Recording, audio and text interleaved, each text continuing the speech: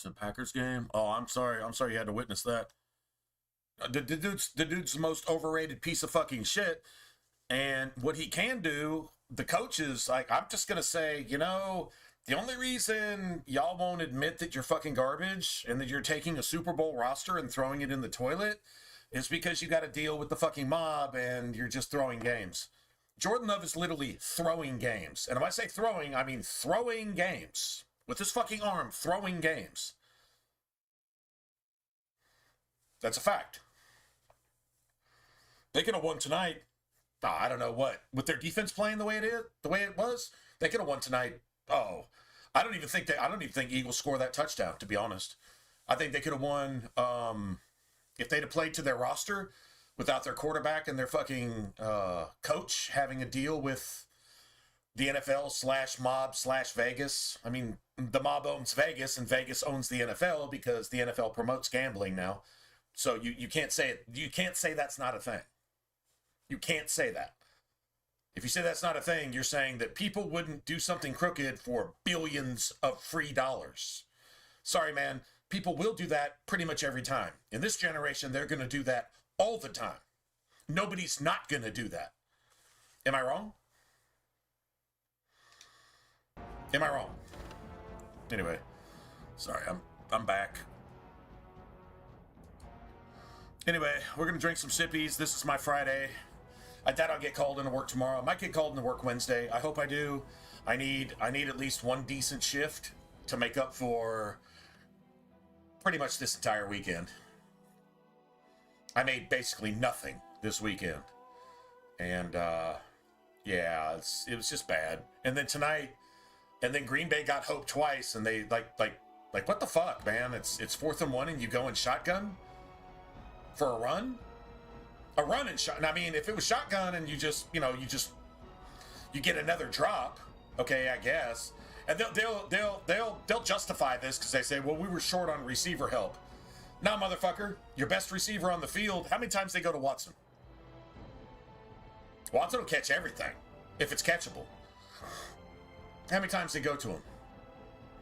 I don't think he was number one on the stat sheet. I think they went to the Dontavian Wicks to replace Dobbs. Well, Dobbs went out, so that's the reason. Fuck the fuck off. Dude, Green Bay is deeper at receiver than any other team in the league, and that's a fact. The only other team that's probably close is New England. That's the only team that's even close to Green Bay in depth. Their fucking practice squad could come up and start for other teams, especially this year. So I'm not even trying to hear it. Anyway, it doesn't really matter. No, I 100% agree with you.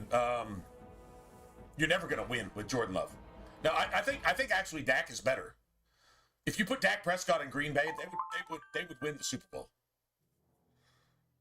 Am I wrong? If you put Dak Prescott with his mindset in Green Bay and give him those receivers and those, I mean, okay, well, he's in Dallas and he's got this and that. He doesn't have any defense. This defense shut fucking Philadelphia down. They were just on the field because Green Bay couldn't do anything, and they still held them to 10 fucking points? You held Philadelphia to 10 points. Bro, with everybody healthy, Philadelphia got everybody back this week. Green Bay had some injuries, okay, fine, but you had a 50% Micah Parsons, and you held those motherfuckers to 10 points with a cockroach ass fucking touchdown towards the end of the game. Like you basically held them to 3 points, and your offense can't put up anything? Sorry, man, Philadelphia is not the Baltimore Ravens of fucking like 2000 whatever. No, they're really not. Just Jordan Love is, honestly, Jordan Love is actually better than he's playing. He's just fucking rigged. That motherfucker is being paid to lose. I promise you.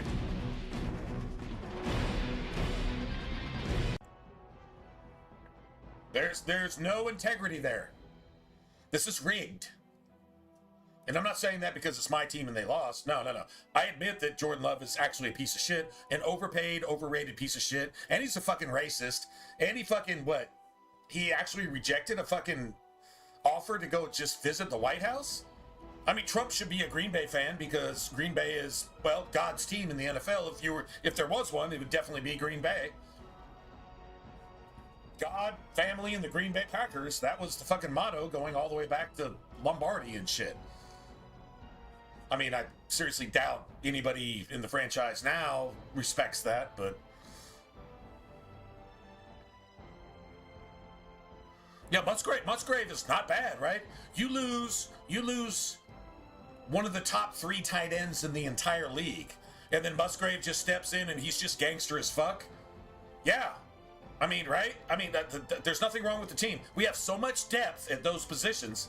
Honestly, if Jacobs went down, Emmanuel Wilson could actually handle up. He can catch passes like Christian McCaffrey if you wanted to use him that way. Josh Jacobs can too, they just don't do it. How many times have you seen Josh Jacobs drop a pass? How many times have you seen Josh Jacobs drop a less catchable pass than what our receivers are actually dropping? Shit going just, you know, it touches him in the hands, but it's like, well, Jordan Love told me I had to drop this because, you know, there's a point spread on this and he's got some money on this game. Or the mob told him and his family would die if he didn't throw this game. You know, that type of shit.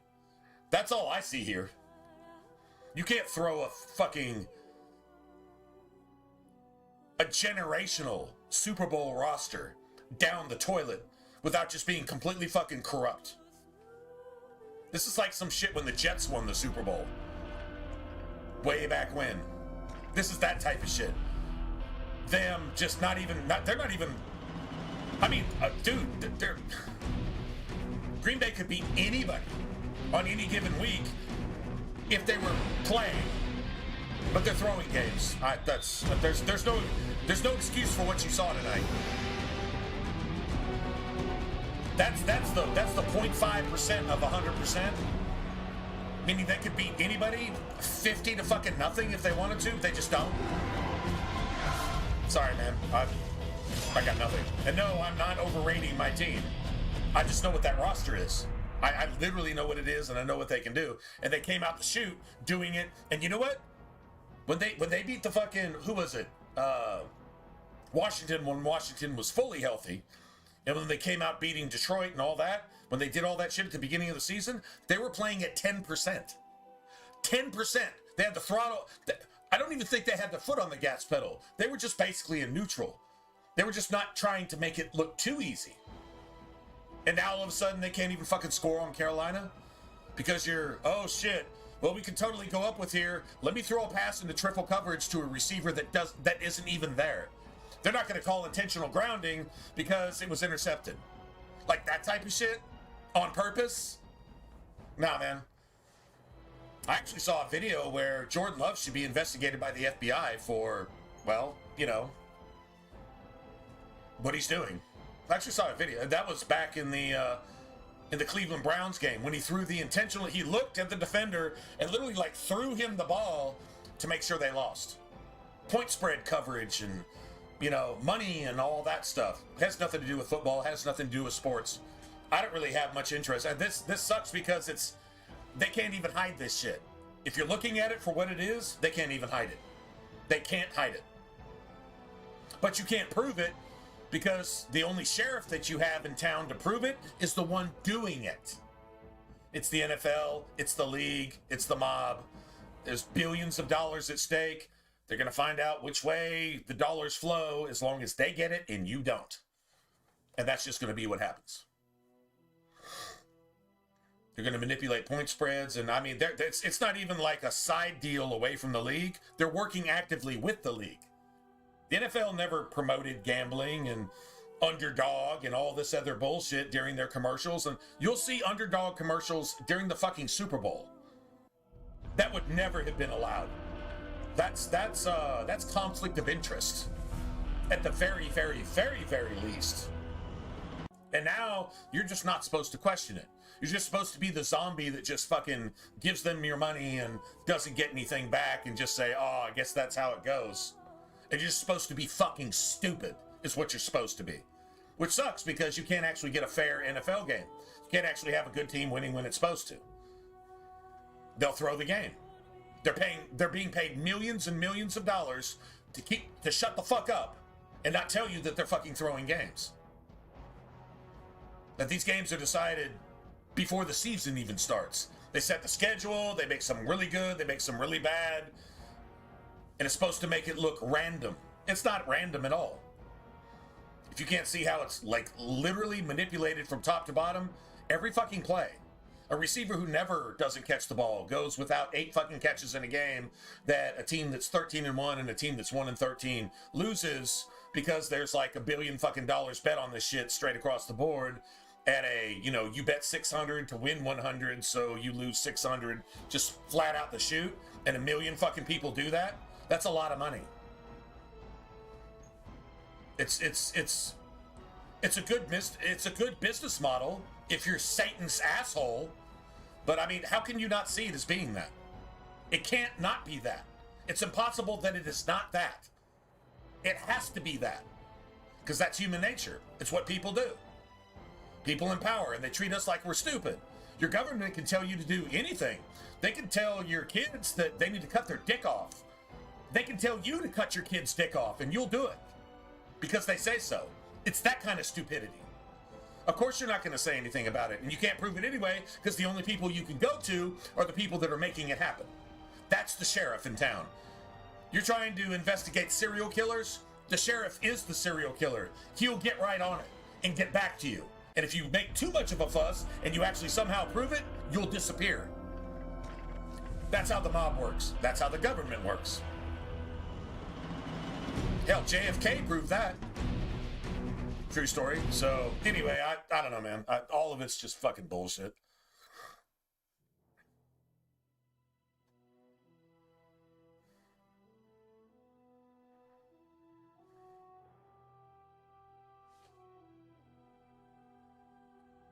You got Bijan Robinson to make Atlanta just...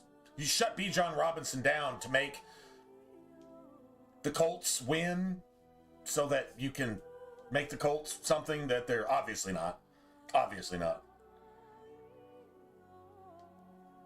You let Denver come back and score 40 points in the fourth quarter, 5 games in a row, or whatever, to give them a fucking 8-2 record when they should be like, I don't know, maybe 3-7 type thing. Yeah. And you see it in the gameplay, the game plan, and you see key plays, and if the players don't get it right, the refs make it happen. You say that's bad refereeing across the board. It's not bad refereeing. It's fucking super high 200 IQ refereeing. Making the script go the way the script is supposed to go. True story. Lots of money involved there. Got to make it go the way the money flows. That's the way it goes. There you have it. Anyway, all right, man. Anyway, I'm disgusted. I mean, there was no chance for Green Bay to win because it was already decided. 3 months ago. But you just don't know how it's going to turn out. You don't know how it's scripted, and so you see obvious talent being thrown in the trash. And it sucks to be these players because they're selling out for millions of dollars to stay quiet about the conspiracy. And that really sucks. Anyway. Yeah, what can you say? I mean, it is what it is.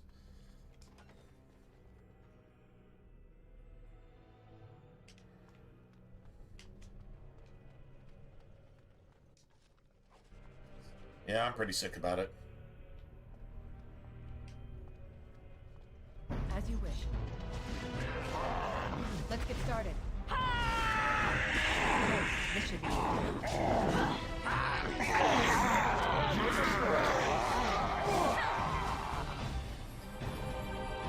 Let's get started. As you wish. Defend yourself!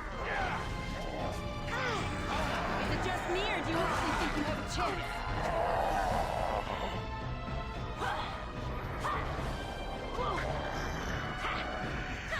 Let's end this! Right, let's get started.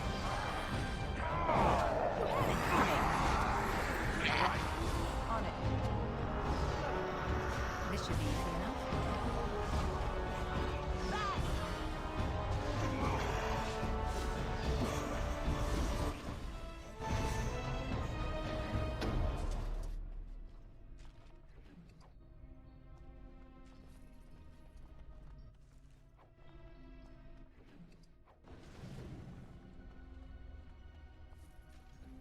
That's bullshit. Yes. Let's see. I think it's 1-3-2. I think. If I remember right. I could be wrong here.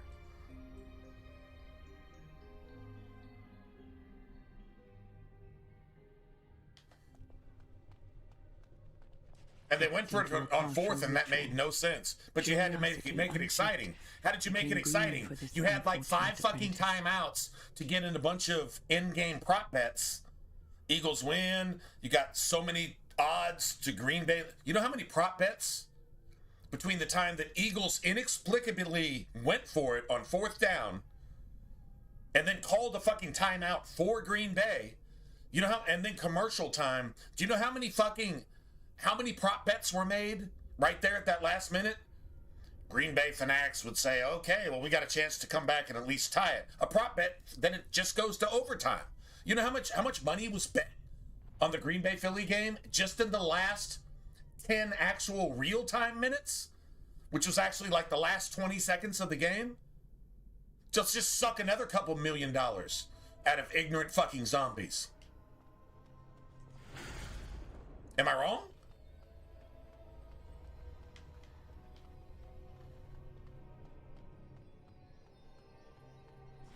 You give plus odds and you give the minus odds as long as there's a 10% edge or better between the two.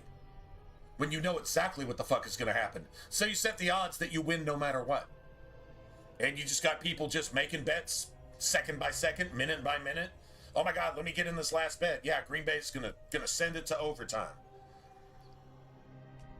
It's going to make this field goal. Green Bay's going to miss this field goal. All that type of shit. And given the world community plenty of time between each play to make their bets. Do you not see it?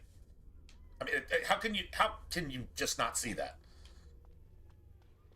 Oh, you can't prove it. No, I can't prove it. I think obvious is obvious, though. I mean, when Captain Obvious is in the room, it's like, hey, man, that's a Captain Obvious suit with the fucking flowing cape and everything. It must be Captain Obvious. Well, that's pretty fucking obvious, isn't it? Duh.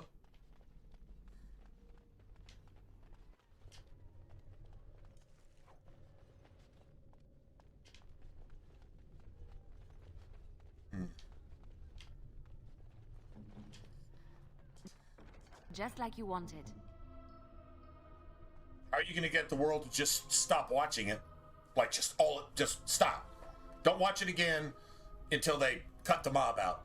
And they all fucking kill each other, run down the road and have shootouts and fucking going into fucking Italian diners and shooting each other in the face until they're all fucking gone, and clean it up. Like Trump was trying to clean up the fucking swamp in America. Just clean it up and then get back to where you can actually have a football game that's not motivated by billions of fucking dollar crooks. How's that possible? Not gonna happen. So you're just stuck with a sport that's rigged. Like the NBA has been since since the NBA was actually made. The NBA is the mob. The NFL is the mob. I mean, they worked really, really hard. Do you remember when the Jets game was rigged to get the AFL into the NFL? Then you had the NFC and the AFC. Before that, the AFL wasn't considered worthy, so they made the Jets win under Broadway Joe and New York, and you see where New York's at now. I mean, that's what they get for their sins. And yeah, it's been rigged since then. 100%. Too much money involved. People will kill you over $100 now. What will they do to you over $1 billion? Governments will topple another government for $1 billion. So yeah. Trap right ahead. Where now? Yes.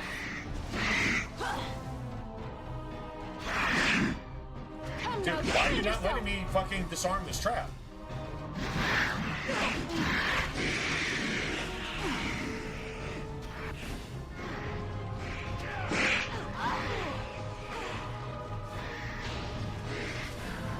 Must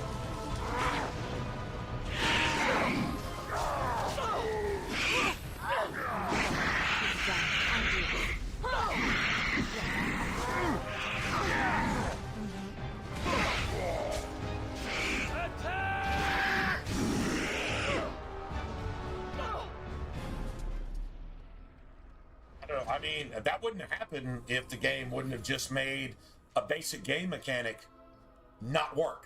Just not work at all. Just, okay, well, you just can't do this because I fucking say so. That's the reason I can't do that is because you say so. Oh, I mean, but the game has to do that. Well, it just doesn't work here. Because go fuck yourself. Like, that's the reason? Oh, that's awesome. Thanks for that. That's amazing. I don't even know what to say. I can't give you enough thanks. My heart doesn't have that much thanks in it. To just take a shit in my face and make me fucking say thank you for it, and then you follow it up with some diarrhea, and then make me thank you for that too. No, man, maybe the game should just work the way it's supposed to work, and that shouldn't be an issue, and then the fight would have actually taken place the way it was supposed to. Just saying, just throwing that out there. Motherfucker.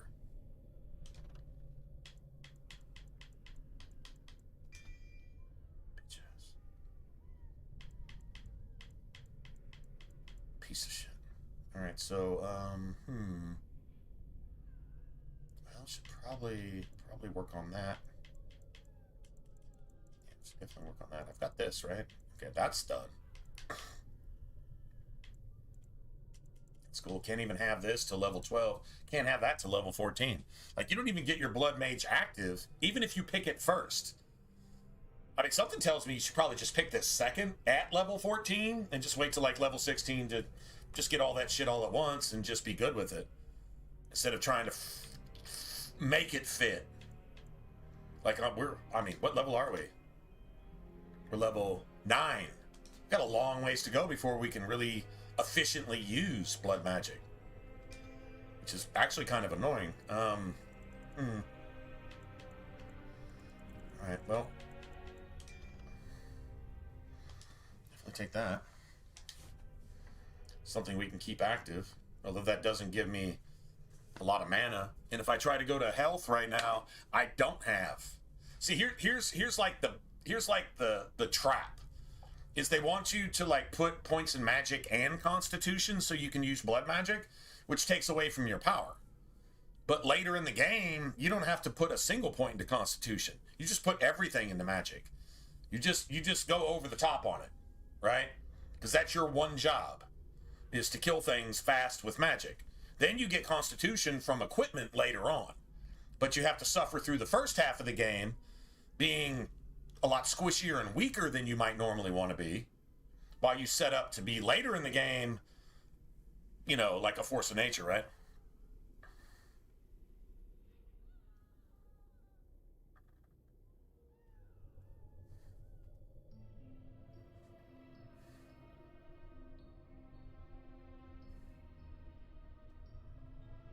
Right. No, I agree. Jordan Love is garbage. And you can't say it's all Matt LaFleur, and it's both of them. Matt LaFleur, okay, he's won as many fucking Super Bowls as France has won a fucking war. He is literally true to his namesake. And Jordan Love I just love the fucking mob. Just love sports gambling. And love to take a shit on fans while you take a shit on the fucking presidency of the country that pays you $700 fucking million to suck, and if you are good, you throw the games anyway. That motherfucker, if Jordan Love died in a plane crash tomorrow, at least Green Bay would have a chance to get by with a rookie or a backup. I would love to see him, what's his name, Malik? I would love to see him come in, see what he can do with that team. He won't lose games on purpose.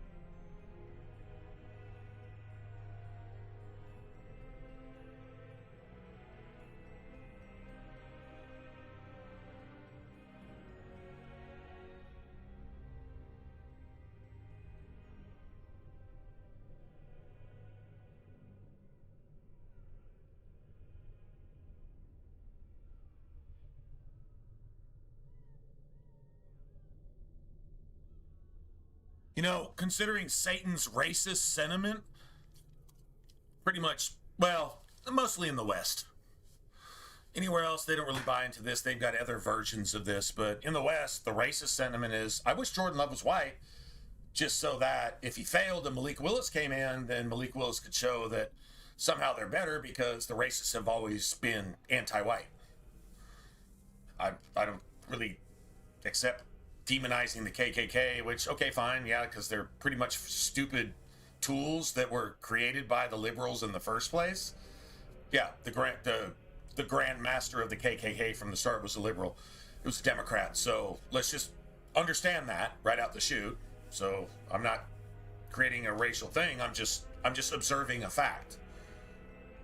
Is that if you just in general, yeah, white people are they just want to just live too. And they just want to live without getting stabbed in the neck on a subway because they're white by black people and then being accused of being racist because they just got stabbed in the fucking neck. Especially being a female by some motherfucker who's calling them racist on the subway and then gets released from jail the exact same day because of his skin color so that he can go do it again. That's really getting annoying. Okay, the hypocrisy and double standard there is really fucking annoying. Whites just have a whole lot more tolerance to it. Just saying.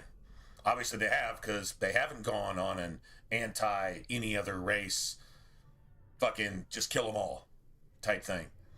They probably should have. Reactionary, they probably should have at this point, and they haven't.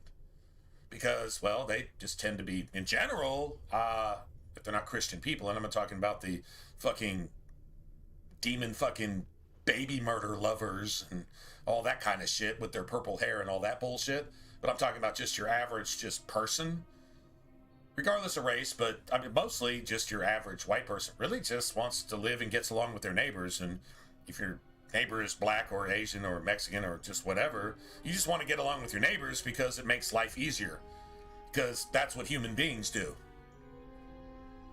And there's plenty of Mexicans and blacks and Asians and this and that and blah, blah, blah, and everything else that honestly feel the same way. They don't go along with public sentiment, which is pretty much driven by the media. And that's a bunch of bullshit. But it would be nice if white people could actually walk safely down the street now, because now they're demonized to the point where, what the fuck did they ever do to you at all in the last 50 years? Not a single goddamn thing. So you motherfuckers are racist goddamn felons. Attacking white people just because they're white. You understand that's the definition of being what you claim to be against while you do it? Fucking hypocrites, get over yourself. That's the minority. These are tools of the media and tools of the devil himself and tools of Democrats, tools of, like, you know, Biden and Kamala, you know, shit like that. You know, absolute sub-sewage fucking shit that maggots won't even eat. That type of shit. That's what those people are.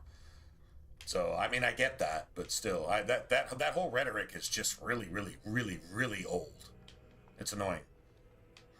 Anyway, but saying all that, I just really kind of in this way wish that Jordan Love was just a failing fucking overrated piece of shit, hypocritical, anti-white fucking racist, Trump-hating, MAGA-hating piece of fucking shit that refused to go to the White House, so that when he fails, Malik Willis could come in and just fucking run the team the way it could be run by basically any quarterback, because it's a goddamn machine. That's what I wish. But no, Jordan Love is what he is, and because of his race, he's going to be overrated, and he's going to get paid way too much, and he's going to fucking suck, and where he doesn't suck, he just throws the game on purpose, but you can't accuse him of that because of his skin color. Now, if he's white, you could do all of that before he ever did any of this shit, and it would be okay. Does anybody see a fucking double standard there? Just asking. Huh? Frustrating. I said something wrong there. Time for a little cleanup. Nothing but a... Let's get started. Now go! Comes to this, doesn't it? Let's get started. Right, on it.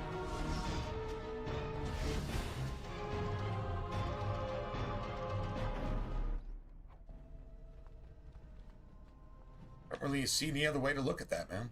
Just saying. Just had to put that out there because that's just annoying.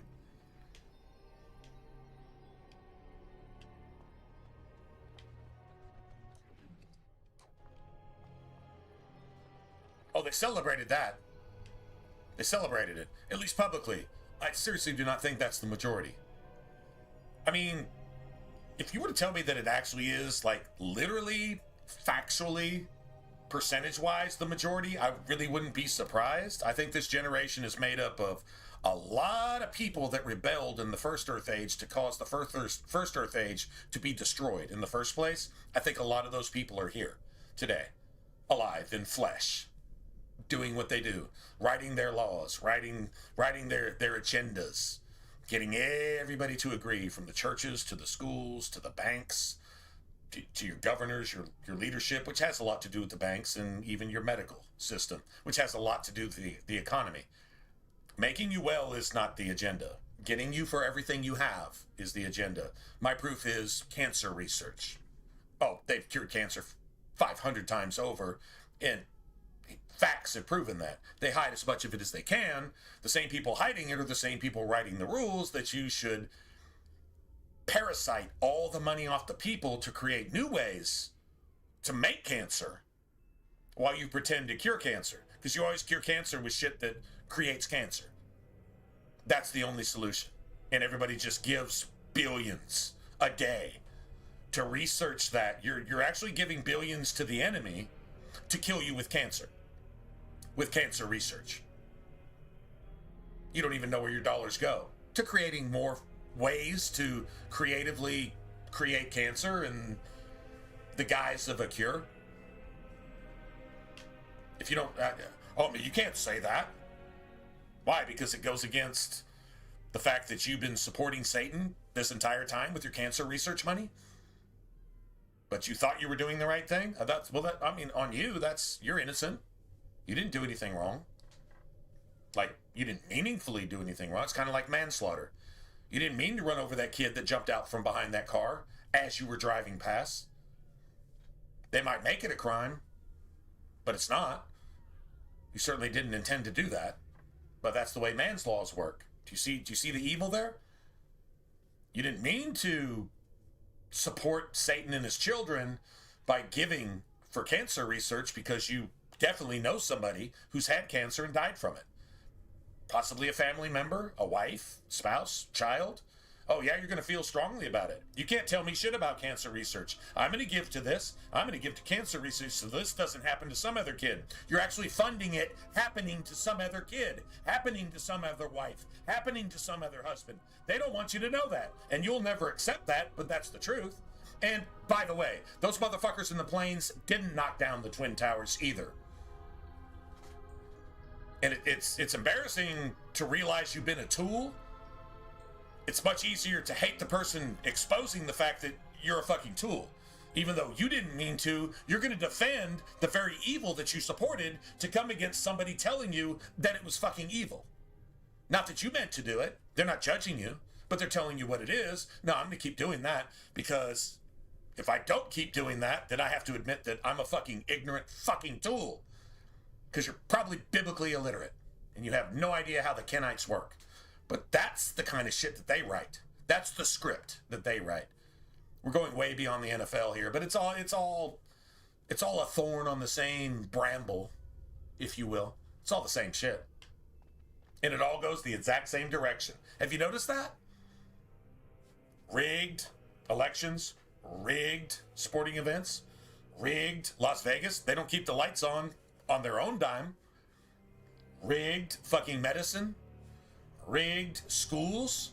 Intentionally making your children, grow up to shoot each other. You can't pray in school, but you might be taught how to throw a rug down on the floor and pray to the pig god whose people come in and rape the same children who are being taught to pray to this shit, and then rape the fucking women and murder the men.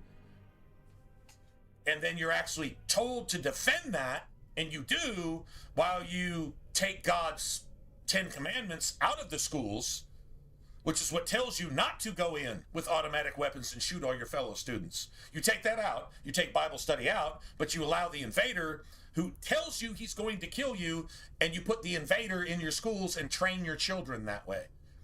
And then this shit happens. Are you fucking surprised? This is not anything but an observation of how much of a fucking tool you, me, we all are. Am I wrong? That's a rhetorical question.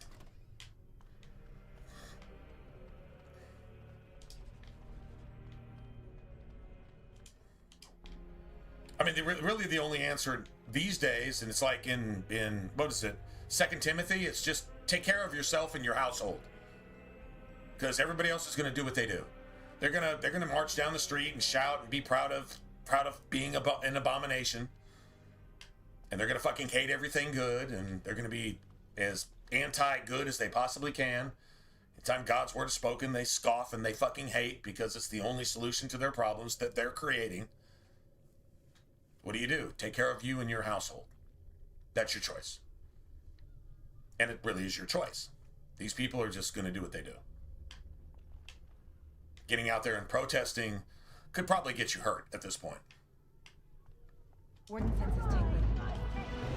Your mistress commands it!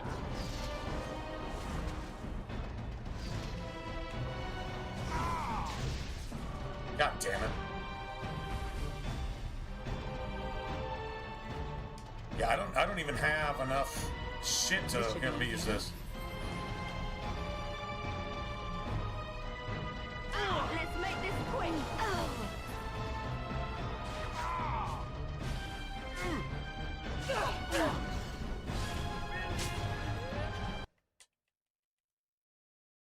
I don't care what my last save was. That's completely fucking ridiculous. I magically, right before I can do anything, get my entire party wiped when we're winning? No, that's not how that works. That is not how that works.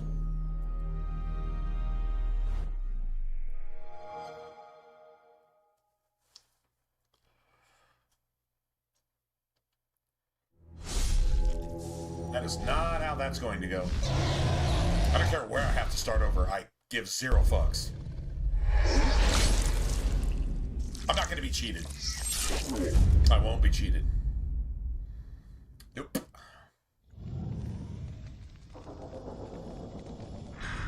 I don't care if we could have pulled that off. I'd give 0 fucks. We were just cheated like 3 times in less than 1 second.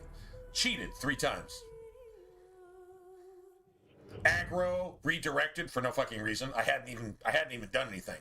Aggro can't come off of max aggro. You can't come off max aggro to no aggro immediately because a player did a certain thing that's actually going to win a fight. Before you even fucking do it. Once you press the button, you got 10 seconds before that shit even happens, and you're already fucking max aggro has come off of max aggro, come towards you, way the fuck on the other side of the map, to fucking kill you and do the one thing, even if it's on cooldown, to do the one thing that you can't do, but do it anyway, to make sure you can't do that to get your party wiped, so the game appears difficult. That's artificial difficulty. That shit is programmed in there. You can't tell me it's not. You got enemies doing things 3 times in 1 second, where, I mean, literally it's faster than the actual animation allows, to make sure that you fail to make it appear hard. This game does that shit, and it's okay. Well, if you do that, fuck you. I just restart. Well, you had to restart, so it's more game content. No, you're making me restart because you fucking cheated. So go fucking fuck yourself. The people who coded that shit into this game, they couldn't play this shit on easy without stopping the game and making a 5-minute fight last an hour and a half. And they still might lose 3 or 4 times on easy or casual. That's a true story. And they fucking made the game. So, yeah. No respect for that. We'll just do the entire fucking Great Hall again. The whole thing. Like I said, I'm not going to be cheated. I'll just start saving because the game's going to cheat every time we get into a fight, apparently. Just start saving. Let's get started. Let us end this. You fools.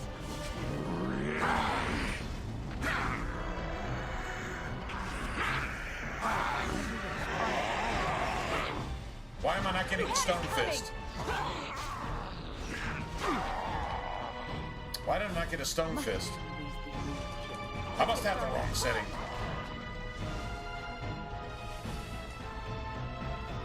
On it. There. Right.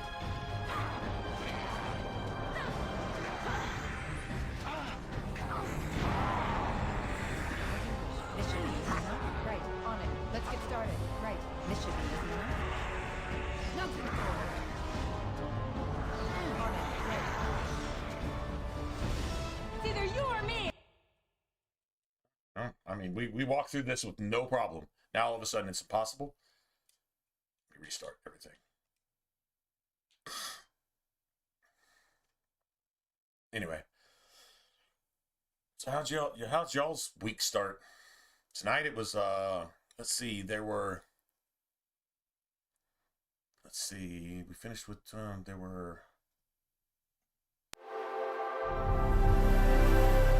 I believe, 22 opportunities to make a delivery. I finished the night with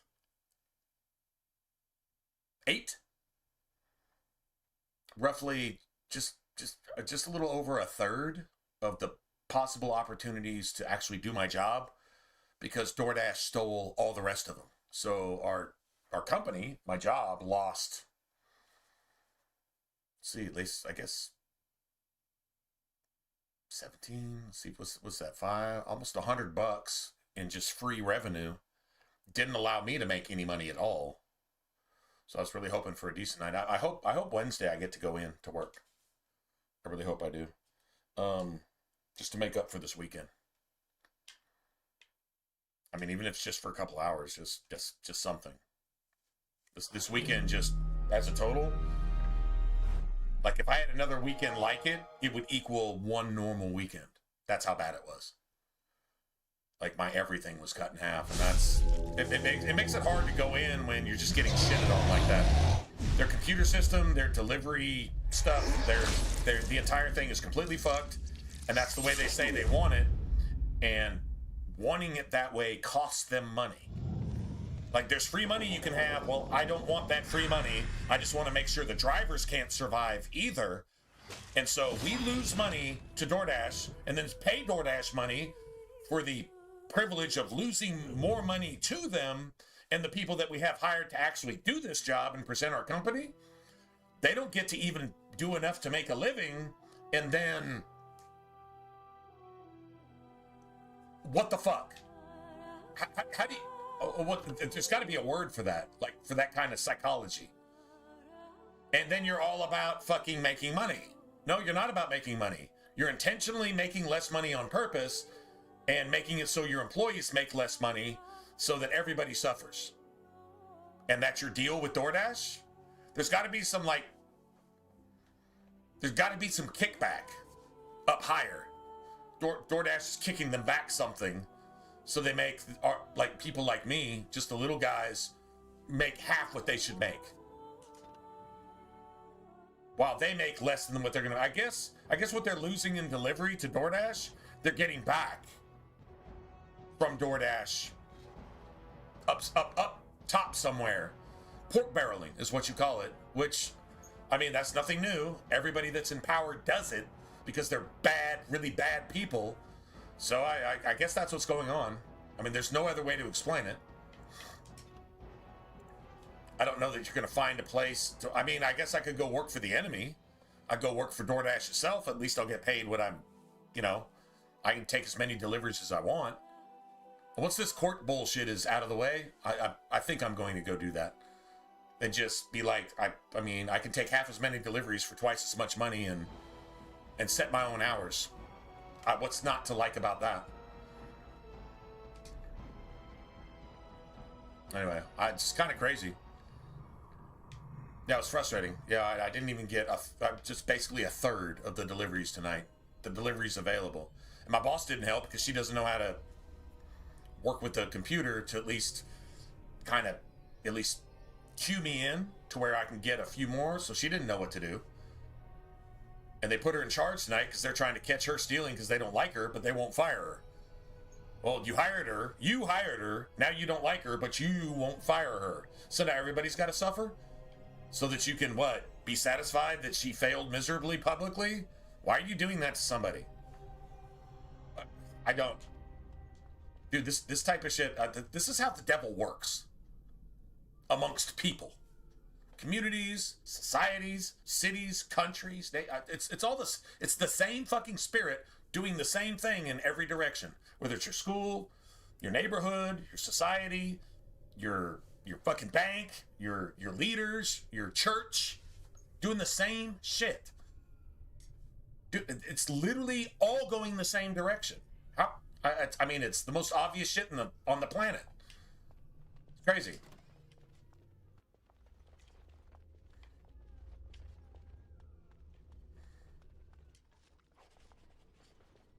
Oh, great conspiracy. I guess that's what you can call it.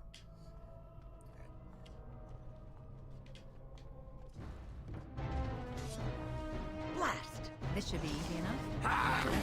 Right. Oh, I gotta change the setting. Let's get started. Definitely gotta change the setting. I got it. Next. Right, as you wish. On it. Let's get started. This should be easy enough.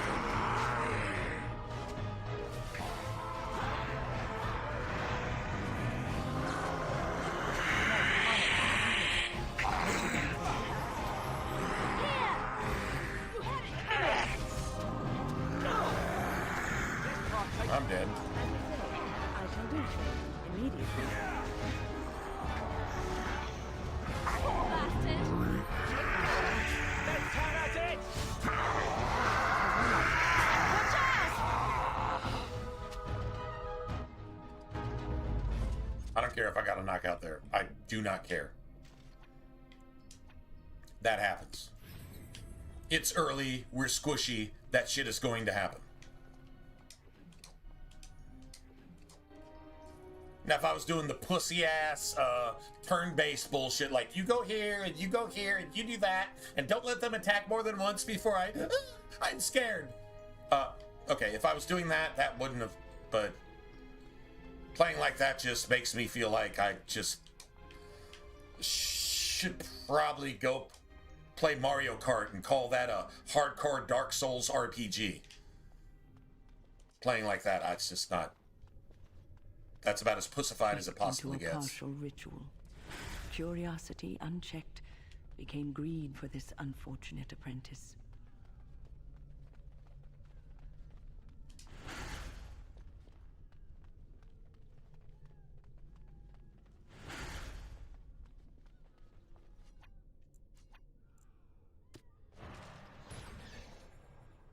Might as well not use even spell might.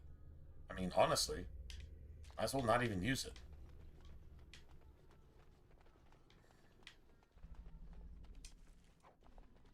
What now? It's done. Alright, let me go and save here.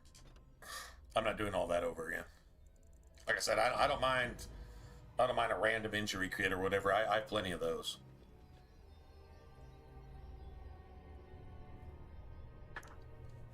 This does play well in the Fade, though. The Mage can sometimes be like a super advantage. Time for a little cleanup.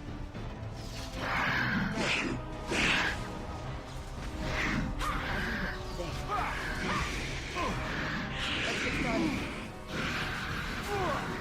Let's turn at it!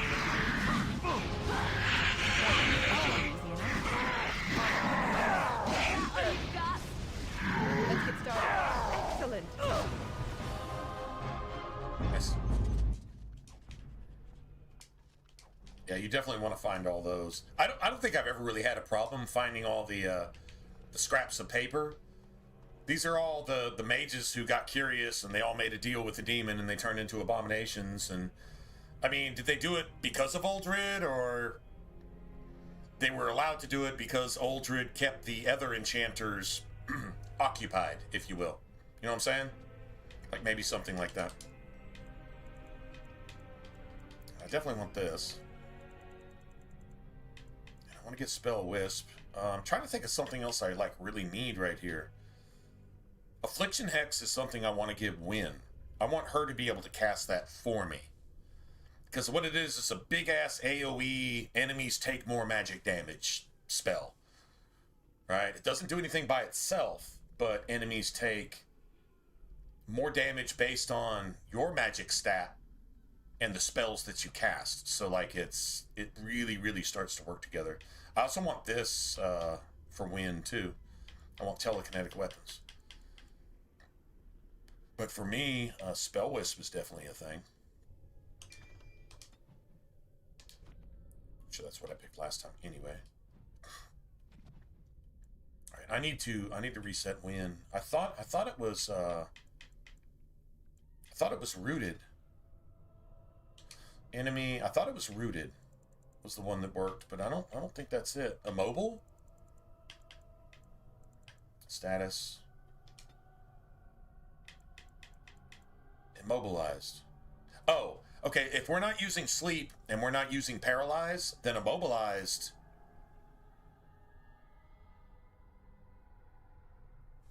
I mean, that should work. Maybe that's the one I normally used. Alright, let me save here then. There's one setting that pretty much anytime an enemy is frozen, she should be using Stone Fist because it's a combo. It's a shatter. Win every time Stone Fist is on cooldown, as long as there's an enemy frozen somewhere, she can one-shot him with Stone Fist. Ready. It's like the ultimate combo for this. And then eventually Leliana will be, well, I mean, yeah, she'll be occasionally one-shotting, and then you give Alistair a particular sword and board skill that's basically a guaranteed crit unless they resist it. But if you've got his attack high enough, then you're good, right? And then any random critical hit can also shatter. Like it's not a guarantee. It's not like a crit shatters every single time. It's like a chance. I don't know if it's a chance based on your critical chance. Like if your critical chance is say 20, maybe it's a 1 out of 5 that you get a shatter. Anyway, you want shatters from everybody. It's not going to happen all the time. Well, actually, it is going to happen all the time. Once everybody has the stuff to shatter, and they've got their tactics set specifically to shatter enemies. If you keep freezing them, your party will shatter them. And you will be one-shotting enemies so that you don't have to fuck with them. You can whittle a mob of 10 down to like a mob of 5 real quick with a nice big AoE freeze and then maybe a blood wound, a hemorrhage, and then just let everybody else just finish them off. Stone Fist here, a backstab there. You wipe out a mob quick like that. So I mean that's kind of what you go for here. And even though the blizzard, the winter storm, the cold, whatever you call it, even though it is technically friendly fire, it doesn't do that much damage. Wind can compensate for Alistair and Leliana. If you give Alistair and Leliana the Spellbreaker, they have a really high resistance to being frozen by it. They might be slowed by it, and they'll take some damage, but they'll resist a percentage of that damage. You let them have the Spellbreaker amulet, both of them, Liliana becomes basically an off-tank. You see, she's not really dying. And dude, I have not put a single point into her health either. She's just, well, she's a rogue. And she's not you. If you're a rogue, you're going to die a lot. If she's a rogue, she doesn't. Unless she's an archer, and then she draws everybody's threat to her like she's a mage, and then she dies all the time. You ever notice that? You leave Leliana as an archer, she dies 5,000 times in a nightmare playthrough. Because she draws all the threat, and she's dead before you can even react to it. It happens all the time. So, especially when there's enemy archers. Because as soon as she does any of her cool bow shit, all the aggro on the entire map immediately goes to her. She gets basically one-shotted by all the NPCs at the same time, or just completely mobbed, and you can't kill them off before she's dead. And it just happens over and over and over. Give her daggers, and she'll just kill them like that, instead of them killing her. That's pretty much how that goes. Anyway. True story. Discovered this kind of by accident, because I'm like, I kind of want, like, like a dagger rogue instead of another ranged character. I think I'm playing him. I think it was like I'm playing a mage, Wynn's a mage, so we're both ranged, and then Alistair is the only one that's tanking. But there's enemies outside of Alistair's taunt range, so archers and mages and anybody can just target Liliana and us and whatever, and Alistair can't taunt the whole map, at least not yet. So yeah, you know, maybe we don't need 3 ranged characters. I mean, if I'm playing a rogue, it's always me and Alistair. We're both melee. If I'm playing a warrior, it's me and Alistair. Once again, we're both melee. I just treat my two-hander like I would a rogue. It's actually even better sometimes, most of the time. I'd say almost all the time. You can't pick locks, but outside of that, it's friggin' amazing. So yeah. Enemies approaching. Your orders?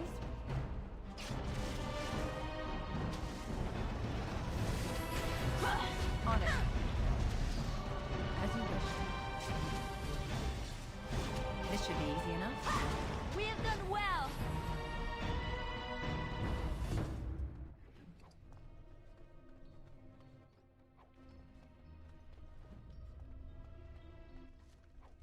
I think I've tucked a little bit of extra strength into Alistair so far. And it hasn't hurt anything, so it's been pretty much a good idea. But you want him to be able to equip shit. Like, for him, it's the Templar Commander's Plate that you buy in front of Orzammar. Like, he really needs that. Templar Helm, not so much.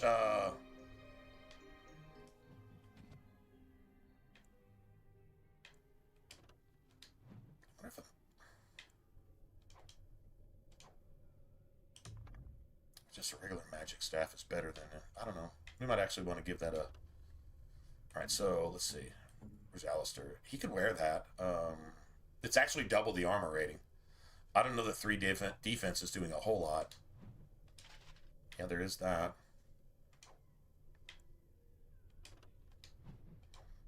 Don't need that. I think Wing can wear these. She doesn't use any electric, but it is 1 armor, which is a lot for a mage, so I guess there's that. Let's see, what's this? 3 defense. Nobody's gonna wear that. I would give that to Alistair. But I've got him making money right now. Alistair's making that money.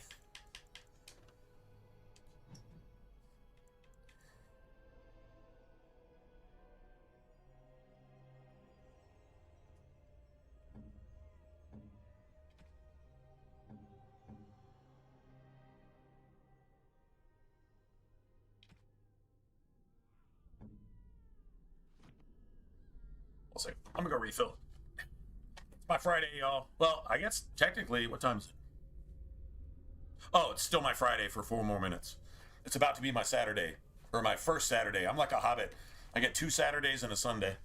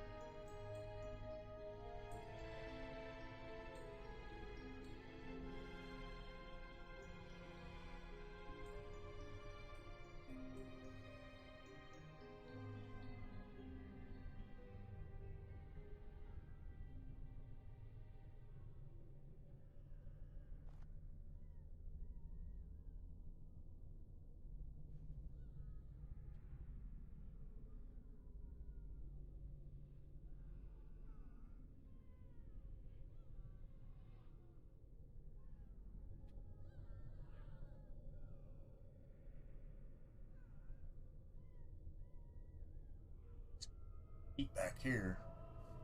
It's kind of getting chilly here in my office area. Got a furnace thing I can turn on. You know what? Let me go actually do that. Turn that on a little bit. I just don't want it to just get too hot in here. What is? I don't get the heat airflow back here. Hold on a second.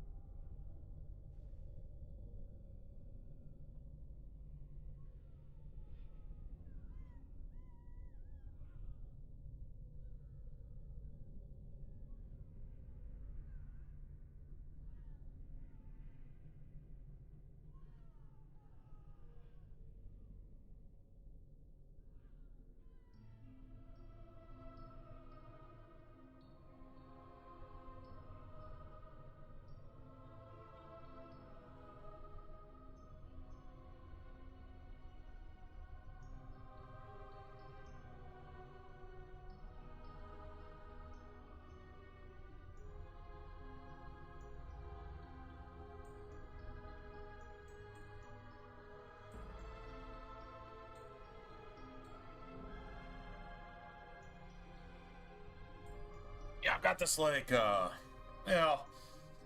it's kind of like a digital furnace thing. It's just an electric heater that kind of looks like a fireplace, sort of. Anyway, it puts out some heat. Problem is it'll get too hot and then you're friggin' sweating while you're trying to sleep. So I think while I'm back here, maybe it's a good idea to keep that on, and then it should pretty much even out the entire house. That's what I think. See what happens.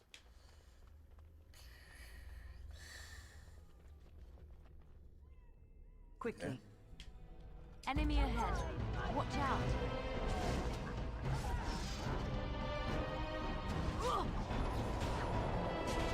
Our cone of cold does not go all the way back here.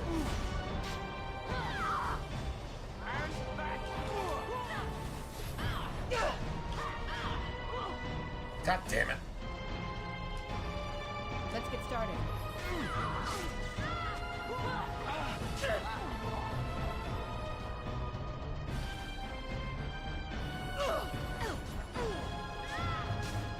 This should be easy enough.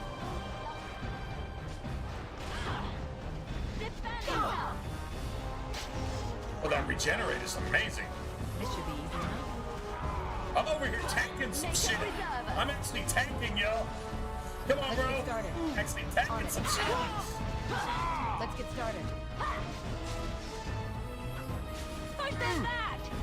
This should be easy enough. Dude, they're actually pulling out the punches. I don't know, if you go back about 15 seconds in that fight, Alistair actually got hit with horror and survived it. Like the damage, he not only survived the damage, but he actually got hit with horror, and yeah.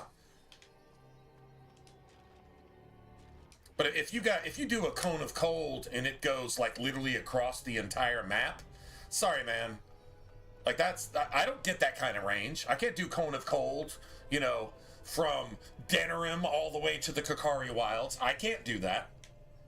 There's no reason anybody should be able to do that. Just saying. I don't know. I think, you know what? I'm not lying. I think what we should do right here is do this. I'm going to do this. And that's just really going to be for the fade. I'm not really fucking with Blood Mage until later. So this is, it's the same thing in Dragon Age 2. But here, like, Blood Mage is legit. It's just using it right now, I can cast 2 spells and then I have to just start healing. And hope I don't just take a couple hits and just die while I'm trying to heal. Because you have to turn the shit off to heal, you know, whatever. So, and if you want that puppet ability where you can gather health from one of your teammates, I think that's like level 15 anyway.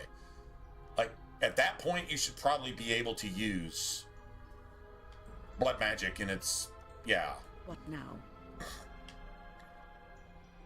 Just Just like you wanted. Beautiful. We were actually able to unlock that. Alright, so I got Spell Wisp and Spell Might, and I've got some Lyrium potions. I'm unable to do that.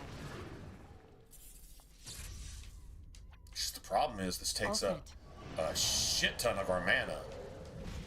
On it. See? Like, I can cast each spell once, and then I've got to use, like, a Lyrium potion. I don't have that many. Actually, I can make these if I wanted to.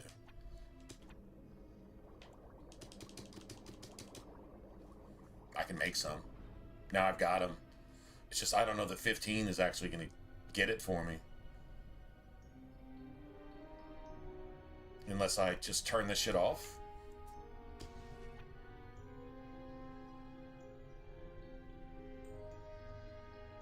I can use Spell Wisp. It doesn't cost that much. I mean, no, actually, I'm lying. It actually does kind of cost that much.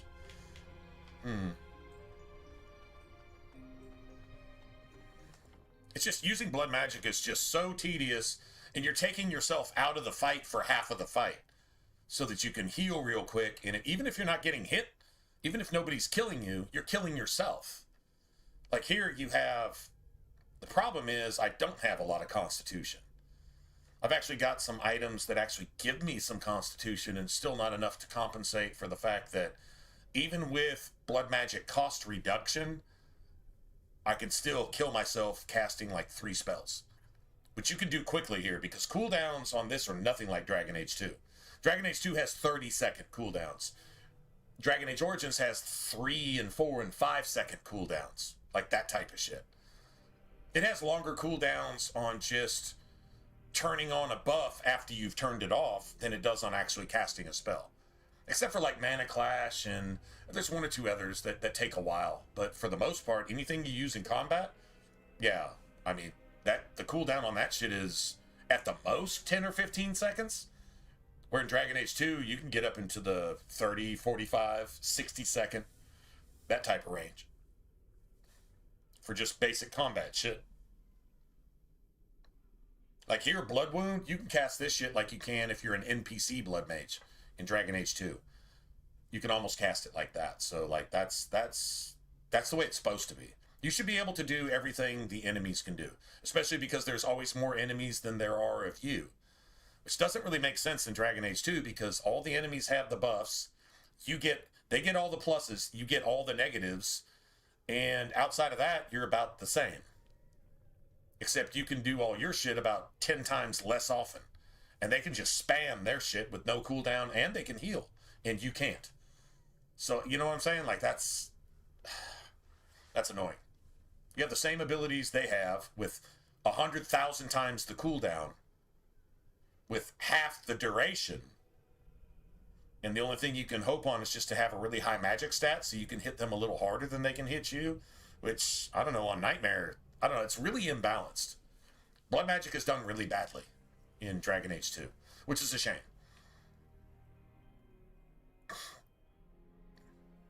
Anyway. That's a shame. If I had a criticism, that would be my one criticism. And I fucking hate mages, so I would say that has a little bit more weight coming from me. That I really fucking hate that. I mean, mage is still just gangster fun as shit in Dragon Age. Now, you just don't have to play a blood mage. You'd like really get penalized for playing a blood mage. If you don't play a blood mage in Dragon Age 2, you can go to town. Or you can actually do some shit. Like, you just use your mana. You don't have to put much into mana. Just put everything into magic. And just hit really, really, really hard in everything you do. Dragon Age 2 is really good about that. So, actually, as just a mage, you're actually stronger than blood mages. So, I don't know if that's like a gameplay design that's supposed to, like, kind of influence the lore a little bit.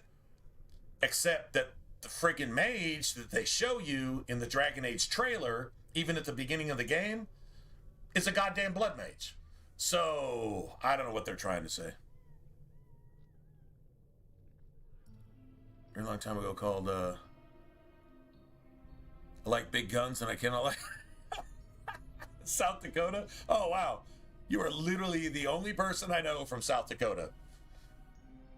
Now that I know you. Well, it's good to know you. It's good to meet you. The only person I've ever met that's from South Dakota. Awesome. Keep on making vids, man. I haven't, well, outside of streams, man, haven't really made vids in, oh, it's been a while. But I like big guns, and I cannot lie. Oh, man. Well, you gotta love Isabella. Especially with that one.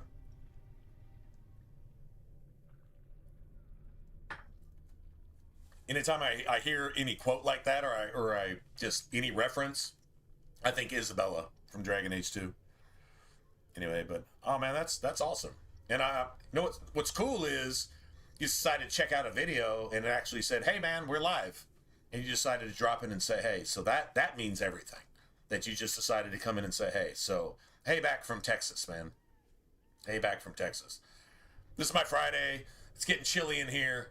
I'm trying to get the house warm and trying to just do some shit here in the Circle Tower without losing my mind and, you know, breaking my monitor, breaking my Xbox, shutting the stream down for a month. You know, that type of shit. Just trying not to do that. Trying to have a good time. And talk about stuff. Anyway, so if you're down with all that, then, hey, welcome. Yeah, about the only videos we put up in, man, it's been a long time. I think the last thing I was working on was, what was the last videos I was working on? God, it's been, has it been like 8-9 years? Since I've done like a video series? I posted streams and shorts and, you know, things like that and whatever, but Kingdoms of Amalur, I think?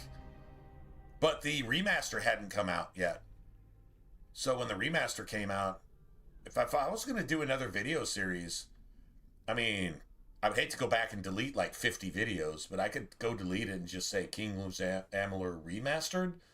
Problem was it got no attention. It got no views. People weren't down with that. The game was like way too easy when it came out, and then the remaster came out and it was much, much better, but I don't think the game ever got off the ground. I don't even know if I don't even know if THC, I think it's THC. I think that, well, I mean, THC is that. Now that I think about it, isn't that like a marijuana thing? Anyway, THC, whatever the company that took over Darksiders and Kingdoms of Amalur, they bought out the rights to it. They bought out the rights and they did a remaster, and they did it a lot of justice. Like, they gave it a difficulty level that it actually deserves. It was fantastic. Oh, it's a fantastic remaster. And included a few cool things and then some armors that, like the best armor in the entire game. They let you have it. Like, they did a really, really good job of it. But we never got a sequel. We never got Kingdoms of Amalur 1 or Kingdoms of Amalur 3. We just got a Kingdoms of Amalur 2 remaster. Because it was like Star Wars. Like 2, 1, 3. Not 1, 2, 3, but 2, 1, 3. The original Kingdoms of Amalur was like episode 2. Then you're supposed to go back to 1 and see what happened to lead up to that bullshit and then go play 3. We never got any of it. Even though they bought the rights to all of it. And they did a remaster and it succeeded. Like, it had a lot of success. I think it did, but yeah, I don't know.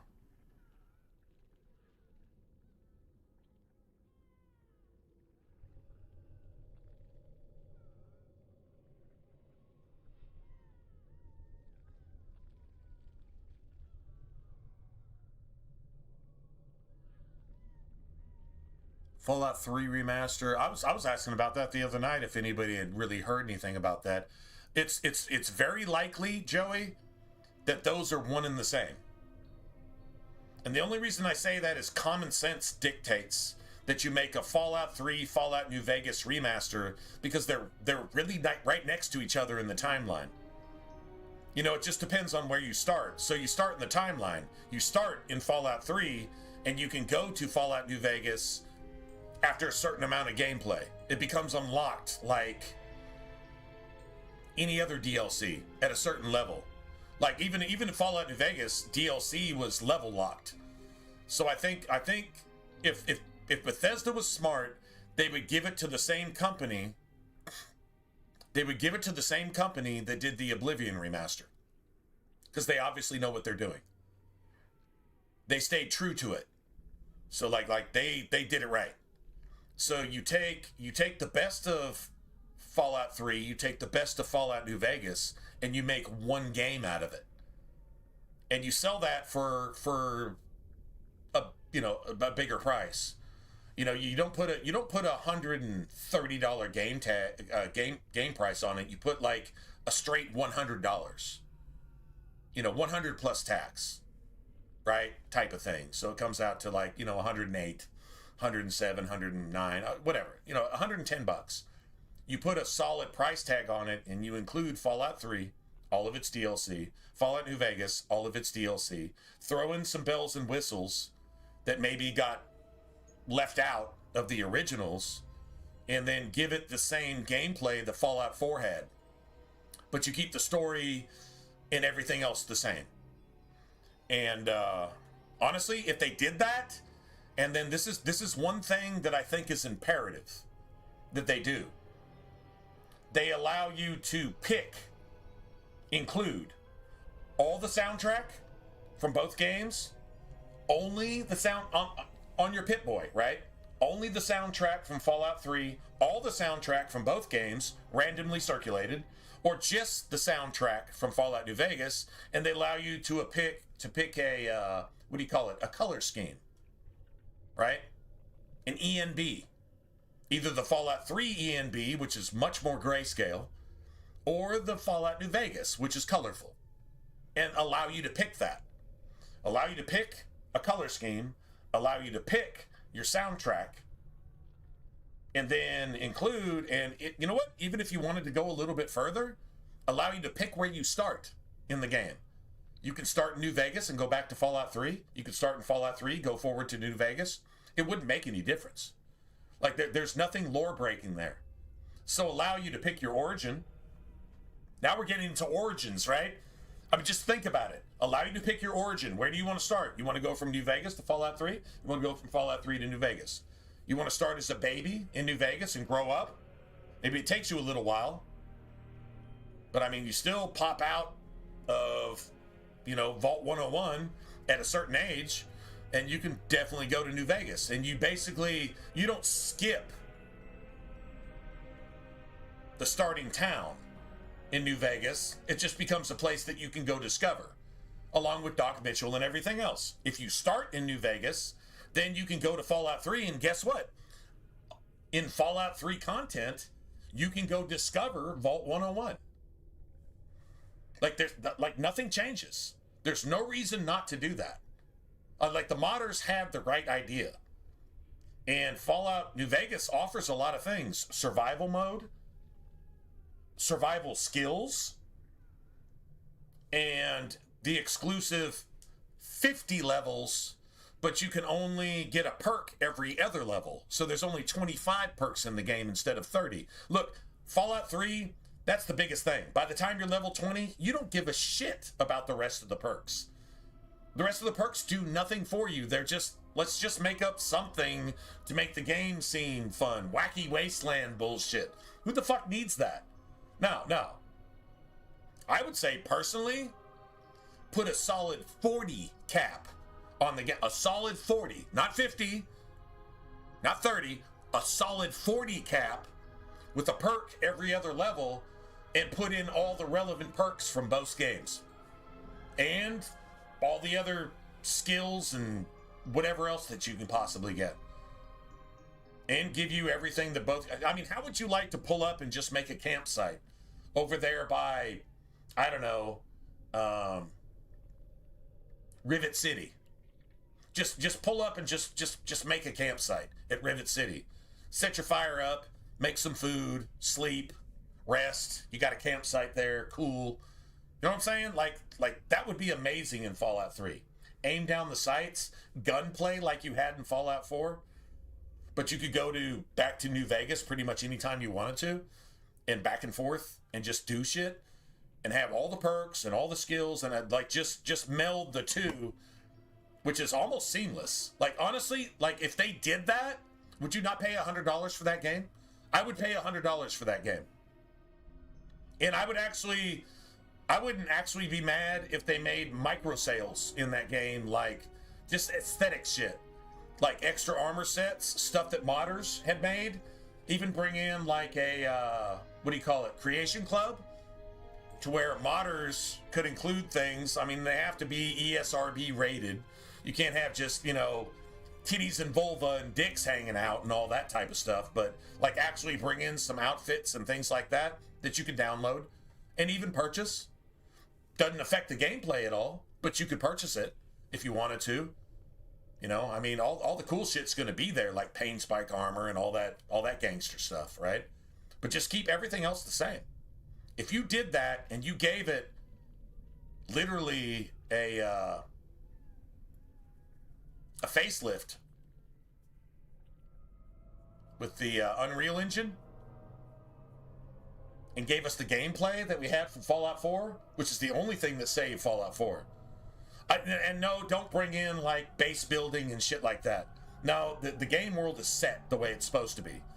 I'm not saying you can't maybe purchase like a random house out in the desert and say I'd rather just this be my crib and just, you know, build it up. And but then you're gonna get into shit like setting up turrets and setting up all this other bullshit. And seriously, Fallout 3 and New Vegas didn't have that.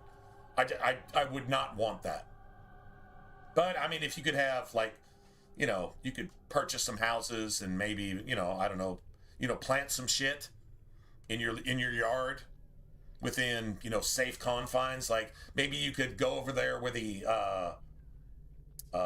NCR has all the farmland around New Vegas, right? Or maybe some land around shit, I don't know. Fallout 3, man, nowhere's safe. Like where would you go to like purchase like a plot of land to grow some, what, I don't know, mute fruit or some shit like that, just whatever. Like where would you actually go to do that? I don't know. Basically it's what's just corn and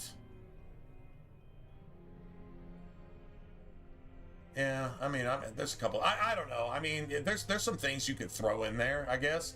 But I would leave Fallout 4 out of it completely. Honestly, I would be happy with a Fallout 3, Fallout New Vegas meld. The modders called it Tale to Two Acelands, and they put a lot of work into it, and it was a really, really good idea.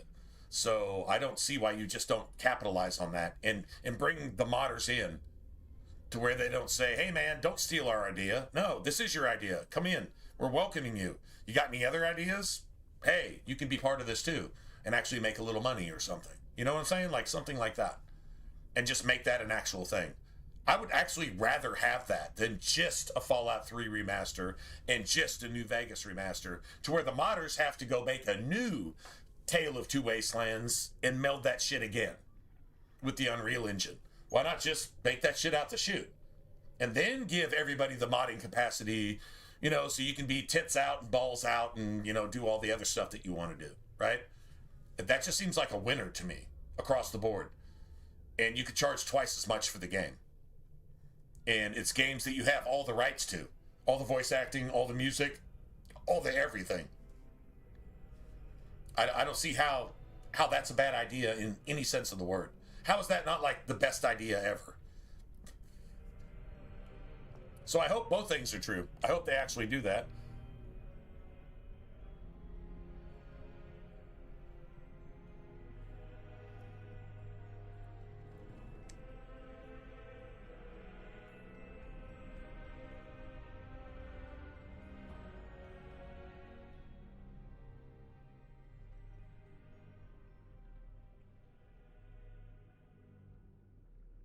Yeah, exactly, right? But the one thing I would really like from Fallout 4 was the gameplay. Like the gunplay and the movement and the sprinting and the ducking, you know? I mean, honestly, if they threw in dodge roll, a literal fucking iframe dodge roll like they did in Oblivion, which I mean, come on, man, sprinting and dodge roll. They already had sprinting. Throw in dodge roll too. Why not? A quick press on the B. dodge roll. A hard press, a long press on the B, bring up your menu. If you hit B too long, too hard during a fight, it brings up your menu. Just cancel that shit. Okay, it'll probably happen because you're getting excited. But the bottom line is a quick B, right? Quick back button. I guess that's what the, is that the square button on the PlayStation, right? Anyway, a quick back button. You can dodge roll out of some shit. Out of gunfire, behind a car, you know, do some shit. It's not that hard. Just implement it. They implemented Sprint into Oblivion. It's Skyrim Sprint. It's literally what it is. So there you got it. Yeah, definitely. You do that, you got a winner. You got Fallout 3, Fallout New Vegas mashup, to where you get everything from Fallout New Vegas into Fallout 3 and vice versa, and you got some actual gameplay. Then you got Unreal Engine graphics. Excuse me, I'm not playing anything else for at least 6 months. That's all I'm playing.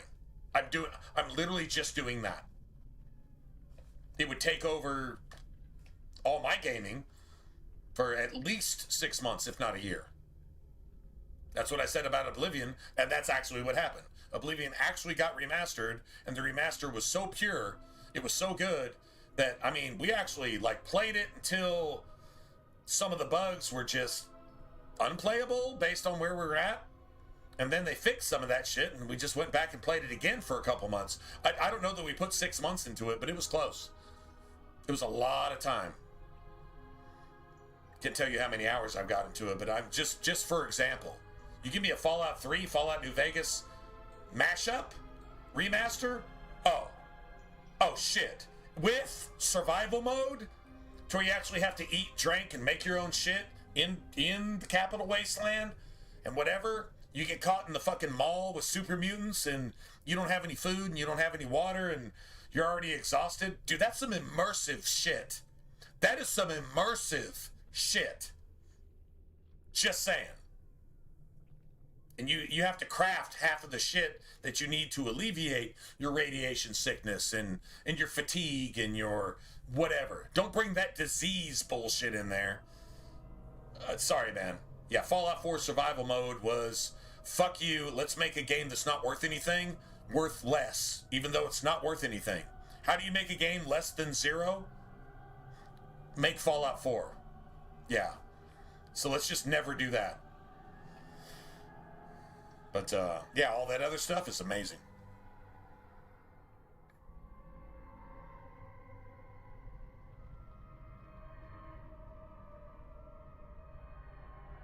Oh yeah, no, Fallout 4 was a piece of shit. It was barely a video game. It was Fallout Minecraft with no fucking storyline and no character creation. There was no RPG element in it whatsoever, and you could just play until you just get all the points and the point thingies. It was literally Skyrim 2.0, but it even made Skyrim look like an RPG, and Skyrim is not an RPG in any sense of the word. And if you say it is, you're wrong. And if you want to argue about it, we can spend the next hour doing it, and I will prove you wrong. And then you'll have to just shamelessly lick your own ass and leave. Because, seriously, Skyrim is not an RPG. Fallout 4 is even less of an RPG, so how do you become less than 0? Once again, Fallout 4 proves how you can be less than 0 on purpose. When you have the blueprint to making a winning RPG, because you made Fallout 3, and you didn't make, but you polished Fallout New Vegas, and you made Morrowind. How do you not get your own memo on how to make an RPG? Well, let's see. Here's all the boxes you check off to make an RPG. Let's not check off any of those boxes. Here's all the boxes you check off to make sure that a game sucks and that the story makes no fucking sense and that you ruin the experience of the player from top to bottom, except you give them some base building. Well, this is all the boxes you check off to do that. Let's just go ahead and fucking do that on purpose. Let's just be Dragon Age Veilguard before Veilguard was even thought of. Am I wrong? Rhetorical question. Just saying. Just saying.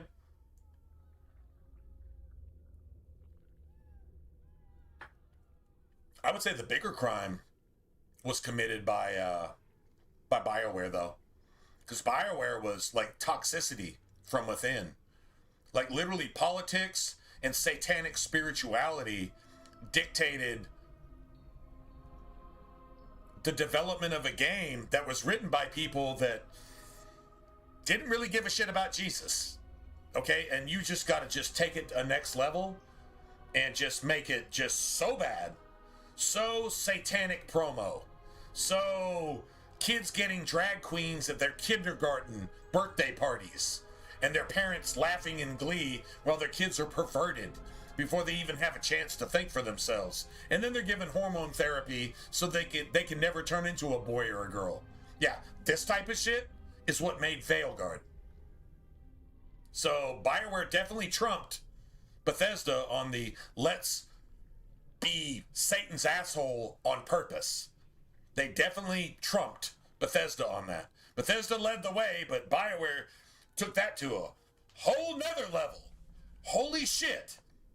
Not only are you out there, you make people that are out there look like they're in there. Like, that's pretty effing bad. Just saying. No, I didn't either. I told you that I wouldn't 5 years before it ever came out. I told you that I wouldn't. And I don't think you'll find a bigger Dragon Age fan. Look, still playing almost what?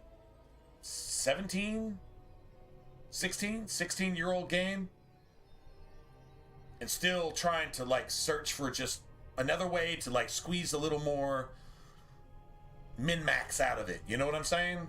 Like, whether I do it well or whether I do it good or bad, it doesn't really matter. The bottom line is, like, this is still obviously worth playing to me, or else I wouldn't be playing it. So yeah, and I promised everybody, I said I was a bitch if I played it. I cursed myself. Which I can't really exactly curse myself. But anyway, I just said, I'm a bitch if I even play that thing. If you buy it for me, I'm going to refund your money somehow if I can. That's what I told all of you guys at least 5 years before it ever came out.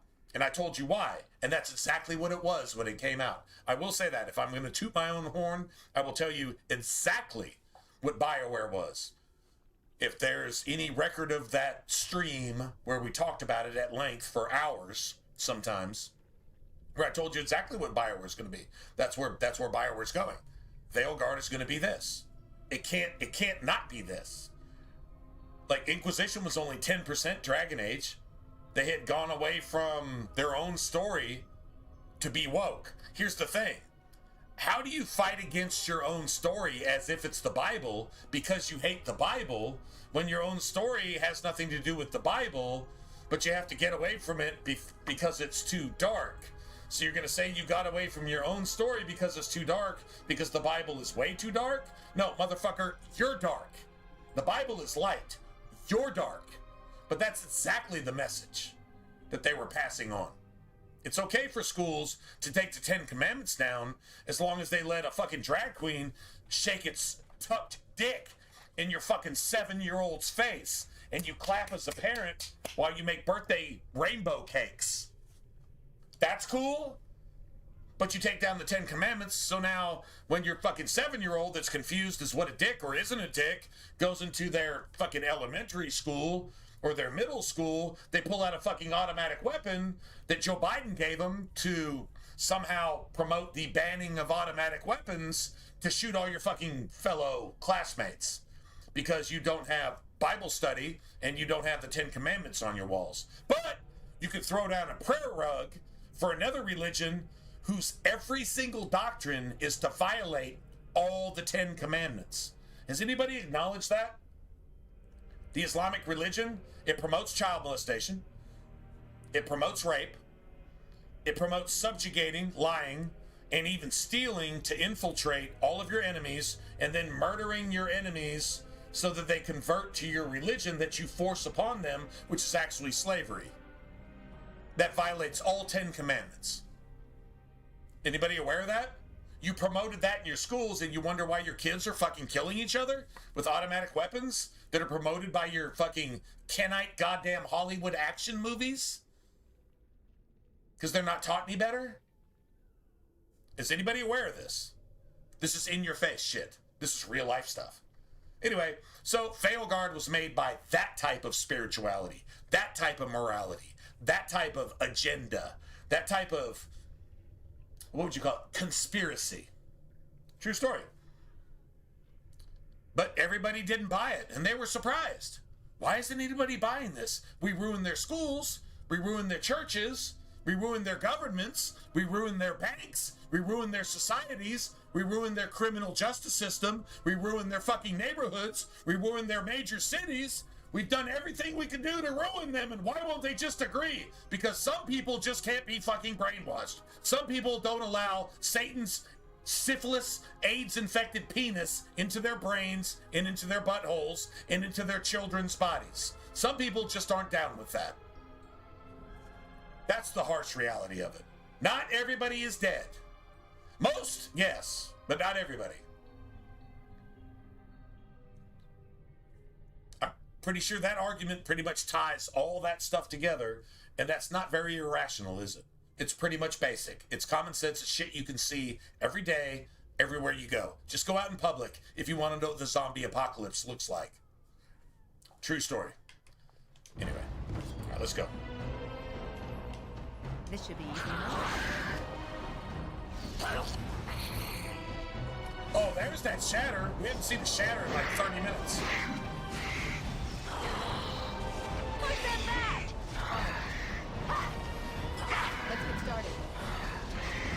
Oh, wait. I got this. Let's Yeah. have at it! Dude, how is everybody healthy? Look at the top left of my screen. Like, everybody is literally at like 90% health or better. Right. Yeah, let me just cast this. I don't know, do that, and then, I don't know, do this real quick, and fuck it. Right. Not really sure what to do here. This part takes forever!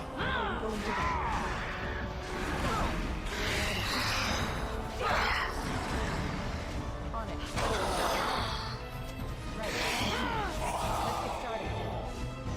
Alright, back on a Tuesday. Oh, I didn't realize I was dying. Sorry. As you say, I shall do so. It's fine. Like I said, I don't mind laying down the nuke if I have to get knocked out for it. If I gotta get knocked out for it, that's cool. It's like, Got it. okay, you're like that dude that gets clicked on by 7 people calling you a racist, but they click on you, and one of their own kind is filming this in the high school hallway.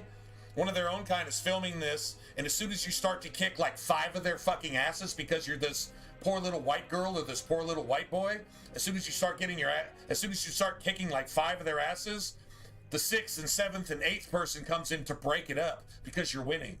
While the 9th one is over here filming that shit, calling it, yeah, and they're not even speaking English. They're speaking tribal fucking thugism. Yeah.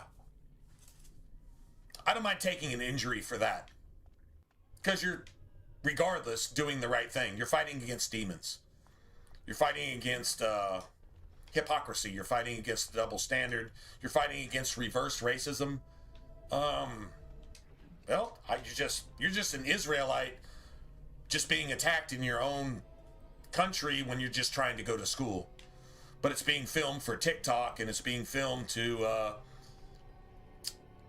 entertain the people that really don't even deserve to be called human, based on the way they act and based on their culture and based on how they abuse systems that they abuse because they abuse them. I'm not sure how else to say that. Thank you. Well, that's a factual thing. Experience. It's actually happening. If you're ashamed to be part of that, it's probably because you're not part of that. So, yeah, maybe you're not a reverse racist. Why do you gotta call it reverse racist when you're just a racist based on your own definition, and people you're racist against have never done anything to you? But you're entitled to be racist because your government told you to be that way, so you can create chaos and division in your own country where you're supposed to be together. Because guess what? God created all the races on the 6th day. All the races on the 6th day. Go read about it. You're one of them. So, maybe you should look at your brother and sister and say, hey, I'm not going to let the government manipulate me to be Satan's fucking penis, making my community a worse place because I'm fucking ignorant and I refuse to work for a living. Maybe you should just not do that. True story? True story. Might as well spit facts while you're spitting. If you're going to spit, spit facts. Okay, this is where we go to the fade. I'm going to try to do the fade off of memory without going to any kind of Google map help. I think I remember the pattern. Like you do the fade, you have to revisit at least 3 or 4 of those areas at least once. Well, I think one area you have to revisit twice, and then you get to do everything. What we want is all the fonts. So I do have a little tab here. We get 4 strength, 4 dex. Doesn't do a whole lot for a mage. 4 willpower, which is cool because even if you're a blood mage in Dragon Age Origins, your willpower actually counts. So like in Dragon Age 2, buffs cost a percentage of your mana.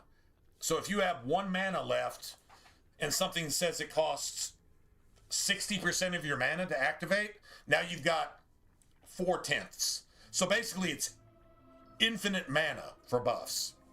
In Origins, it's however much mana you've got. So having a little bit of extra mana so you can get an extra buff in there as a blood mage is actually a good thing. You can get an extra, I don't know, I mean, elemental weapons. On PC, you can have 2 elemental weapons. On Xbox and PlayStation, you cannot. So PC, once again, gets another advantage because it's already nerfed 50% to make PC players. Have you ever seen a PC player play Nightmare with no pause? No, you haven't. And their shit is 50% easier because they've got 80,000 fucking hotkeys, and their shit is 50% easier, and their map area is 50% larger, and their spellcasting range is 50% larger. But yet, you just don't see no pause on PC with a Nightmare player. Why not?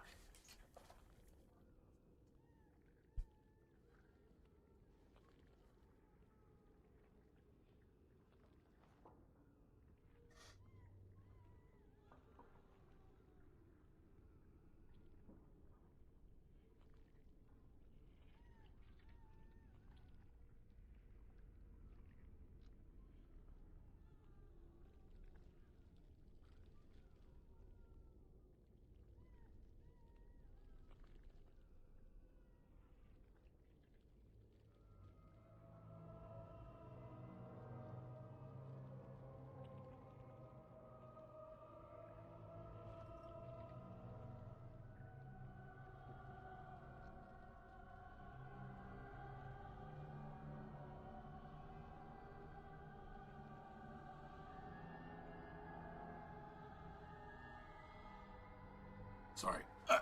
Sorry about that.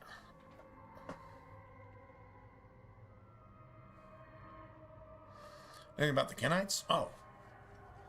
Oh. A lot to say about them.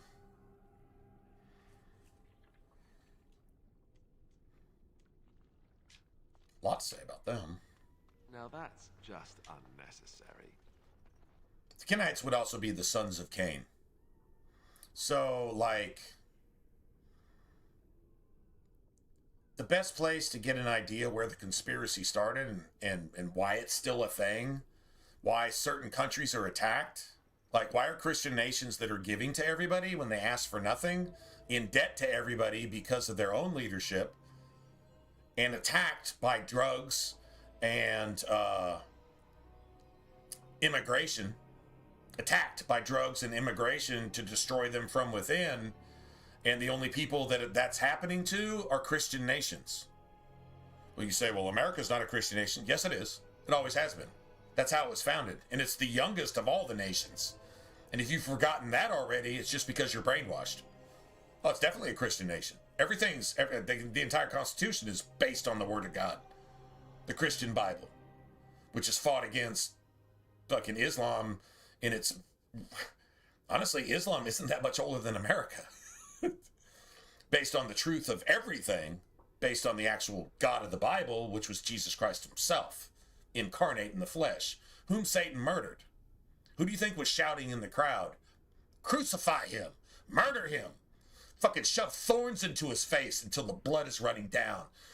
Yeah, just whip him until his bones are showing through his skin with cats of nine tails. Stab him in the side.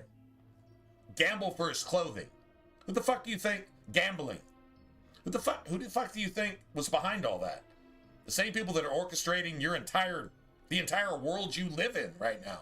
They've been doing it since Cain murdered Abel and went east and found a wife there. You know what city he founded?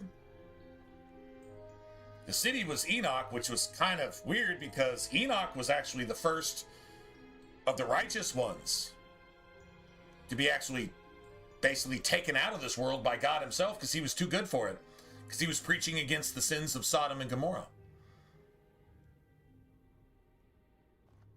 And the sins of what Adam's children were doing with, well, the fallen angels, and that's just going on to an entirely different thing. Anyway, yeah, Enoch was taken because they were going to kill him if he didn't, and he was 100% righteous, just like Abraham and several others, going down through history. Like I don't know, our entire history is based on all this stuff, and it just trickles down. But yeah, the city founded on top of Enoch. Guess what that was? It was called Babylon. You know what Babylon means? You know what the definition of Babylon is? Like the meaning of the word is confusion. The whore that rides the beast, the political system, everybody that sucks off the political system. Parasites, EBT and everything else, sucking off the political system. Everybody who faints at the sight of a celebrity. Your favorite celebrity, they look at you and they say, oh, let me just touch your hand, and you piss your fucking pants and you literally faint, maybe even shit yourself. It's kind of embarrassing, right? But at least you got touched by your favorite celebrity. What are they worth? Absolutely nothing. They have entertainment value. What is that worth? Nothing. 1 second after it happens. They sang a song. So the fuck what? With the help of computers, probably. What are they worth? Nothing. They've contributed nothing. A police officer might take a bullet on your behalf. A fireman might save you and your pets from your own burning house, which you probably fucking set it on fire in your first place because you're fucking stupid. Right? These people contribute something. The people that built your house. The people that fix your air conditioning. The people that serve you your burger at McDonald's. Yeah, these people, they contribute something to society. Your delivery guy who drops off your Amazon package once a week because you're spending your fucking husband's money or your wife's money or whatever. Yeah, all that? Yeah, yeah, those people contribute something. What does a millionaire fucking athlete or celebrity, singer, artist contributed to you? But they're supposed to be paid billions? Fly around in private jets and contribute nothing to society, and everything that comes out of their mouth is Satan's fucking diarrhea? You're supposed to pay for that. They're worth millions because they what? They have an opinion that makes Satan look like Jesus? That's what you're supposed to... What the fuck is wrong with you? Well, they don't sound like Satan because I agree with them. Because you're fucking brainwashed, you idiot. Well, a Christian wouldn't say that. Oh, a Christian would definitely say that, you idiot. You're a fucking idiot. You're stupid. Don't do that. Don't value that. It has no worth. It has no substance. It doesn't do anything for anybody. It's entertainment value. But it's somehow worth millions? But you're supposed to defund the police. The same motherfucker who's supposed to save your ungrateful ass as soon as you call 911 by taking a bullet from you, even though he doesn't know your fucking ungrateful piece of shit fucking name that is worth less than Satan's diarrhea. If you're one of those pieces of shit, you're supposed to defund them, but pay some motherfucker $1 billion by worshiping them because they show up to a football game because their boyfriend is playing badly. Do you understand how fucked up and backwards that is? This is a life lesson. And if you don't like what I'm saying, it's because it's the truth. That means there's something wrong with you. Not because I think I'm right, because I'm passing along something that I know is right. True story. Life lesson time. I didn't come here for that. Okay, well, you're here. You heard it. That seed is planted. If you fucking hate me for it, that's fine. But you can go along and just have that seed planted. When you realize it's the truth, maybe you'll think differently. That would be awesome. Thank Jesus for it while you're at it. You probably hate him too. If you hate what I'm saying, you hate Jesus too, I promise. So, there you go. Be quick. I'm not sure how we got here, but this is where we're at, so... Anyway, back to Dragon Age, I guess. I guess all that needed to be said. I guess. Milky milkshake. Oh, come on, man. Milky milkshakers. Wait, hold on. Milky milkshakers. Dude. Oh, you know how many people it would offend if you put like a really just mature, awesome NPC in a game and her nickname was Milky Milkshakers and and she was just friggin' awesome? That would offend a lot of people because it's just awesome. Because it's awesome. Because you're just trying to have fun with something that's actually fun. Milky Milkshakers are fun. I mean, it's not even gender specific right there. Milky Milkshakers, that's fun. That's just fun. It's to be appreciated. When you're blessed like that, that should be appreciated, acknowledged, and yeah, that's pretty awesome. Milky Milkshakers. You know, if I get completely banned across all platforms and I have to come back, maybe that's just what I call my channel. Milky Milkshakers. There's probably, and that's so awesome there, somebody's probably already got that. And it's probably somebody in literally a string bikini with a 48, 26, 39 figure sitting in a wading pool in the middle of her living room with a video game in the fucking like 10 by 20 pixel screen in the corner while she's there with her Milky Milkshakers out. That's probably actually a thing on Twitch somewhere. It has to be a thing. If it's not, it should be. I mean, yeah, just saying. Okay, well, we definitely don't want to be there. I think I have an answer for that, to be honest. Yeah, actually, I think I have an answer for this, too. Dude, this is gangster as shit. I one-shotted her. Dude, that's an elite blood mage. I one-shotted her. Yeah. Yes. That shit didn't work, did it? I'm saving that. I'm not trying to redo that. Dude, that is... Yeah. That's some crazy-ass DPS. You can one-shot that bitch right there. There is your weakness! We must have victory.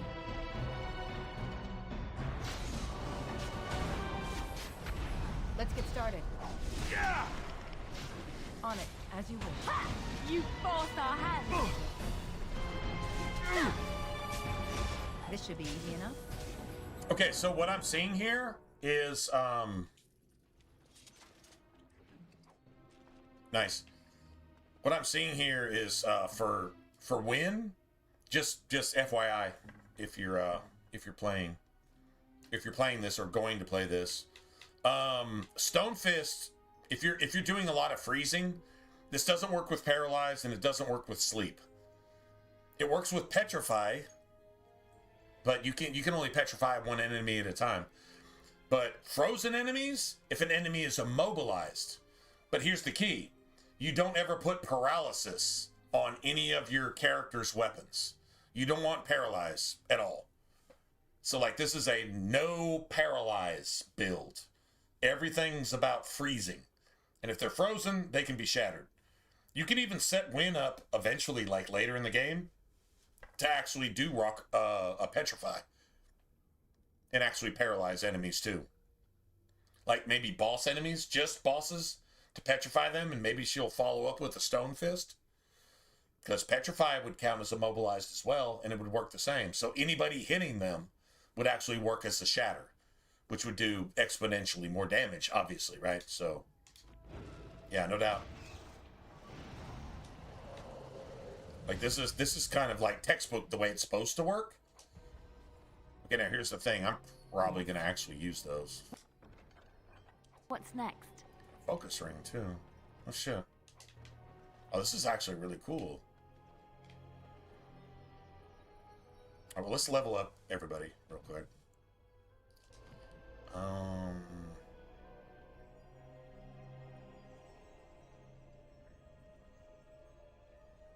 right, this is her base stuff, so... Let me just do this. I don't know if she needs 24 decks or not. I think she might. Okay, let's, okay, let's just probably do this. Definitely want that. That's Dex. So she could have that already. She's got enough Dex. That takes 24.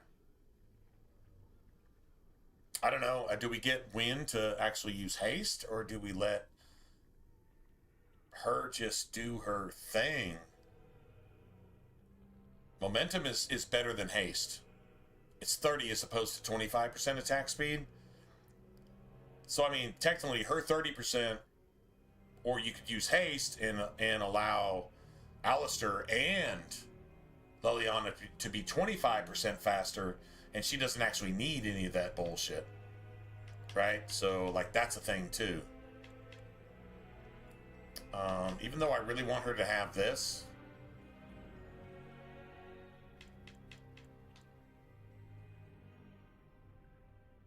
Attack, damage, and critical chance for everybody. I don't know. I mean, her having a wider backstab range. Okay, this is going to be our next two skills, period, in a conversation. Like this and this. She's got plenty of decks, so I think we're set. We just want her to use this instead.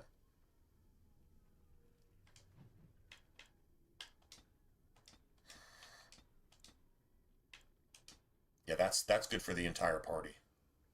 I think we just gotta let Win just sustain haste too. The only problem with that is it takes up more of her mana pool, but I mean, you give her a shit ton of lyrium potions, she's good to go. I mean, it's not that big of a deal. I don't need any of that. I think this is max cunning for her. So here,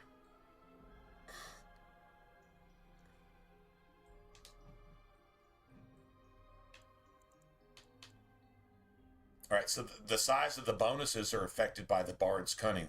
So even if you're playing like a Dex Rogue, you can get bonuses to attack, damage, and critical chance from Liliana if you run like two dual wielders. Let Liliana have daggers, and you take daggers for yourself.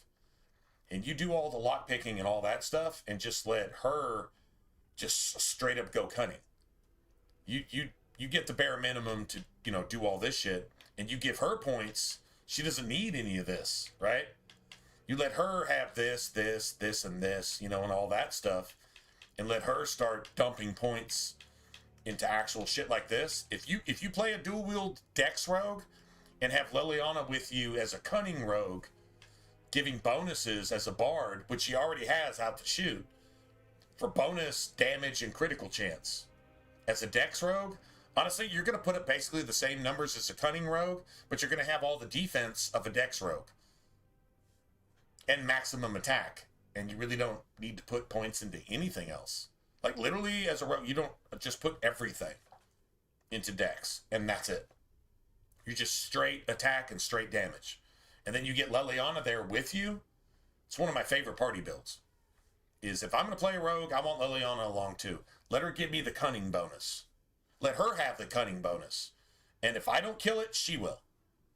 And then Alistair, honestly, he has a much easier time of it.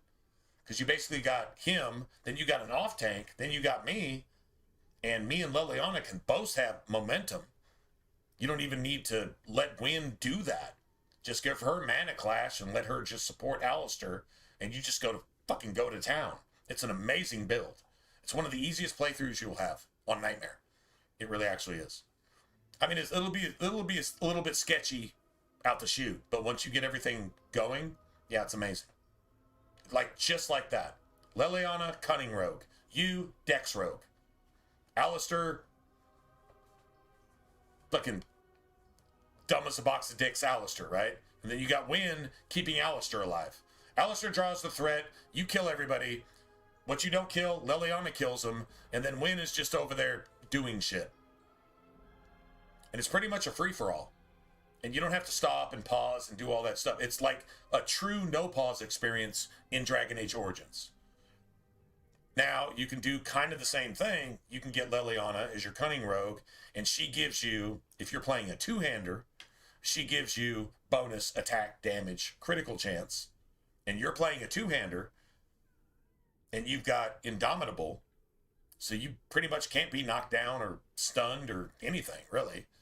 Right? And you just go through and just swing at everything. Just mindless. Honestly, you're probably the only thing more stupid than Alistair on the field at that point, but, well, you're Indomitable, so it doesn't really matter, right? And then you've got Alistair tanking, and you basically play assassin with a two-hander. You got a hammer that's 5 times bigger than a dagger, but you're doing the same shit.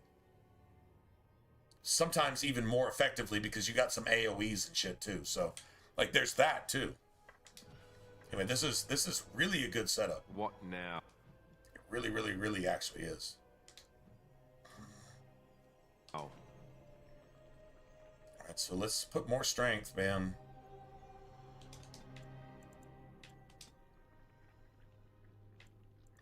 All right, shit. I really want this.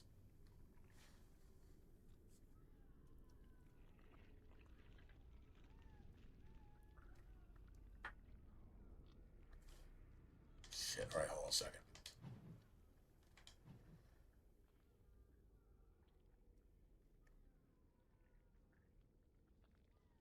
Yeah, shield bash. All right, hold on a second. We got health pulses. We got shield bash.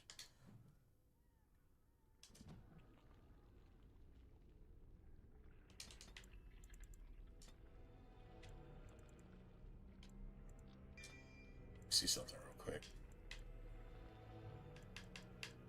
Okay, so this is a really, bravery is amazing.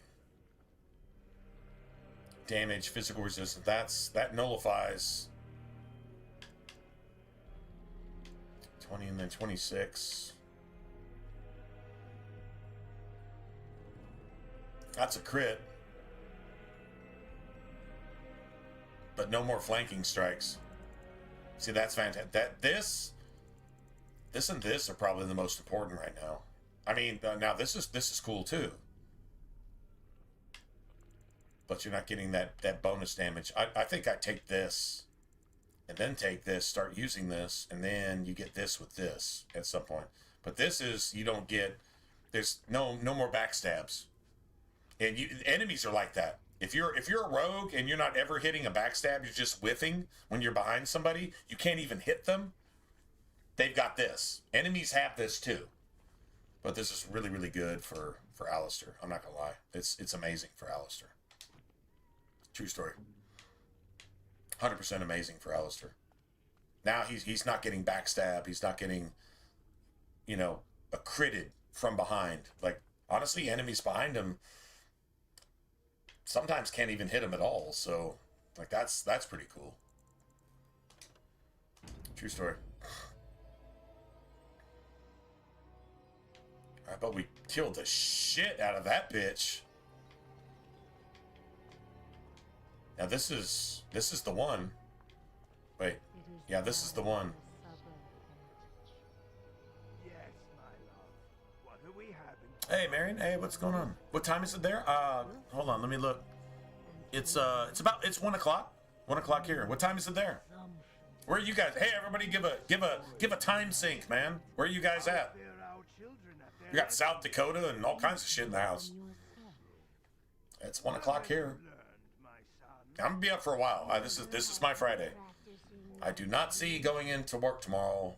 I don't see doing anything tomorrow, but waking up, doing whatever, and then getting back to streaming. So It is important for a young man to be able to write. And what about you, my dearest? oh, 8 o'clock. Okay, you're in the UK then. Gotcha. But what part of the UK? Well, it is delicious. Thank you, my dear. Isn't this wonderful, husband? Isn't our life perfect? I'm gonna go refill. I'm gonna let this carry out, It is all and then I'm gonna see if Mana Clash actually does what I think it should do here. I don't know if we can kill the Desire Demon outright, but if we can keep her, oh, it might actually give Lelion a weapon buff here. Maybe. Depends on what we got. Oh, Norway. Oh, there you go. Norwegian.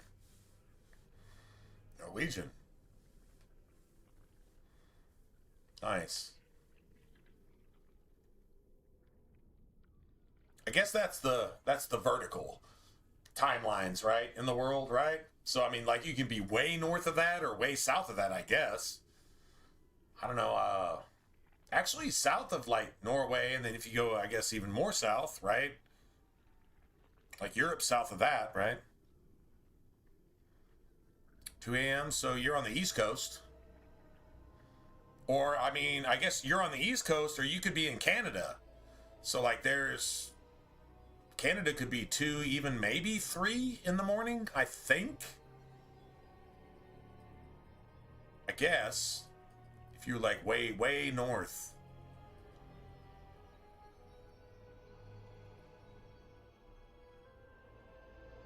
Sometimes. What is Norway, like, completely independent? Like, if I went to Norway, there wouldn't be any, like, UK or Eastern Europe. You know, Eastern Bloc is what it used to be called way back in the day.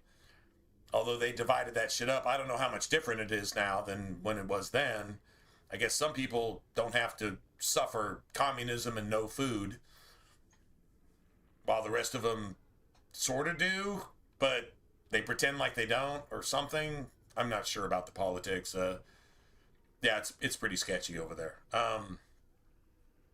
So like Norway, I was like, there's another country that I was always fascinated by.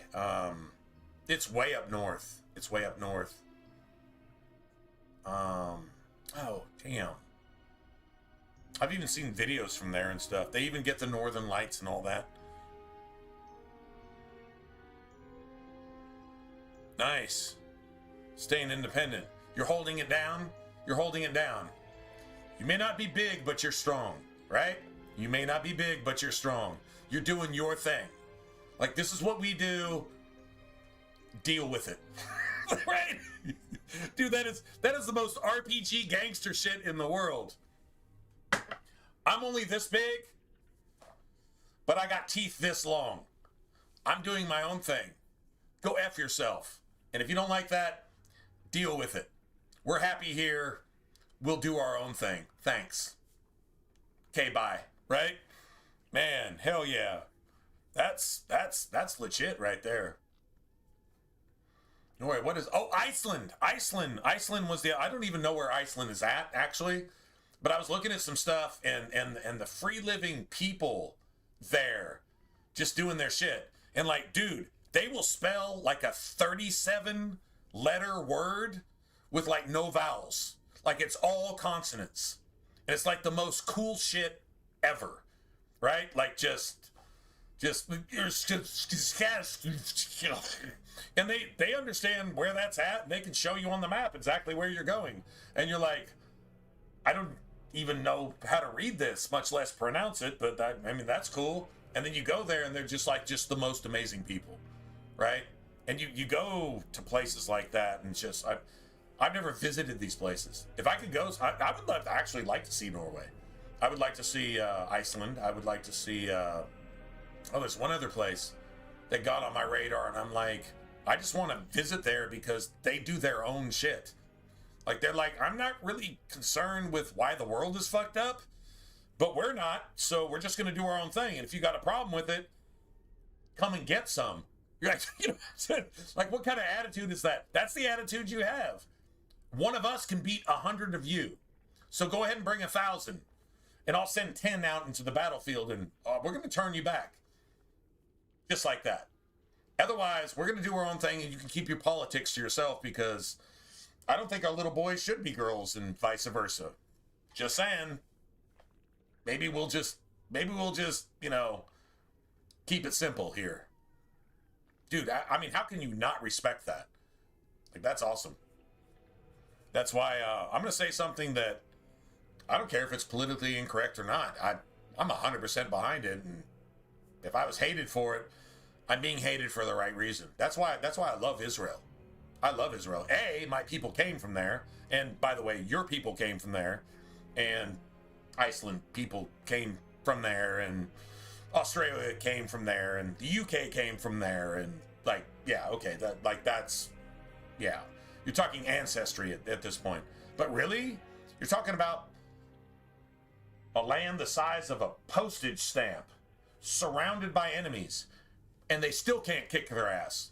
Sorry, man. If you hate on something and you're threatening it with nuclear warfare every day, and you're hiding behind schools to throw bombs at these people, raping their women, and fucking murdering their hostages that you take as they're on their holidays when they're least expecting it, and these people have been just destroying you from the beginning of time, and you attack those motherfuckers day and night, and they still kick your ass, even though you outnumber them like 5,000 to 1, even though you're backed by Russia and China itself, and you still lose every single time, I gotta respect Israel. Just saying. I'm drawing a line in the sand right there. Anybody got a problem with that? Hey, man. Let me know.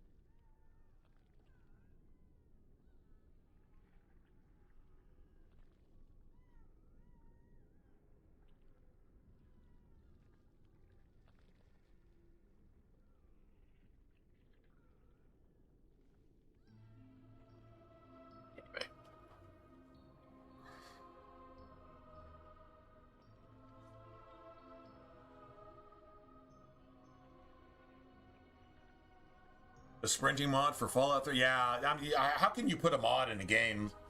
Like, there was no sprinting in Fallout New Vegas either, so apparently that's just not a thing. But, if you put Fallout 3 and Fallout New Vegas in the Unreal Engine, you can introduce actual sprinting.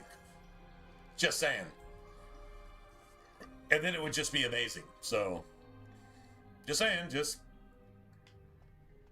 True story?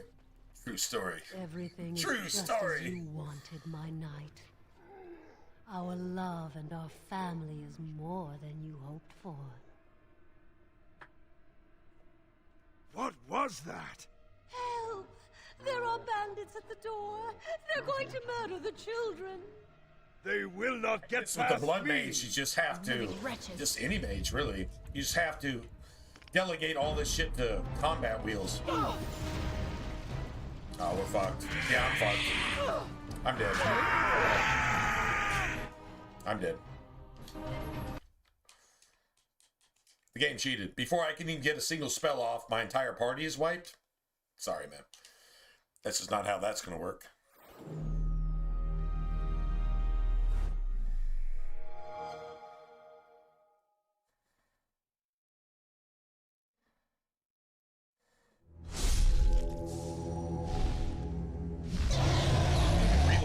just like literally restart. I'm just gonna assume the game is like completely fucking up at that point. That's what I assume. Like that's not how the game plays. Watch how it plays this time, as opposed to whatever the fuck that was. I kill you instantly because I say so. Not because of just I kill you because you're dead. Why am I dead? Because I say so. Why do you say so? Because that's what happened. That's not what happened. Well, that's what I made happen. Then it has nothing to do with the gameplay whatsoever. Oh, okay, thanks. So I'm just dead for no reason? Absolutely, but the reason is I made you dead because I want to make the game appear harder than it actually is. Oh, that's a reason? It's a reason because I say it's a reason. Like this is fucking Dragon Age game logic. So if you're ever having a really hard time and you're like, oh, I'm pretty sure I'm doing everything right, you probably are. The game's just, well, it's doing things to you that you don't consent to be done to you, even though you built your party properly. Let's just put it that way. You didn't consent to this bullshit. You're getting raped by the game. Just to be blunt. That's basically what's going on. I don't know how else to put it. Just like, that's it, that's all.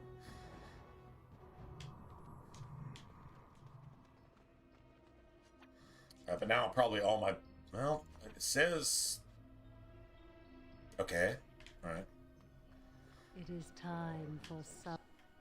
Everything is just as. All right, can I get the spell off before everybody else gets uber fucking party wiping AoE spells off? Can I just get one spell off? What was that? Help! There are bandits at the door. They're going to murder the children. They will not get past me. Unliving wretches. Come back out here. You want to be a bitch about it? Oh, you resisted that shit?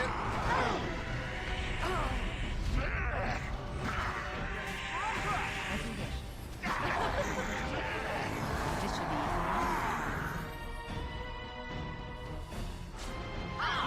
Let's get started. On it.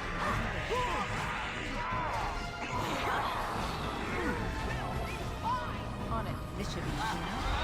Right. Let's get Got started. you. Right. On it. Look at Win. Win is fucking keeping everybody alive. Dude, that is crazy. Let's get started. How about you? All right, back on the team then. Come and get it. Oh, that's beautiful. Here we go. Like I said, watch us reload and watch how that shit goes down.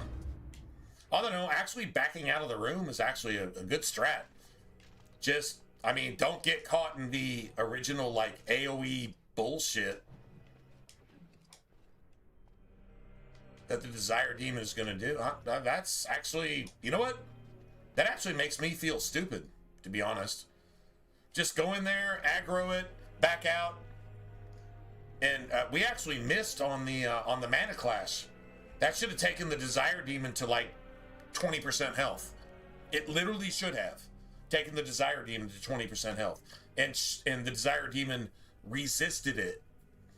I don't know what chance she had to resist it because I'm pretty sure my magic stat is maxed because I put every single fucking attribute point into magic. I'm pretty sure it's maxed out based on where we're at in the game, but okay, whatever, I guess. If you say so, right? Just kind of, yeah, it's pretty questionable. Not really cool with that. Don't think that should be a thing, but all right, whatever. So we got that. I think we got angled strikers. All right, so that's pretty cool. Oh, I was actually gonna wear these probably. Plus 1.5 health regen and 2 spell power. Okay, so 1 magic is like 1/2 spell power. So this increases my spell power by, and it looks a whole lot sexier. So yeah, I'm going with that. That works for me. Not working with that. Not working with that. Don't really think. What's this? Plus 5 spirit damage. No shit.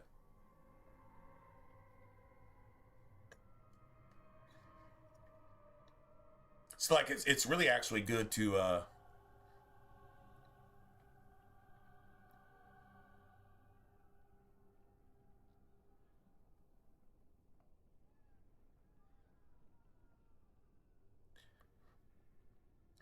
yeah, no, she absolutely did. Yeah, Win just kept everybody alive. Okay, you're over there, so I'm just gonna heal everything. So I don't care if you're doing any damage, you just can't be killed. So I'm just gonna keep you alive like fucking zombies until the warden over here actually decides to do something. Oh, you did do something, but it failed. Well, thanks for that. So I'm just going to keep everybody alive until you decide to do something else. Oh, okay. How did that work out? Oh, it worked fine. Awesome. Thanks, Win. Win is the GOAT.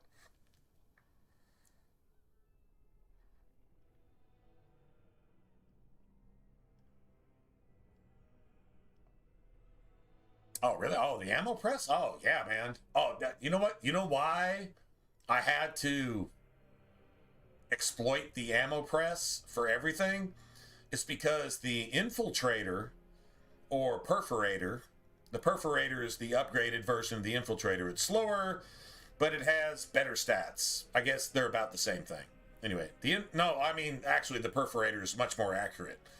Like you're gonna get much higher VATS accuracy with the perforator. Anyway, but it's slower. It's slower frame. It's slower fire rate. So it's basically the same thing. I was like, this is the only way I can aim down the sights, other than a sniper rifle, in Fallout 3. Like, okay, so how much 5.56 do I actually have to have? Oh, 50,000 rounds to play the game. Oh, so I need 50,000 rounds. How am I going to get that? Press everything else into 5.56.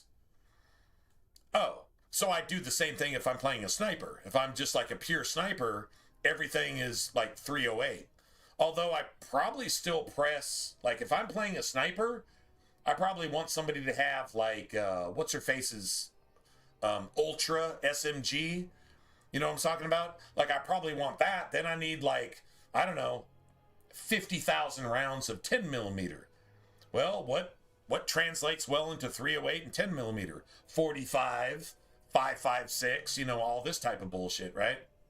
So if you want a follower, there you go. But like unlimited 308 rounds, just keep all of your ammo, don't sell it, and just translate it, except for shotgun shells. Shotgun shells don't count. So just sell that shit.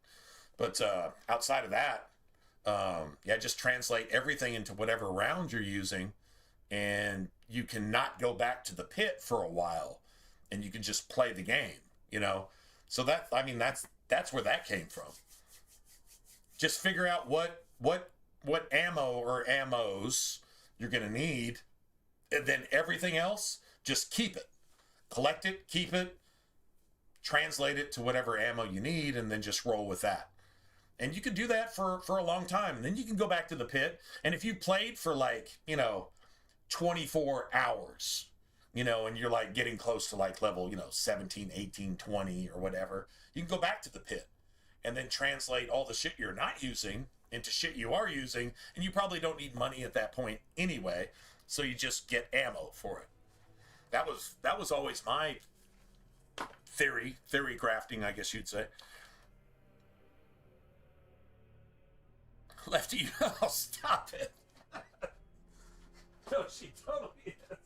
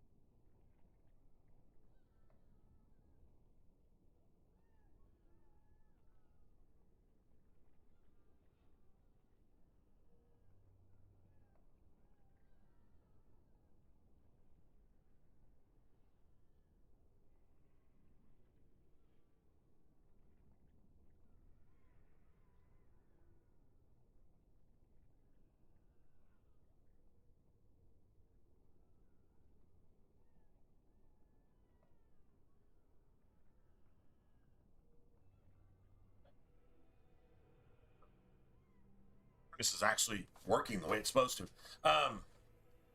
Dude, like that is so on point. The ultimate lefty university professor, like seriously, she's guilty of everything she's preaching against, and she's so intelligent that she doesn't know it, which means she's like literally gone past intelligent back to stupid. So she's not capable of teaching anybody anything except hypocrisy. So everything she teaches works against her. She's actually a blood mage. Like Wynn is literally right now a blood mage. It's there. Just like Anders. Although Wynn is actually not intentionally evil. Anders is actually 100% evil. From bottom to top. It's the most... Anders is the most evil NPC slash boss slash rival slash antagonist. Whatever you want to call it. Anders is the most corrupt, evil, 100% pharmaceutical grade, nothing good there that I've ever seen in a video game ever. Wynn is just a preachy school marm, but she's like guilty of everything she preaches against to try to justify her own faults, right? She's like a gossip. Can you imagine Wynn gossiping at church about everybody all the time and saying something against it while she's guilty of all of it times 10 herself? Can you all see that? That's Wynn. I'm sure she didn't mean to be that way, but that's definitely what she is. So 100%. I guess nobody's going to be using that. Nobody's going to be using that. You put everything to trash. 10% electricity resistance. I guess that only comes into play with Uldred. I say we just kill Uldred so fast that Uldred doesn't have a chance to... You know what? I'm not defending against that. That just seems stupid. I'm not using any of this shit either. I didn't use any of our bombs either. I could have totally used Leliana to throw some bombs.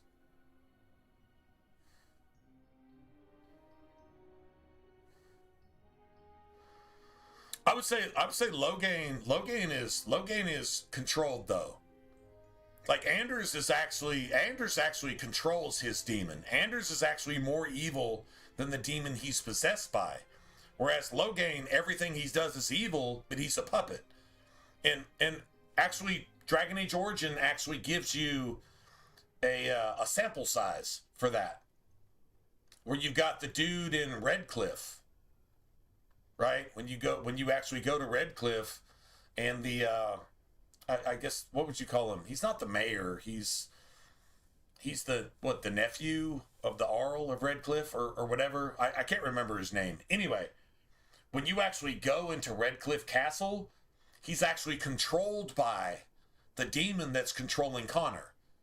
And he's actually made a puppet. He's doing backflips and he's being a jester and he's just there for his entertainment. He's completely mind dominated.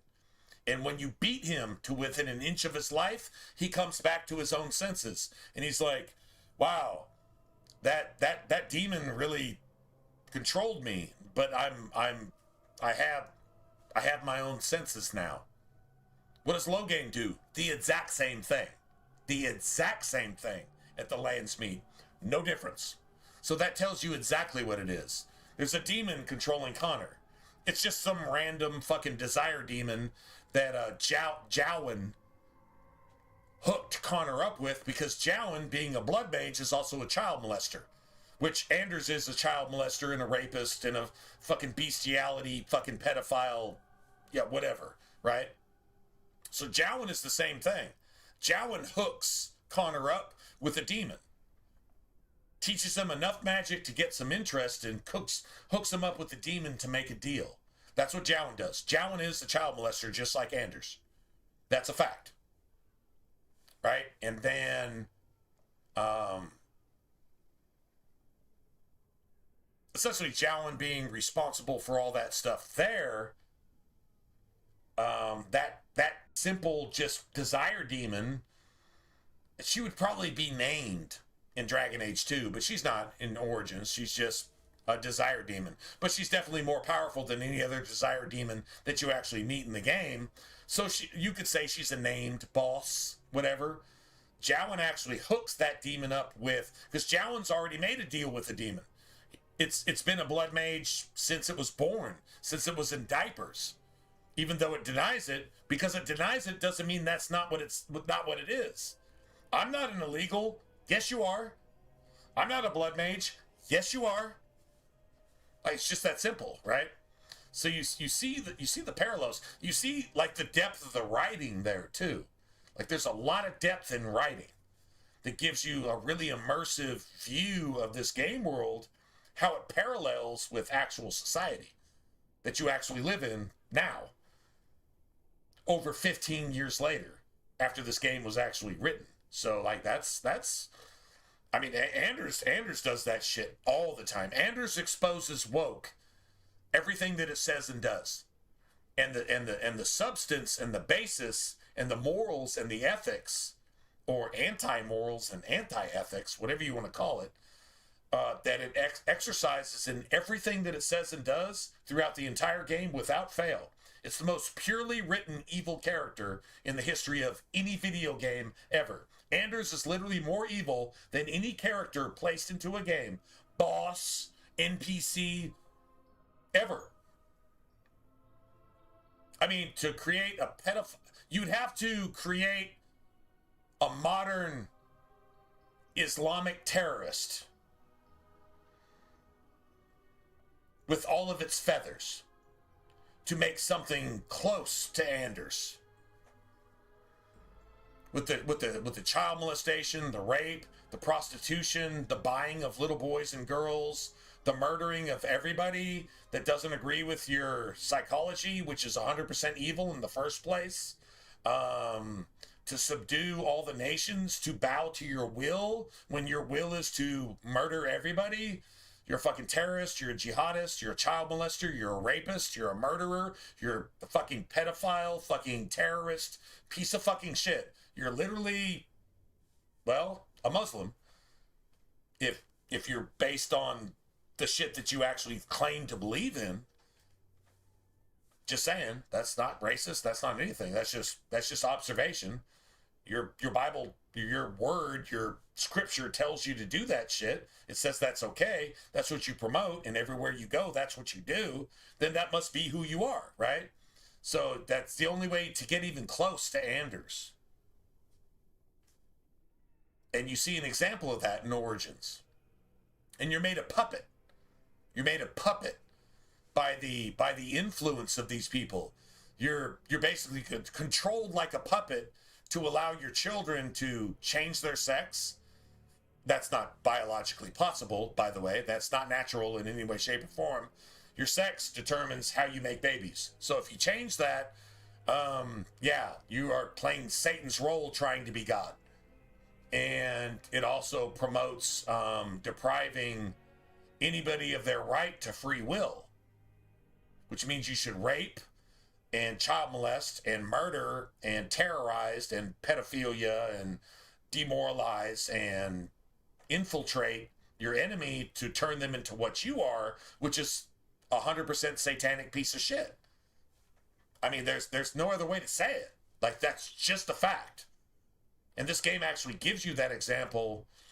Let's see, Dragon Age was about, 12 years ago? And Origins was almost 15 years ago. And that was when political correct was just coming in. That was like kind of pre-Hillary. And Hillary was as satanic as you could possibly get as a human being in the real world.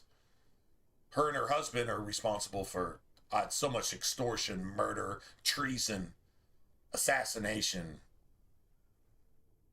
fucking even rape in the Oval Office. I mean, that's what you're dealing with. I'm an American, so I'm just acknowledging the facts.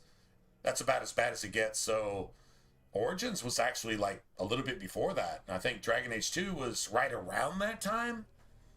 Yeah.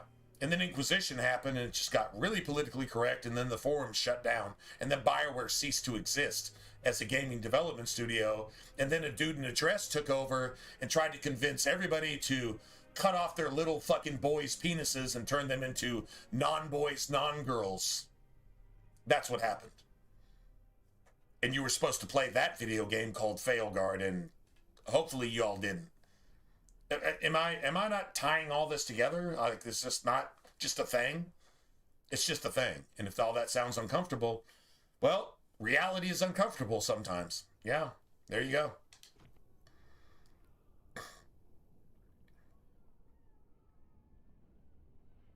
Sure, yeah.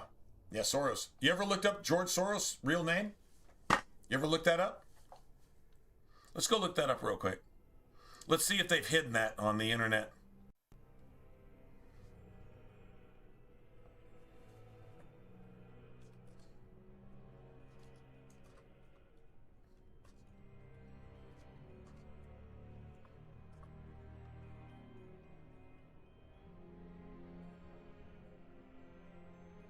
Well, I'll go ahead and give it to you. And I don't know why you would change this. I have no idea why you would change this. But whatever. All right, so let's see. Let's go here. I can only post it here. This fall, thousands of homeowners in Texas are switching from gas to a heat pump system. Here's why. These new all-electric heat pumps are game changers. They'll heat your home all winter long, keep it cool in the summer, and they're up to 4 times more efficient than your old furnace. Plus, they're whisper quiet so you'll barely notice they're on. Right now, if you live here in Texas, you can get one installed with $0 down and payments starting at just $39 a month. And most Texas homeowners qualify for rebates on top of that. So if you want to stay warm, cut your bills, and get the most efficient system out there, click on Learn More below, and we'll send you some more information. Once again, these systems will cool your home perfectly all summer long and keep you warm in the colder weather as well. You can get one installed for no money down and starting at just $39 a month.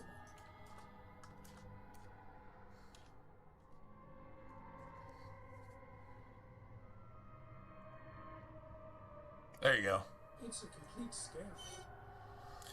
Like I said, the Kenites have been at work since the beginning. So, like, when the Bible says count the number of the beast, which is number 666, 6 trumps, 6 seals, 6 vial, that's when Satan comes. That's Cain's father. Cain's father is Satan himself.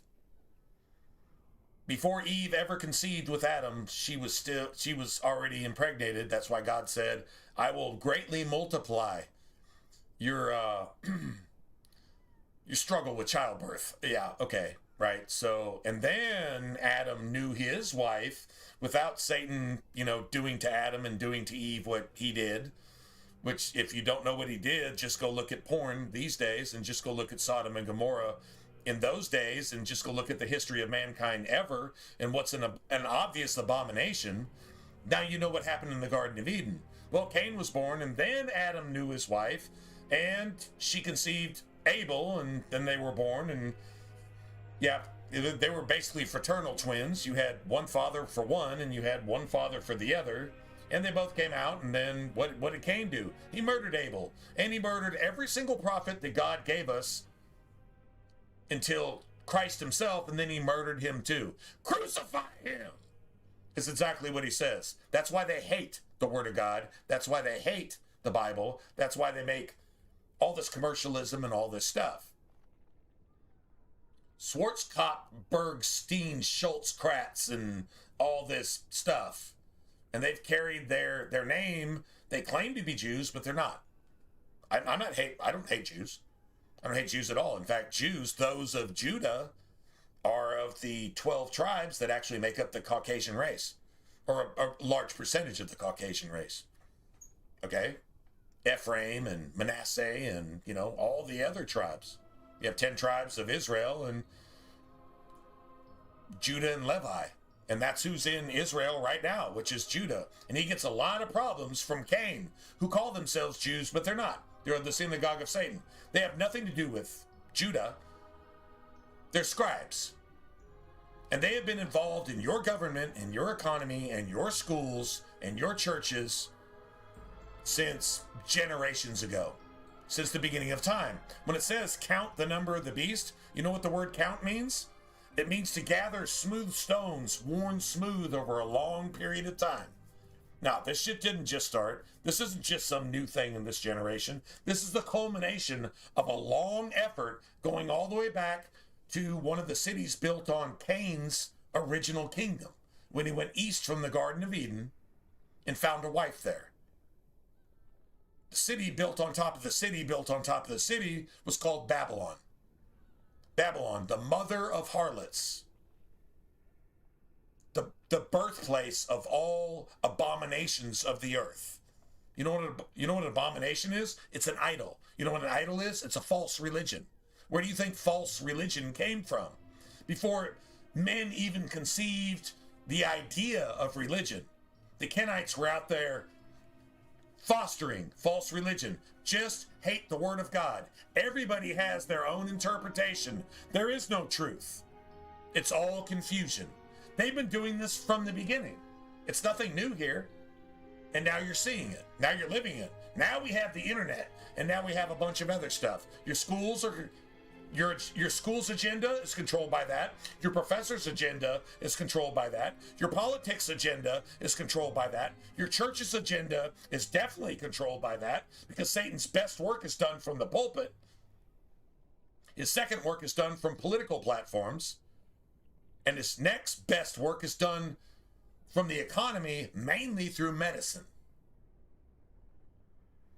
And then banks. What's the last name of your banker? And what do they call themselves? Which they're not.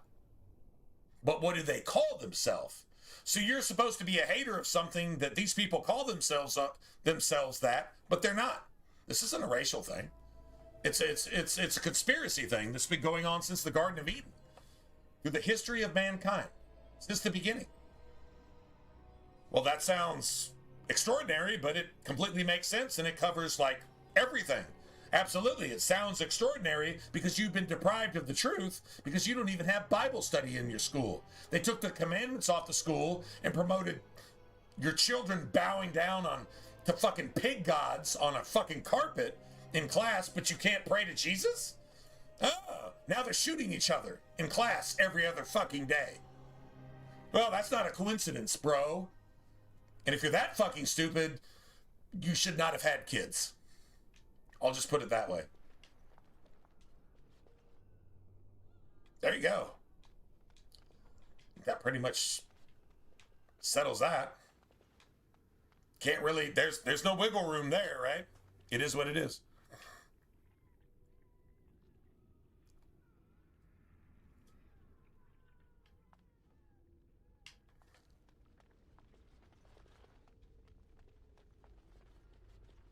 Yeah, so I guess we go to the fade. Well, I said we're going to do the fade tonight, so I guess that's what we're going to go do. Oh, look. Visitors. I'd entertain you, but too much effort involved. I take a snack break, though. What time is it? Dude. Oh, thank God. If it wasn't 2 in the morning, I'd be like, man, I really need some Taco Bell. I would like go spend money I don't have on Taco Bell right now. Can you imagine, like, a set of Doritos Locos Tacos and maybe like, oh, one of those Cantina chicken salads that are so way overpriced, but oh my God, that shit's amazing. That shit's amazing. But why? Aren't you tired of all the violence in this world? I know I am. Wouldn't you like to just lay down and forget about all this? Oh, it's going down now. Behind. Can't keep eyes open. Someone pinch me. I'll not listen to your lies, demon. You have no power. No, I'm pretty sure you already listened to the lies. You must resist. Yeah, I'm pretty sure you're screwed, Liliana. Lost. Why do you fight?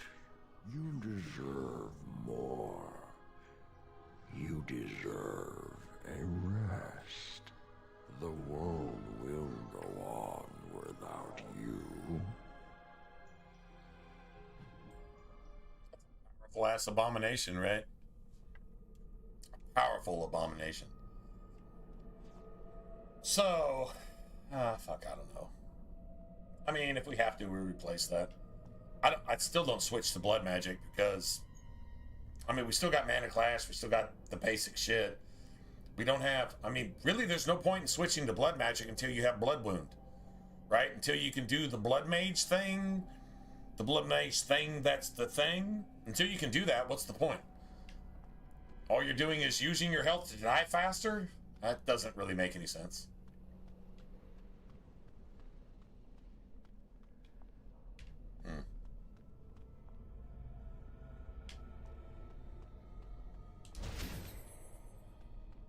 That should be a codex. Oh, we already got that in the Fade. Well, I just wasted that lyrium then.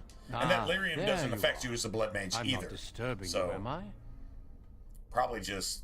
we could almost roll through the entire Fade without even changing forms. Well, I mean, you have to change to a mouse to get through mouse holes and, you know, shit like that. But, I mean, I think we could go into most fights just as a mage, to be honest.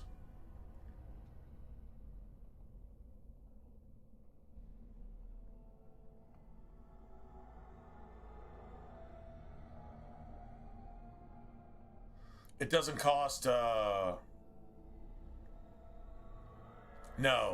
it just uses health. So if you have a large health pool, you can sustain a lot of abilities and then just use spells from your health pool. So you need a large health pool to draw spells from while you can sustain like all kinds of shit. Like literally when I say PC has an advantage, you can have like multiple elemental weapons. You could have like fire and frost, fire and elemental weapons, whatever that's called, or frost and elemental weapons, whatever, right? You can have like whatever. You can have multiples of those. You can have your stone armor. You can have all kinds of shit. On console, you can only have one. So I pick one for myself, which is frost weapons, because basically you start with that. So just have it, and it works on dragons. It works for most everything except revenants. I mean, I don't know. I think corpses are kind of resistant to it, but then you can put like the elemental weapons or whatever they're called. Anyway, I go look at it. Anyway, you can put that on your ether mage and let them, so you can have, you know, dual bonus to melee weapons. It doesn't do shit for staffs. Literally, if you had like a bow and 2 mages in your party, I wouldn't even bother. I mean, maybe pick one element for your melee character. And I mean, why even bother with 2? I don't think it makes enough of a difference. It's a lot of expenditure for nothing. But if you're playing a blood mage, you can sustain all that shit. As long as you got enough willpower to cover it, a big enough mana pool, you can sustain all of your sustainables. Like, we're going to have so many buffs that you can't even see my character anymore by the time the day is over. And then you're just drawing your actual spell casting off your health. And if you have a big enough health pool, it almost doesn't really matter.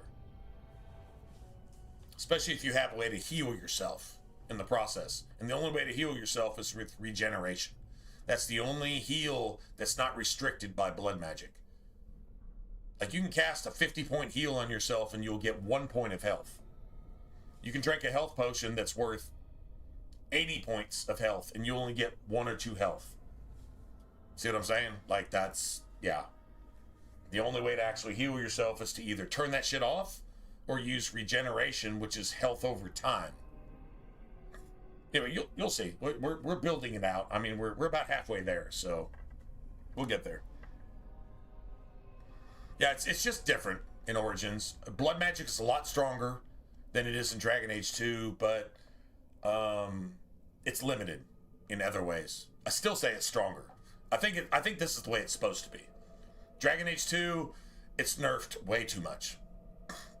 You're better off just playing just a regular mage. Like, I can take a mage and put almost no points into anything but magic, period, and not even draw off my health for spells, just have so much mana that I don't know what to do with, because in Dragon Age 2, guess what you get on every single piece of mage equipment that you get?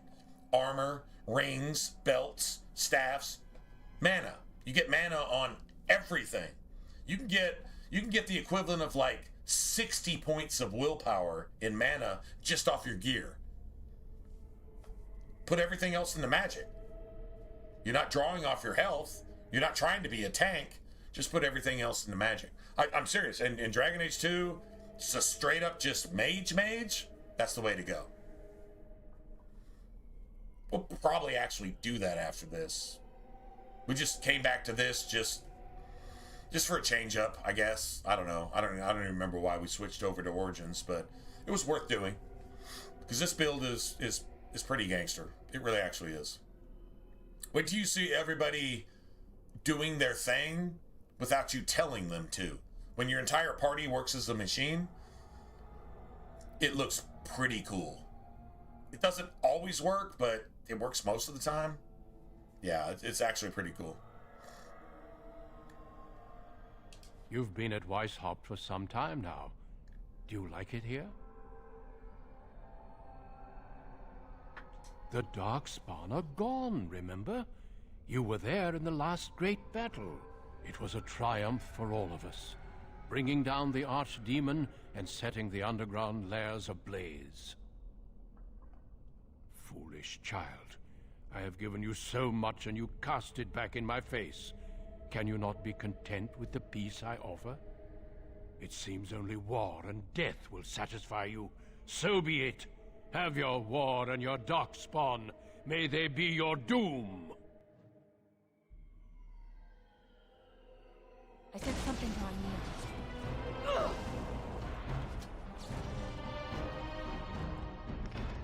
Right. As you Instant wish. kill. Instant kill. Let's get started. On it. On your guard!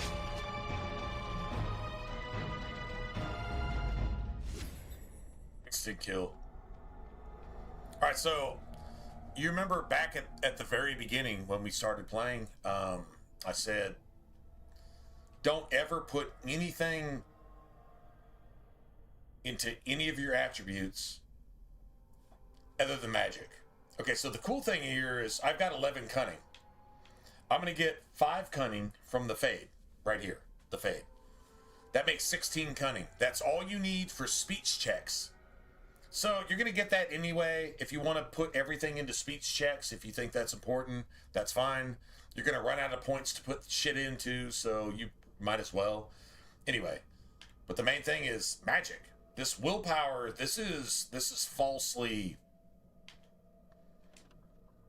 enhanced by, here, a belt, let's see, probably, now, okay, so I guess we started with what, oh, maybe my staff? No willpower there.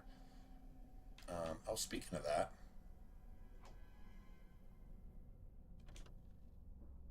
it's 2 spell power, might actually want that instead of that. But anyway, let's see if everybody's weak to it. Anyway, so that 22 willpower, that's what I'm actually working with. I haven't put a single point into it, but I put everything into magic. So, and now if you got a staff that has spell power over magic, okay, that's fine. What that means is your staff, each time you shoot your staff, it's going to do whatever it does. But your spells are going to be that much stronger. So like 52 magic, I probably got spell power equal to about 60 magic. Maybe 65, something like that. I think it's every 2 magic gives you 1 spell power. So if you got like 4 spell power, that's worth like 8 magic. That type of thing, right? Anyway, everything goes into magic. Every single thing. We can't do anything about this. We obviously need it. That's willpower. That's going to give us... We're going to get at least 4 of those while we're here. So, yeah. We're definitely gonna have to come back here for that, but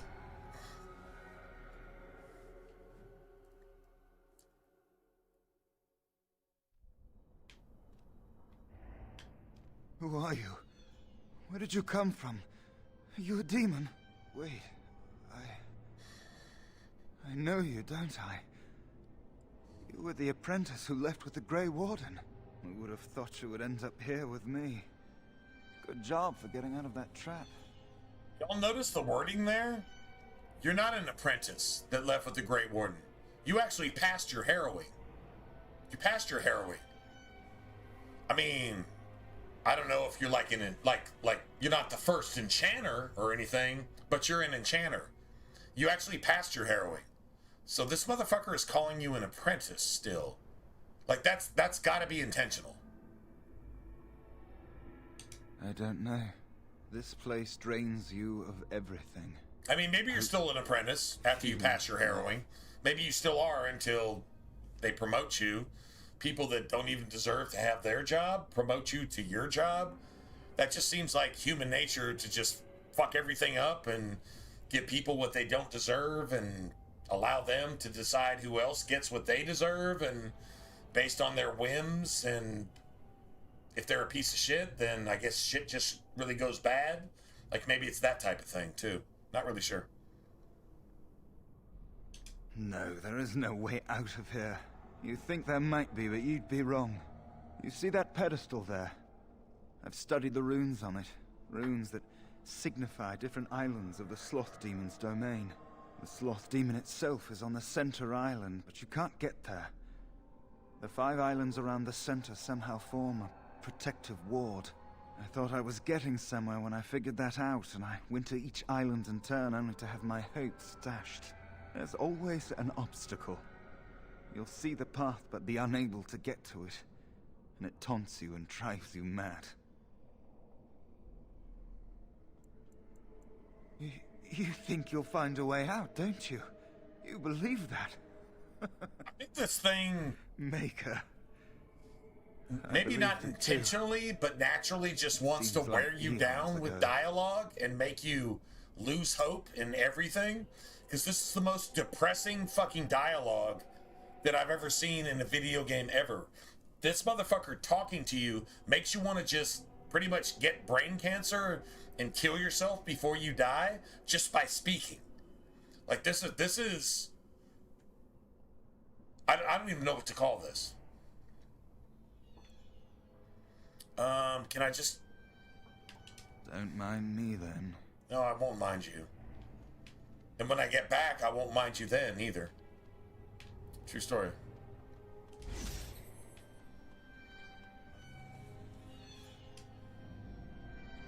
I just want to leave this place. Oh, excellent! One shot.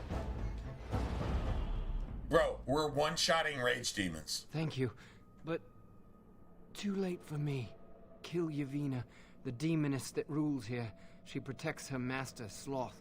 There's a door only demons can see. No, I mean, I think this dude has obviously lost all hope, because at the end of the day, he won't even go back with you. He knows he's like spiritually corrupt. He's been here too long, like type of thing, right? So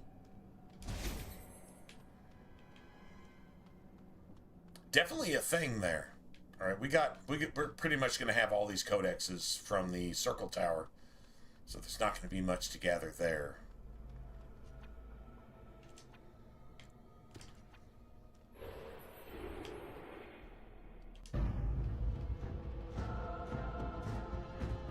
Right.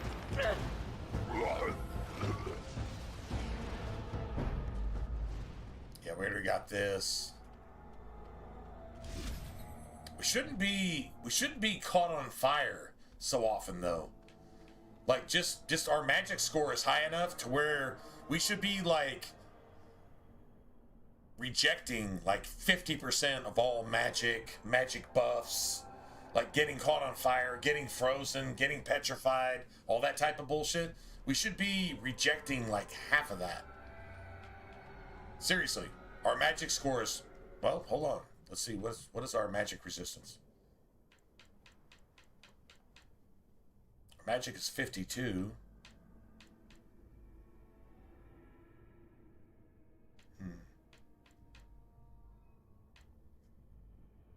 So our spell power is 55. That's not bad. Well, just overall magic resistance. Let's see. Increases spell power by 1 for each point. Oh wow, your spell power goes up per point of magic.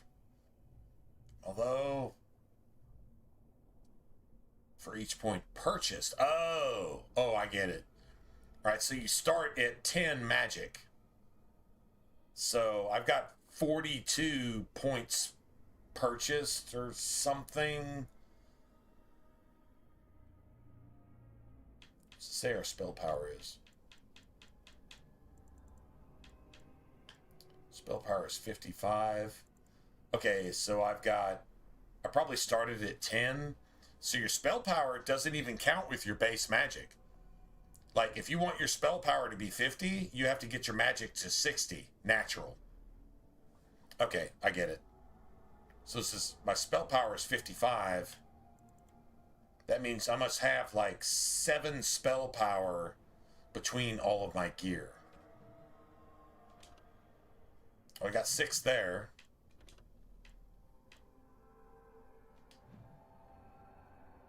That should be 7, actually. That should be 9.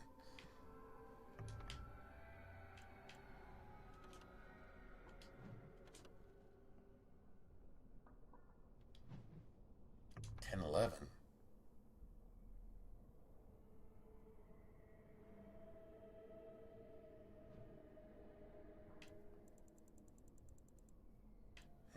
Seems like it should actually be higher than that. I don't know. And that 15 damage that's what I'm doing with my staff. Just basic attacks. 15 is actually pretty high. It's actually not bad. I mean, if you're playing a rogue, you're probably putting up like maybe 30s at this point, and a lot faster, but you're not doing all the spell stuff. So, I mean, I guess there's that. So, right? Okay. As you wish. Let's get started.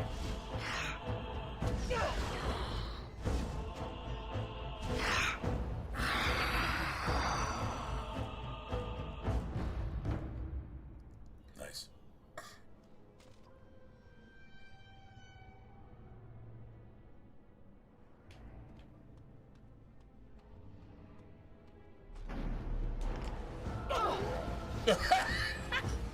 I'm telling you, like, that shit never gets old. It's just like, okay, just stop. What does Varric say to Aveline in Dragon Age 2? It's just get a big sign and paint "don't" on it. Just don't. Paint "don't" on the sign and just hit people with it. They'll get the message.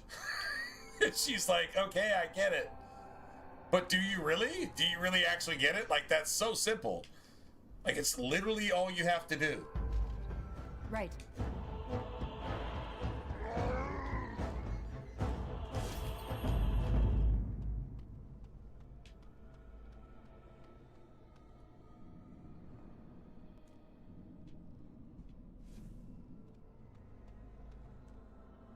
Something happened, didn't it? You look a little different. What happened? Mind your own business. Well, fine then. Yeah, fuck you. He's still gonna call you his friend. Anders does that all through the game. When you tell him, I fucking hate everything about you, the only reason you're still alive is because I allow you to be, and he's like, I'm so glad you supported me. And you're like, what the fuck? Dude, it's so creepy. It's so cringy. It's like, okay, this is disturbing. You can tell Anders to go fuck off. The only reason I don't kill you is because you're the only healer in the party and you can cast haste. You piece of fucking shit. And he's like, thank you for your support for mages. You understand that our plight means that we need to strap explosives to ourselves and blow everybody up for our fucking pedophile pig god to rape all the women and murder all the men and take over the entire world so everybody can be pedophiles. That's literally what Anders is thinking when he tells you that shit, even though you just told him to fuck off. The only reason you're not dead is because I haven't killed you yet. And it'll still just go along with that jihadist fucking freaky ass shit. That is foreshadowing. That is straight up foreshadowing from a video game to the state of the fucking universe. And how you actually deal with that. You don't. If you don't execute it, it's still alive, and it makes the world a worse place as long as it's alive. As long as it exists, but it's supposed to exist. The crazy thing is, this is God's army. Well, God sends this army to test people. If you know the truth, then you recognize it, and it can't fuck with you. But if you don't know the truth, you go along with it, and you get purple hair, and you fucking abort all your children as you intentionally get impregnated because you can't close your legs, and you vote for Kamala and fucking hate Trump. There's your truths. I don't know if that's the most clear-cut example, but that's pretty close, and if you don't get it, then you're part of the problem. True story? There should be life lessons in all of this, for all of us. And there you go. All right, so I just got the mouse form. Can't really do anything else. I think we have to go... Shit, is it this one? No, it's this one. We have to go left. We don't go clockwise. We go back here. Darkspawn gives us... We need the spirit form. I think it's this one. I think we go left, then we come back, and then yeah. Or we go left and then we go right and then we come back, or some shit like that. I don't know. I may be in the wrong place. I think I remember this. All we got is the mouse hole, so there's a bunch of darkspawn up here, right? Can't open this door. This should be easy enough. Let's get started. Let's get started. You're getting sloppy! As you wish. As you wish. It's either you or me, and it isn't gonna be me!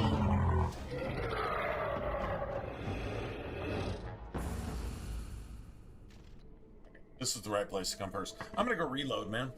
Let's go reload. What time is it? Man, it's only 2 o'clock. Okay, or sorry, it's 2 o'clock here. It's 9 o'clock there, right? 2 o'clock. Oh wait, it's 2 o'clock here. It's 3 o'clock there. Or it's 9 o'clock there. But it's the morning time. So either you're up really late or you're up really early. If you guys are up really late, I guess, yeah, you're probably going to sleep about now, right? But if you're up really early, that's awesome. Anyway, good to have you.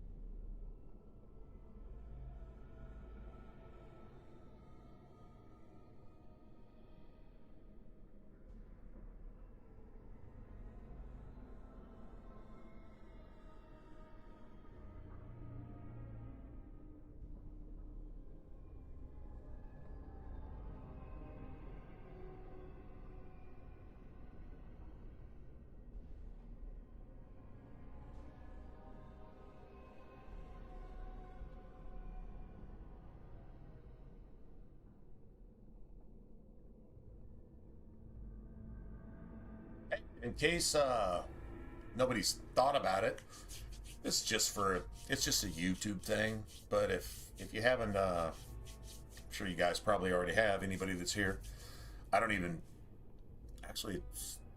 think any of this is up to date. Anyway, it doesn't really matter. But if you want to like subscribe, I don't normally ask, but it's YouTube and subscribing is free.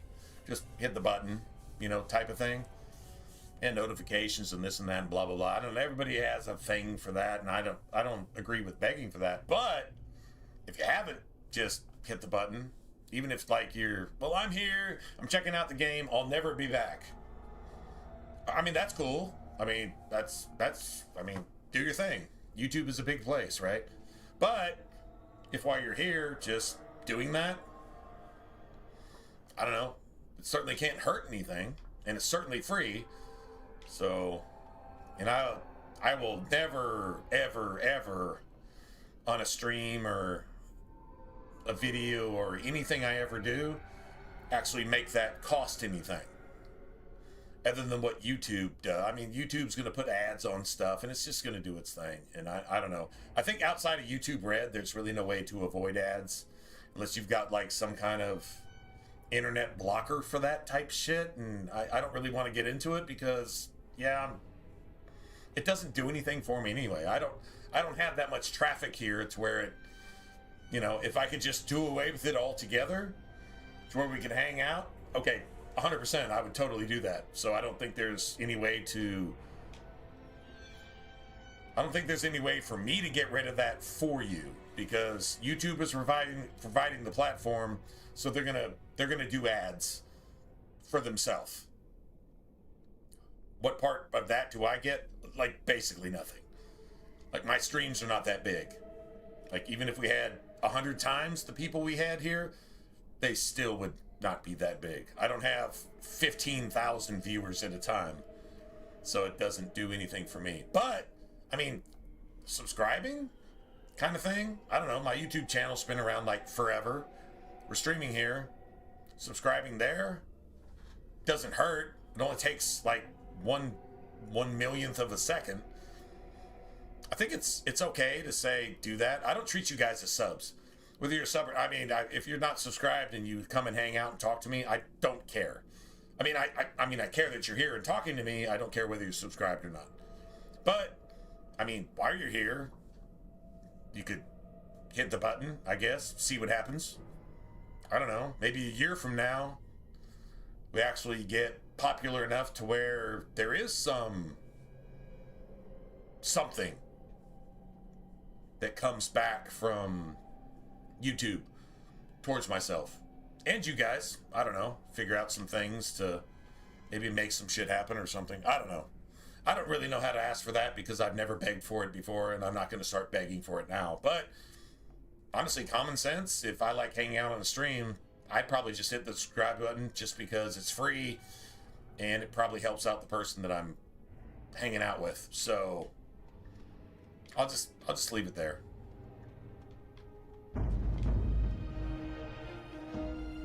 On it, right. This should be easy enough. As you wish.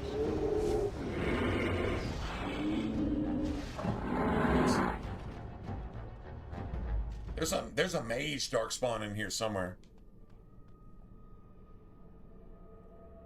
I don't think about Starfield. I said I wouldn't play Starfield the same way I said I wouldn't play Failguard. They're not making RPGs. I play RPGs. If I find an RPG that's borderline RPG, I'll be like, oh, okay, whatever, and then I'll just never go back. Well, you know what? I'm just gonna go ahead and put it this way. Okay, I gotta ask. XA. I gotta. Is it cha-cha? Is it cha-cha? Like a Chinese pronunciation, or is it Zha-Zha? Like Zsa Zsa Gabor? Both are just cool as fuck. So I'm not judging. I'm just like how do you pronounce it?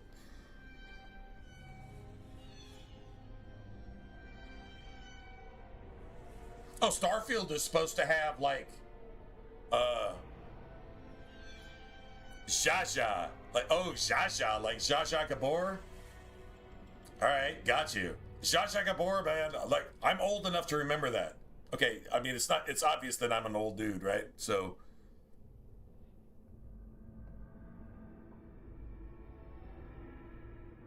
Zaza?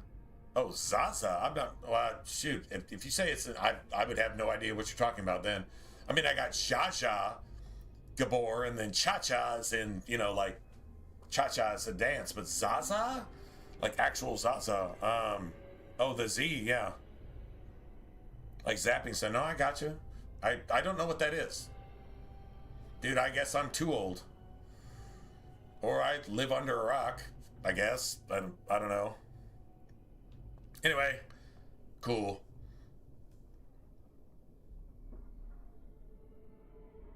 Oh, Cha-Cha. Like, dude, the Cha-Cha. Oh, Cha-Cha. Okay, gotcha. Okay. Gotcha, Cha-Cha. Cha-Cha. All right.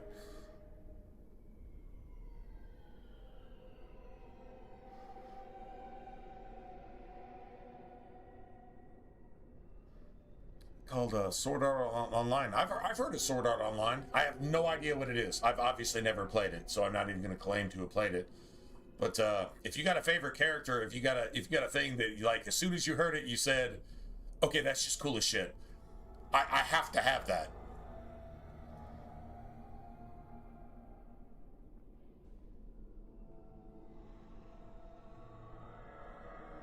With the taser on the tongue? What the fuck does that mean? All right, never mind. All right, whatever. So I still have no idea how to say it. That's fine. That's cool. I'll just say this: ninja flips. You know where that came from, right? No, I understand that. Anime is just short for animated. I don't know why they call it anime. I guess just to lump an entire genre, an entire culture together. Anything animated is good, and then figurines and cards and other games like offshoots, branches come off of that stuff. No, I totally get it. I can't say I've never really. I mean, I guess I can say I've never really gotten to that. You know what? I could say I probably. I could probably say that old school, like Sega Master System, not Sega Genesis, but Sega Master System, and old school like Nintendo had like true anime. Like these were like animated still pictures that were made, that were given motion to like play a video game, right? Which honestly I think is the root to where animated stuff come from, or maybe animated cartoons like Speed Racer, and I don't remember what that cartoon was. It was my favorite cartoon growing up, and I'm going way back when. I'm going to the 70s, like seriously going to the 70s. There was, I don't even remember what it was called, but my favorite cartoon besides Speed Racer growing up was this cartoon where there was a battleship, like an old World War II battleship, but it was like a spaceship, and it would go around and it had this huge cannon in front, and I think it was like the grandfather to what became like Pokemon and all that stuff, to where you had this big blast and there was like this dramatic fucking fight, and then you drew out this guy and this guy came, and then it was like, it's where the Transformers and it was where all the other fucking Pokemon and all the other shit actually came from. Seriously, was like from this cartoon, because this was like the original Japanese anime, and it was an American battleship that Japan had embraced with an animated cartoon, and this battleship had this, like the entire front of the battleship was a cannon, and it was like this space cannon, and it would always win the fight in the end. Like it was that whole thing, and I think everything kind of grew off of that. I'm not saying that's the root of all of it, but that's like definitely part of the foundation of all anime, of all the Pokemon, of all that stuff, to where you like have this impossible fight, and then you're about to die, but the champion wins in the end with this big ass something or another, and like shit happens, and you kill the bad guy, but you don't really kill the bad guy because they gotta come back so you can do that shit again, right? Like, it's exciting, and it's just like, I think that's the whole vibe of it.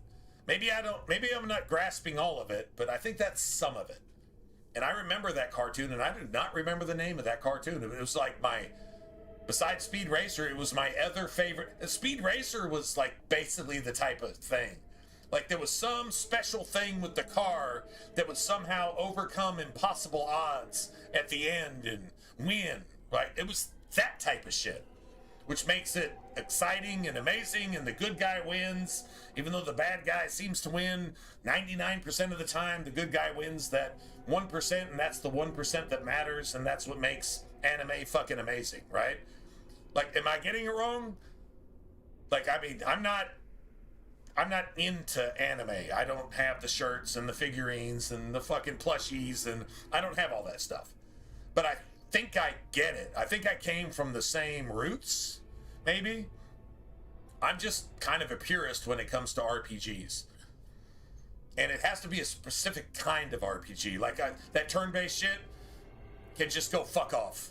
Like, seriously, it could just go fuck off. I have no patience for that. I played D&D when I was a teenager. Dude, I actually literally had one of the original basic D&D starter sets. It was a fucking box with a basic player's manual and a set of fucking cheap-ass... Okay, supposedly they were plastic. These were like cheap-ass wax dice that didn't even have corners on them. And you got a crayon, and you got a couple character sheets, and the character sheets were printed so badly that they were like off center on the paper. And this was your starter Dungeons and Dragons kit. I actually had one of those, and the actual original starters dice that they actually gave you with Dungeons and Dragons. I actually had that. This was in the early 80s. Yeah, they actually had shops in the mall that actually sold nothing but like pewter figurines and tabletop game stuff. And this was like 1980. It was before I could drive, so this was like 1984, 1985, 1983. Yeah, back then. Yeah, seriously, that was. I actually had that shit. The original advanced monster manual, the original advanced player's handbook. I had all that shit. I actually had it, like original copies of this shit, and just lost it over time. And just, oh man, don't judge me, because if I had that now, I'd probably be living in, a 3-story house in a good part of town. I probably would. Not like I'm in a really good part of town, but I'm not living in a 3-story house. That's okay. That's okay. It's all good. I mean, at least I got to experience it. I remember back in the day with Dungeons and Dragons when a basilisk was hand-drawn and it looked stupid in the monster manual. It looks stupid. No, I mean, like, when I say a Medusa and a fucking basilisk, they look stupid. Like, they're just, I'm just kind of making up monster names, but not really. But I just remember, like, it was hand-drawn. It was hand-drawn with basic descriptions, and you just put that shit, and they would actually give you, like, graph paper and suggest that you use graph paper to, kind of map out your dungeons and place certain things certain places. And they had so many hit points, and you had, so much attack based on your hit dice, and this is the basis of video game RPGs. Video game RPGs came from tabletop RPGs. Like, this is where the shit comes from. Video game RPGs or tabletop RPGs come to life. And if they aren't, then they're really shitty video game RPGs. That's why I say Skyrim is not an RPG. Fallout 4 is not an RPG. Cyberpunk is barely an RPG, because it's not even 1/10 of what Mike Pondsmith actually envisioned for his RPG. And he was supposed to have Just fucking line item veto. If it goes in the game, it goes in the game. If it doesn't go in the game, it doesn't go in the game. You know what? You know what the end of Cyberpunk was?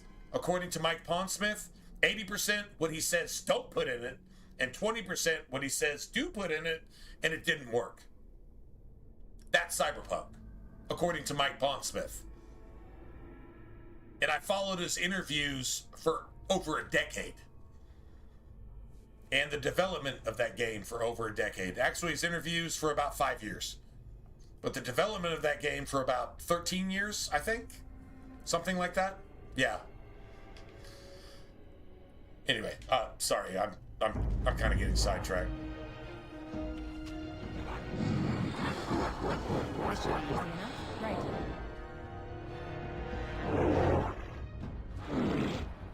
This should be easy enough. Right. As you wish. Let's get started.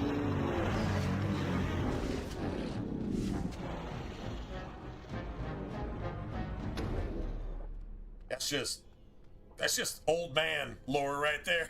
It's just old man.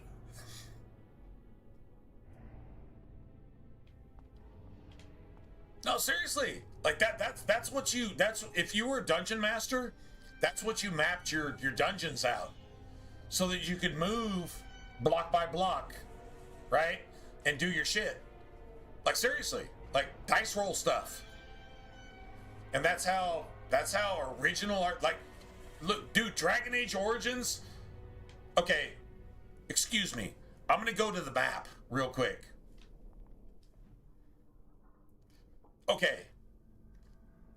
You know what graph paper is, right? Could you please explain to me what this entire fucking dungeon looks like?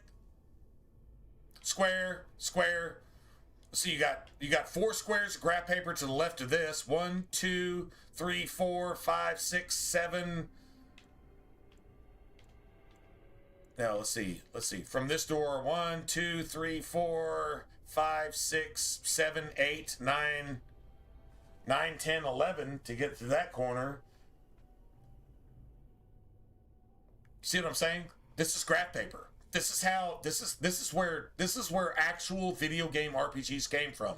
It's turning dice roll games into real-time adventures in third person.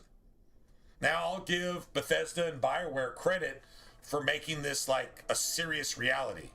And then I'll give everybody else credit for watering that shit down and making it fucking dog shit.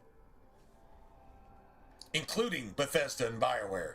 For forfeiting the thing that made them great to do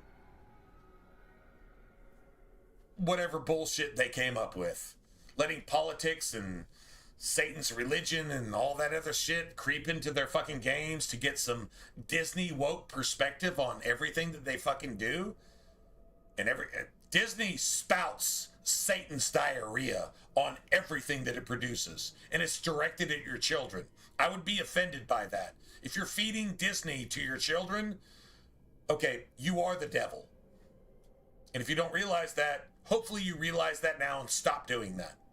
Stop subscribing to that satanic ass fucking woke dude in a dress making drag queens make you think that you should chop your boy's dick off if you have a son. Okay, if you're that far gone, if you were dead, the world would be a better place. So stop giving into that. Just stop. Show some fucking common sense. Your boy is a boy, your girl is a girl, and fuck everything Disney ever does. Ever. Does George Soros actually own Disney? If he doesn't, they're working together. Yeah. True story. If that's offensive, I don't care. I hope that's actually offensive to you. Maybe you'll get it, and if you don't, then I know who the enemy is. Yeah. True story? True story.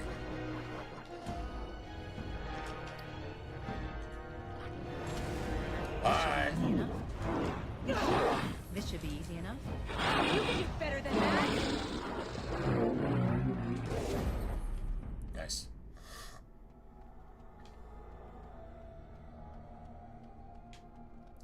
All right, well, that's it. That's just, I mean, we have to do this either now or later, I guess, all these Darkspawn. But we get to do them by ourselves, which is freaking awesome. Alright, so now...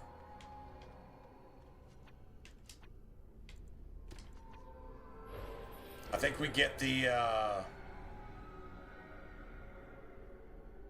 do we get the spirit form here? I think.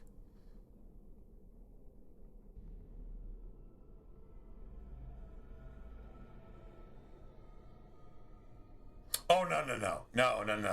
No, I have to disagree with that. I actually followed that.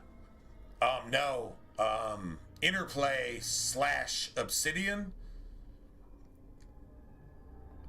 And I have proof. I have proof in what I'm saying. And I'm not defending Bethesda because, I mean, fuck Bethesda with a cactus and their mama's asshole for allowing them to actually exist. So just that's the perspective I'm coming from. No, Obsidian was the villain in that. No, Obsidian was the villain. Obsidian sold all the rights, but then they went and sued Bethesda after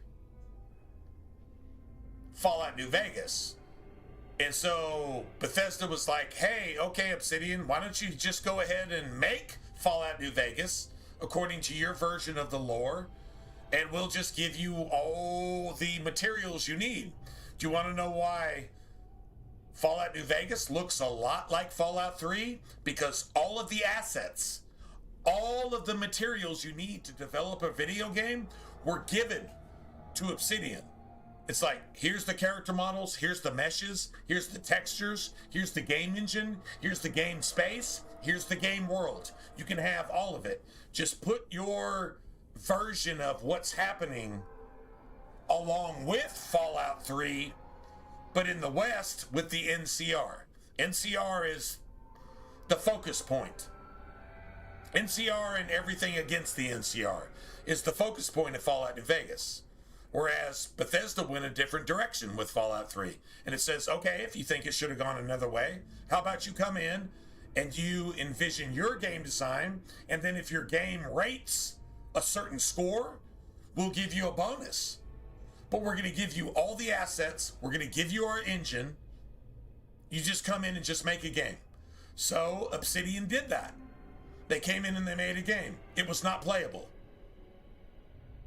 That is the only game I've ever played on an Xbox that would actually not only crash your game, but it would corrupt all of your save files, and save files on it would actually corrupt your hard drive.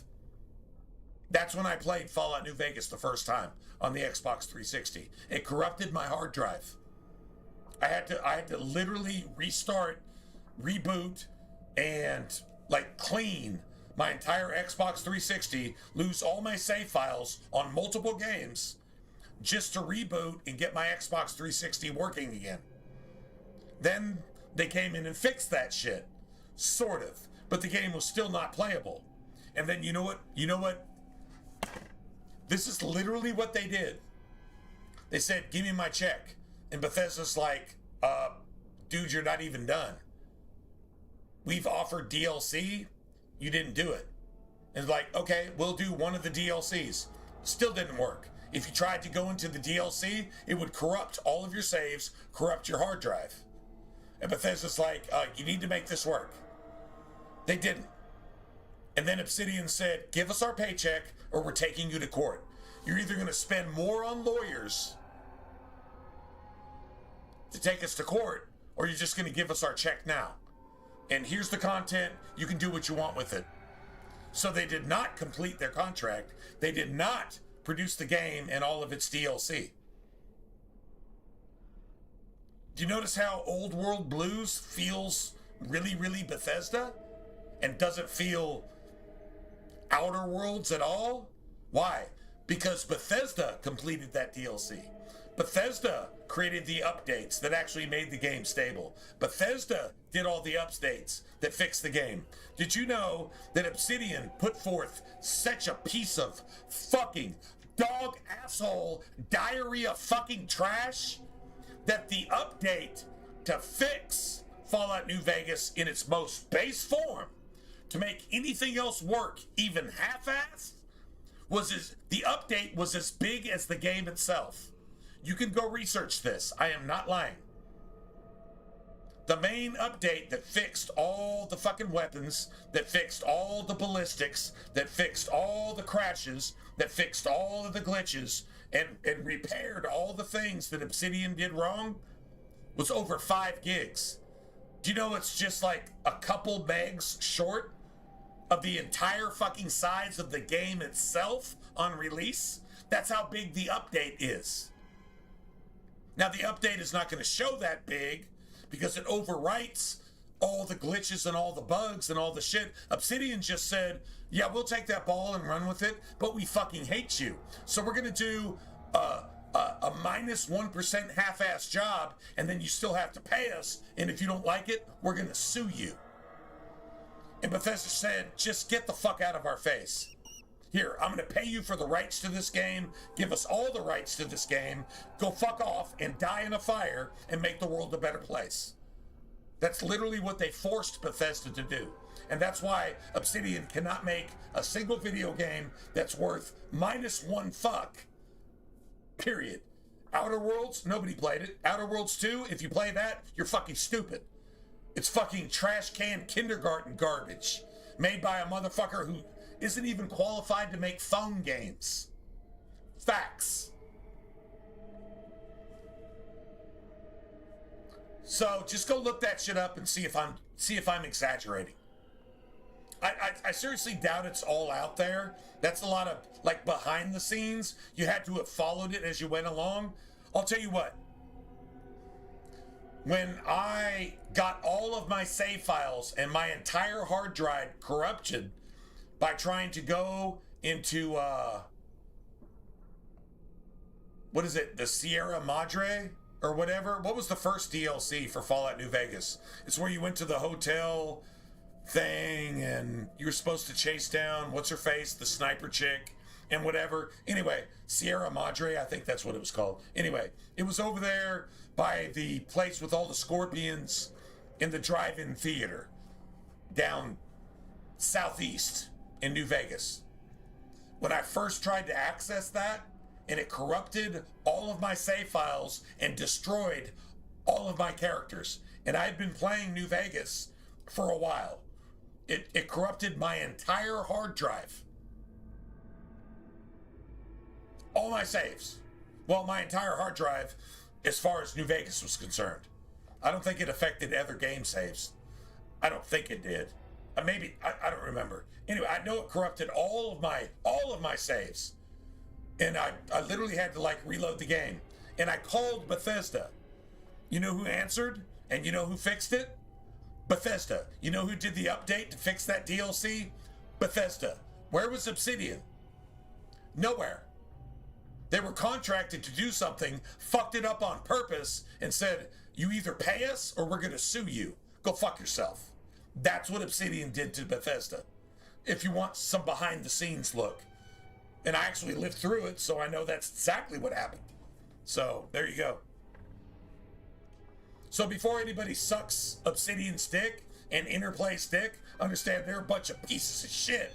And they're making games that they're worth. Their games aren't worth shit because they're not worth shit. And they never were. Their Fallout was a concept. And Bethesda made it work. And Bethesda made it real. And Bethesda made one of the best games ever made in the history of ever. And the gameplay in the game is absolute fucking garbage. The gameplay in Fallout 3 is trash. Even with DLC, it's trash. And it's still one of the best games ever made.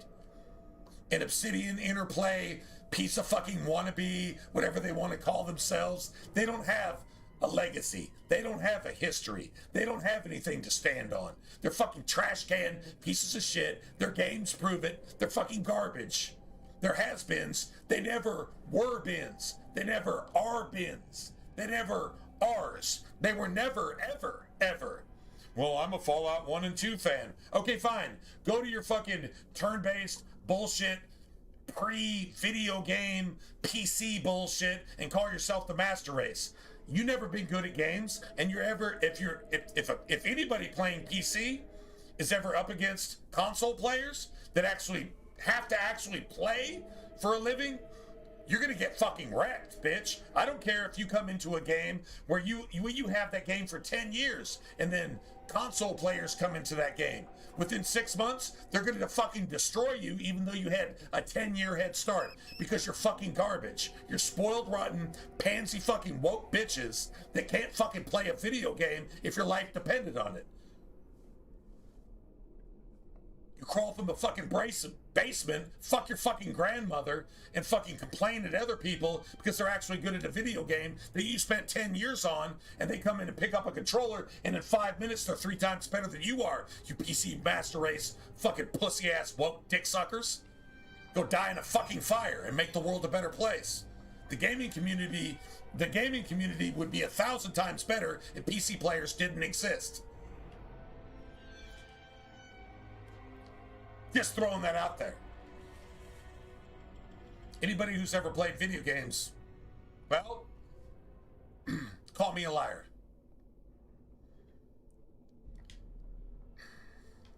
Anyway. Sorry, I just had to go ahead and vent for a second.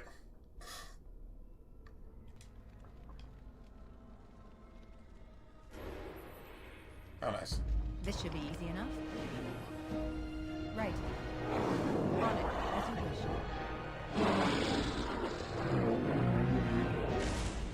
Beautiful. Probably fire right on the... Yeah, I can't go anywhere there. I'm getting hoarse.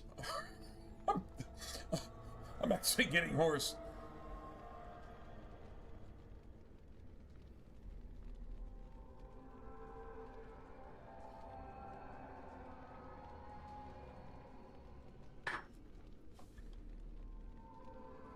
I'm going to give you guys some proof.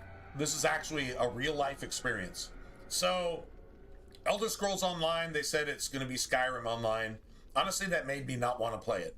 If it's Skyrim Online, that means it's a watered-down fucking non-RPG that everybody has access to, and it's just like fucking Mario Kart or whatever. You know, something you can include your kids in, and you know, there's nothing wrong with kids. Kids are the best thing. The kids are the best of us. I get that. But if it's supposed to be like a mature RPG type of thing, sorry man, accessibility to everybody that even if they can't play, they can still play. That means if you can play, then it's nerfed against you. And so you're supposed to like compete with these players or even play with these players. And I experienced that a lot in ESO. People that had no idea what an RPG was about. They came in with a tank.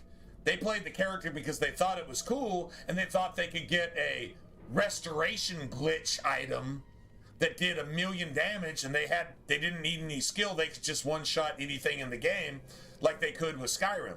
Well, actually, no, ESO is actually an MMO, and you actually have to be able to build the character, and you actually have to understand RPG mechanics and party mechanics. So all the Skyrim fans said, oh, this game sucks because I'm woke and it makes me actually have to be a good person, and I hate it. This game is Satan because it's Jesus, and I hate it because I am Satan, and I fucking hate Jesus. Like, literally, that's what everybody did. Do y'all remember when that happened? Well, ESO is still around because apparently sane minds and intelligent minds and actual gaming prevails over pieces of shit who are just fucking woke as fuck, and they just come in with their reviews because their opinion is worse than fucking dog diarrhea, and they're not worth anything as a human being in gaming or as a person or in real life or anything. If they died in the fire, the world would be a better place. Oh, you can't say that. Well, if they actually died in a fire, the world would actually be a better place. Like Hitler. Or like pretty much any woke person alive today. Or anybody promoting communism, or I'd say about 42% of the American government and about 78% of the UK government. If they died in a fire, the world would be a better place. And you wouldn't have people coming in being paid to come in with taxpayers' dollars to fucking rape your children in front of you, and if you do anything about it, then you go to jail. Yeah, see, these motherfuckers need to die in a fire so that the world is a better place. Well, the world is as it is because that's the way it's supposed to be. That's the way the Bible said it was going to be. And so if it wasn't like this, then the Bible would be a liar. Anyway, I'm just getting off point. Going back to what I was saying, actually, that kind of says it all, to be honest. Not gonna lie. Oh, that actually, damn. Never mind. I'm just gonna stop it right there. True story. Cursed creatures! Oh, shit.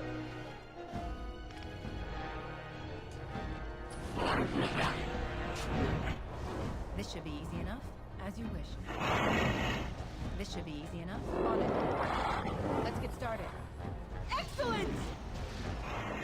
Yeah. On your guard! Excellent!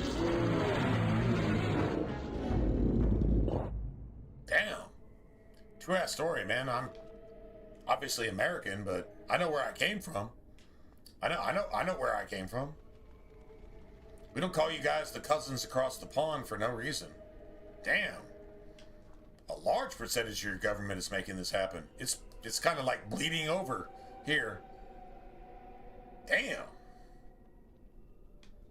But it's the way it's supposed to be, but I mean, seeing it, actually seeing like prophecy come to pass in front of your face, that's got to be like, that's going to be like hearing the trumpet. You know what hearing a trumpet is? It means you're in a guarded city, although we're living in cities without walls. If you're in the UK, you're in a city without walls. Hell, if you're in Norway, you're in a city without walls. I'm in America. I'm in a nation, a city without walls. And you actually lay down the welcoming mat and tell your enemies to come in and fuck with your kids and your wives and your husbands and murder and rape and terrorize and fucking assault and swing machetes around and do all that shit. And if you have any problem with it, you go to jail. Like, you're actually, like, this is something we're living here. I know Twitter isn't making all that shit up. Like, this is a thing. These are the locusts actually devouring your quality of life. Your money, your society, your peace of mind, your spirituality, your morality, your ethics. They're anything you want to do, you can't do. Anything they want to do, they can do, no matter how illegal, no matter how atrocious it is. And you're actually having to suffer. You're actually having to allow the locust to come in and eat up your fields in front of your face, stripping the bark off the trees, stripping the innocence from your children, stripping the sanctity from your wives, stripping the masculinity from your husbands. I'm like seeing some shit right now going on in some of America's major cities and basically in the UK and Ireland in general, from these motherfuckers that your government brought in on your taxpayer dollar.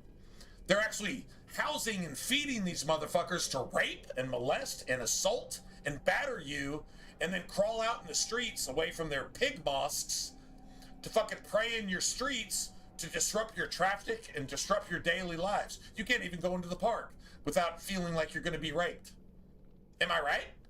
Is this not going on? If this is completely imaginary, let me know. But if this is actually going on, then, bro, like, this has never been heard of before. This is worse than Sodom and Gomorrah. And God destroyed Sodom and Gomorrah because there wasn't one righteous person in it. If you don't have any men that are willing to just throw some incendiary grenades into this shit and just be willing to just take care of it, then there's a problem. I mean, men have to be men at some point. You can't let your kids and your women suffer this shit. And if you're suffering this shit, well, you're supposed to. You're a man. Deal with it. Or don't. And be a bitch. Like, come on, bro. I don't know. That's pretty weird.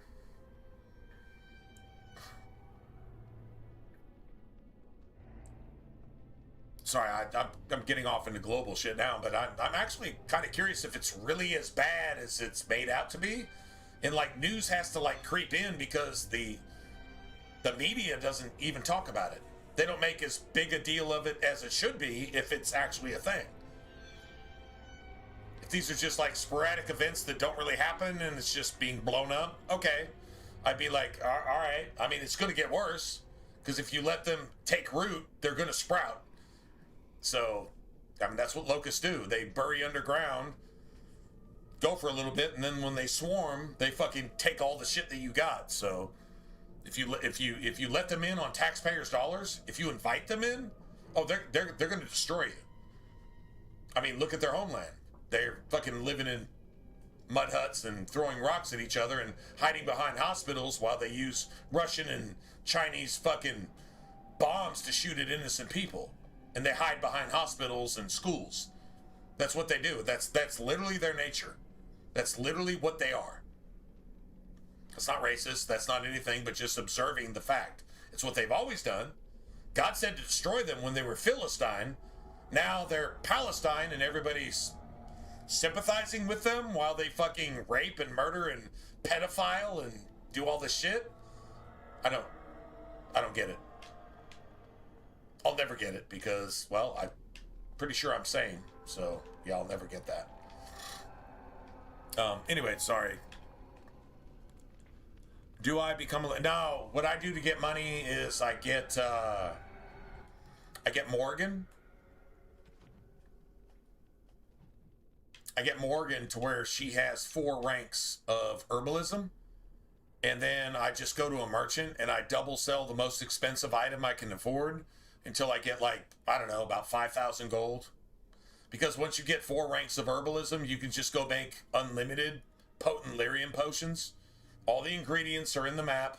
You can go get all the ingredients and you can spend 8 hours getting rich, or you could just get to where you can spend 8 hours getting rich. And then I just go to probably Bodan or the nearest merchant and I just double sell the most expensive item I have until I get like a couple thousand sovereigns. It's the same thing. I mean, like seriously. I know what you're talking about, delirium smuggler in the circle. I don't even bother.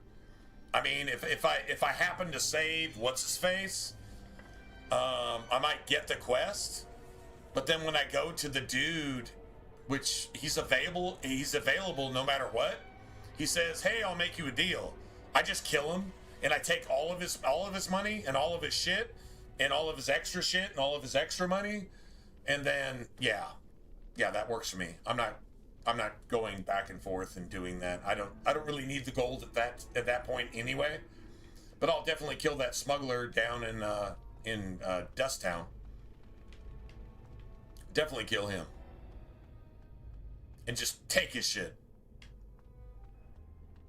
You're a criminal. I can use your money for a lot better things than whatever you're using it for.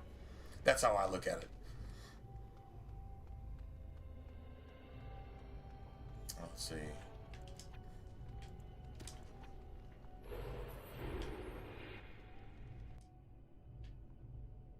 Oh, nice.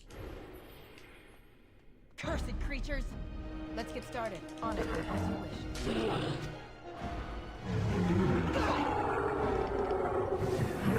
On it. Let's get started. Next, as you wish.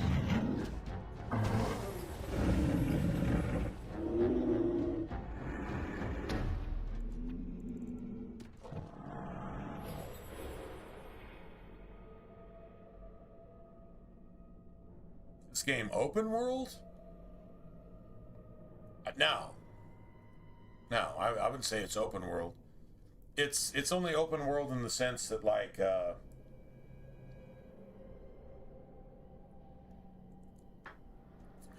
Mass Effect 1, 2, 3, Dragon Age 2. So no, it's not open world. Like, I mean, you can tell by the map. I mean, here's the map. Like, it's not open world. Like, there's definitely a set. It's dungeon based. Like an RPG is supposed to be. I mean, it doesn't have to be that.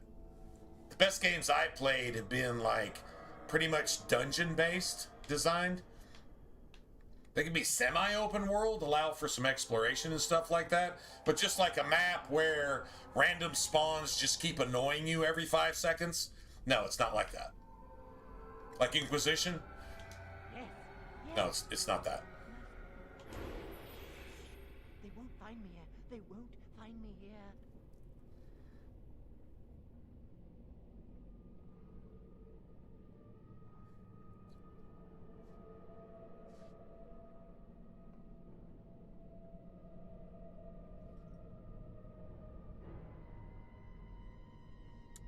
Oh yeah, buying lots of lyrium dust and making the lyrium potions. I don't bother because it takes hours. It takes hours to make the money you want. I like to have about probably between 12 and 1,500 sovereigns. I like to have that at some point, just to get whatever you want, so you don't have to mess with it anymore. What I do is technically I do that, but I don't. I just get Morgan to where she could do that, and then I kind of cut a corner and I just say, okay, as long as I can do that, I could spend 8 hours on that, or I could just get my money in like 30 minutes and not stress the game so much by loading and unloading and going here and, you know, doing a bunch of shit at like kind of out of whack. I just get to the point where I can do that. So I will spend those points on Morgan. I think she gets the last one at level 13. And then once she's got that, I can go to a merchant and I can, you know, hopefully if I got enough money, I can buy something expensive and just double sell it and just build up my money and just, you know, get whatever I want and then go on a shopping spree, which is actually fun because you kind of work towards it and then you actually get to the point where you can actually do it. But I don't do the lyrium selling, like going and getting lyrium dust here, flask there, some particular like potion ingredient here, and then making them and then selling them here and then doing the same and then selling them here and then doing the same and just doing that over and over and over again. It takes hours. With the loading screens, it takes forever. I don't even bother. I just get to the point where I can do it, and then I just make it quick.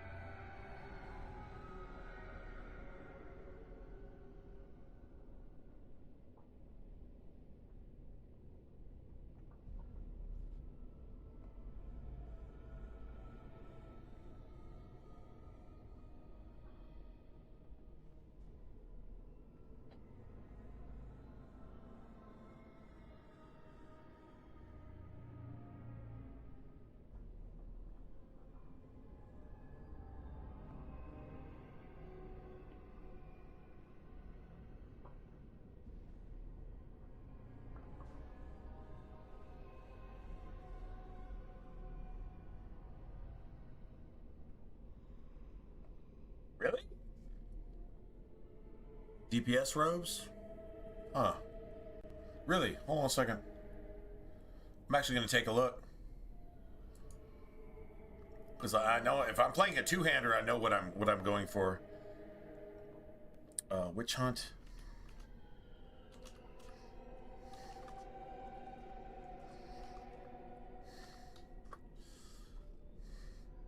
Vestments of the Seer. Let me see. What do they give you?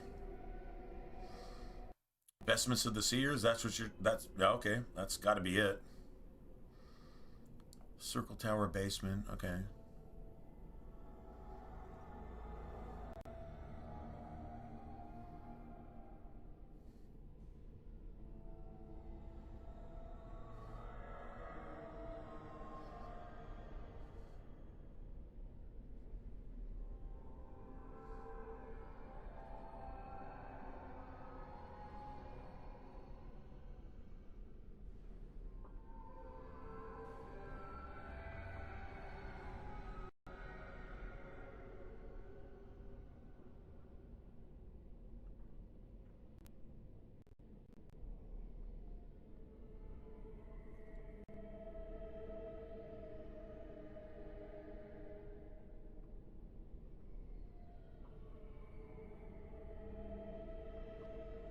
Alright, let me go to cloth chest. I'm not seeing any stats on them.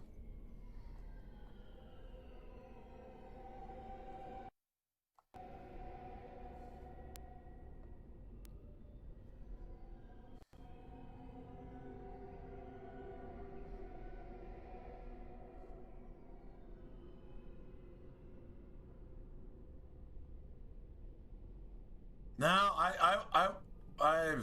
I can't agree with that. I can't agree with that one. Hold on.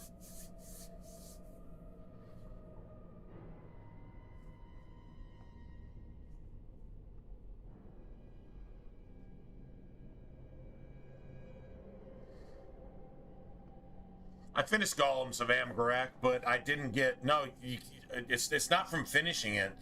It's from getting all the you got to get all the codex. It's an achievement for getting all the codex, and I missed like one or two. But I've got you get a mace and you get the belt. I'll show you the belt. The belt is the one that I'm wearing right now. You get this belt right here, which is amazing for a blood mage, right? And then you get a mace, and then yeah, you get, what did you say, an amulet? Yeah, you get an amulet for a rogue. This belt is stupid for a fucking blood mage. Like this is the be all end all. Like there's nothing better than this. Those robes, sorry man. Oh yeah, I mean, oh yeah, that would be sick to start the game. No, absolutely. Along with this belt from Golems of Amber, yeah, that would be sick. But later, I mean, I would go for the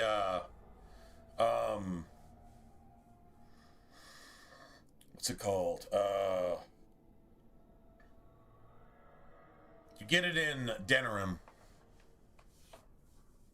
They're amazing, they're amazing mage gear, but they give you like a shit ton of constitution, and like it's like magic and constitution or something.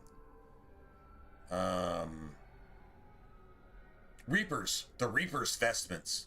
The Reaper's vestments, that's your true DPS for a blood mage. Now, but the Seer's robes, what you're talking about, those sound good if you're not playing a blood mage. They actually do sound pretty good.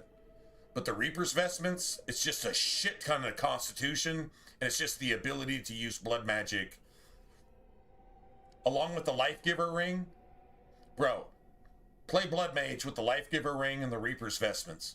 Okay, maybe it's not adding just a couple points to your magic or this or that or blah, blah, blah, but it's allowing you to cast some goddamn spells and do some shit. Like keeping all your buffs and doing all your things. And then, don't get me started on the Staff of the Magister Lord, which gives you like 6 more spell power and 6 more like willpower and like so much more magic and like stupid. Dude, it's fucking stupid at that point. Like, it's really ridiculous. No, I would agree with you based on the stats that I saw. If you were not playing a blood mage, if you were playing just a regular mana mage and just relying on just, you know, like just potions or whatever. But I mean, Blood Wound is the shit. Like, Blood Wound is the be-all, end-all. It's the ability to paralyze and destroy an entire mob of enemies and slap some spells on top of it while your companions go in completely unscathed by Blood Wound and just finish everybody off. Yeah, it's pretty sick. I mean, if you're gonna do mage, why wouldn't you do blood mage? I mean, just be a blood mage that kills all the other blood mages because it's the right thing to do. Just fight fire with fire. Be the anti-hero. Like, what's more amazing than that? That's why I keep trying to make a blood mage work in Dragon Age 2. It just fails miserably because it's so nerfed. But in Origins, it's not nerfed at all. Like, this is the shit. So, I mean, true story. Darkspawn approach. Watch for their blood. No! Nice. On it. Let's get started. As you wish.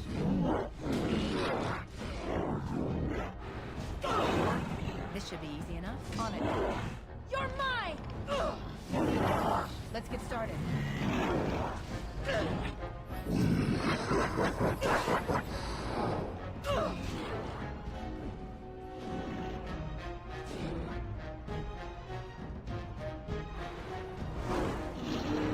Let's get started. They're gone. You did it. You killed them. But not all. Their leaders are behind the unbreakable. No. In Dragon Age Origins, none of the blood magic stuff stacks. And now I wake.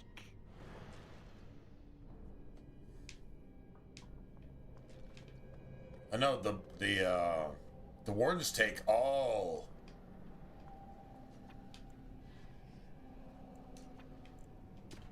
allies, regardless. All right, so this is the first of these. Hold on. Let me where's my pen? All right, hold on a second. So we got willpower. So we got 20, let's see, what is it? 4, 12, 14, 16. 21. We got 21 points. 20 more points to get. Nice.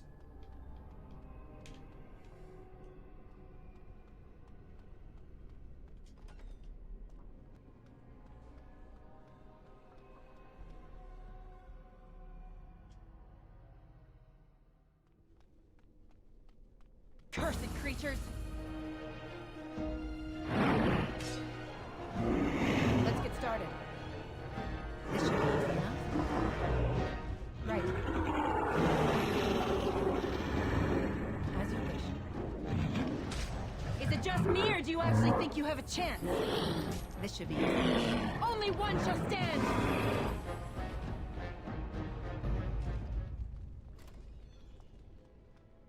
We got more fire. Alright, so I think we got all the darkspawn that we can actually...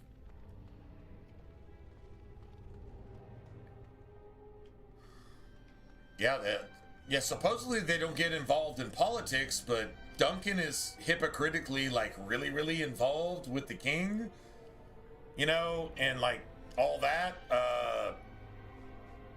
I mean, every time you have rules, people skirt the rules. So, like, you can't say, well, the rules are this, so nobody can do that. No, the rules are this, and people were going to do that anyway, right? If you're at work and the rules say this, but your job actually dictates that you do that every once in a while, just because that's how things go, and the rules don't cover everything, so you have to break the rules to make shit work the way it's supposed to work. Guess what? The rules don't fucking matter at that point, right? So Duncan definitely proves that. Just, okay, yeah, the wardens don't get involved with politics. The wardens don't get involved in political matters. The wardens are only against the blight. But yet you're dealing with politicians and you're getting involved in politics and you're serving the fucking king directly, and anything he says goes. Anything the wardens say should go, and it should override politics. is what the Warden's Creed dictates. But what you see is the politics dictate what the Wardens do, and the Wardens answer to the king. So that's contradictory. That doesn't add up. That the one plus 3 doesn't make -2, and 1 plus 2 doesn't make 8, and it just doesn't work like that. And the world never works like that. So just throwing that out there. All right, so now we go back here, and then we go to the main area. Then we're going to go to the right, and then I think we go down to the bottom right, and then we go back to the first, and then I think we go back to one of these other ones, and then we go to the last one. Anyway, I'm pretty sure that's how that goes.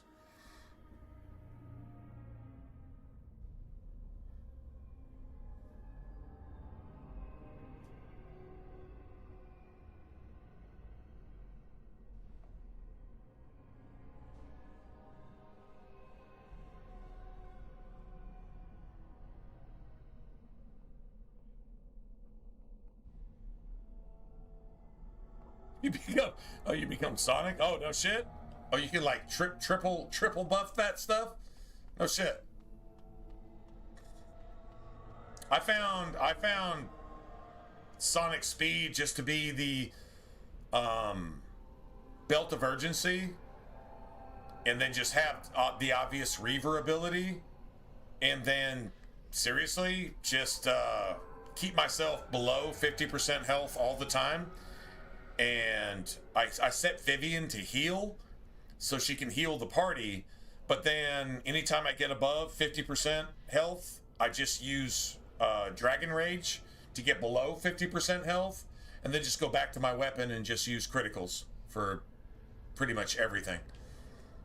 And I found that's about as fast as I've ever gotten, unless I'm using sword and board, and then I use the same technique, but then I'm just like twice as fast. So that's my experience with that.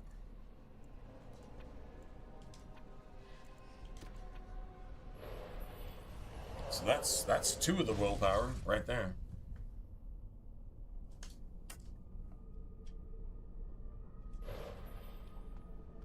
Nice.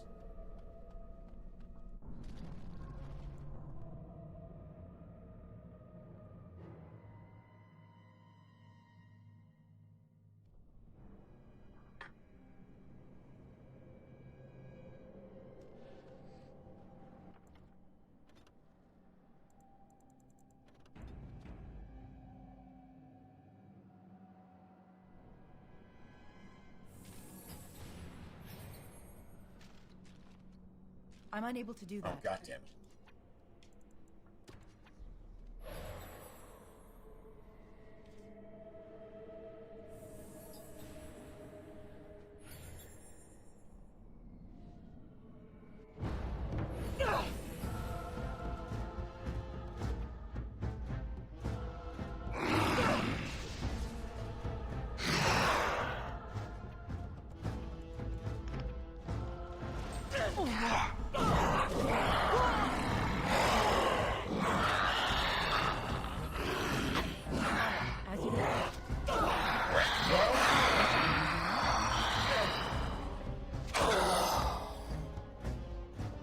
Dude, like I said, just put everything you have into magic. Dude, you can like 2-shot a fucking boss.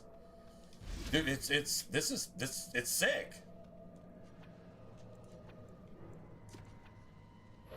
That's 3 of the 4. That's literally 3 of the 4 willpower. There's only one more. I think it's like in the second to last area, if I remember right.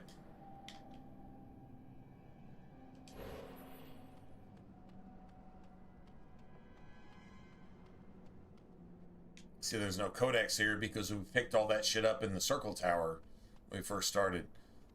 Even these roots look like that could be like a Dark Souls sword and legs and an arm and a furious fucking something.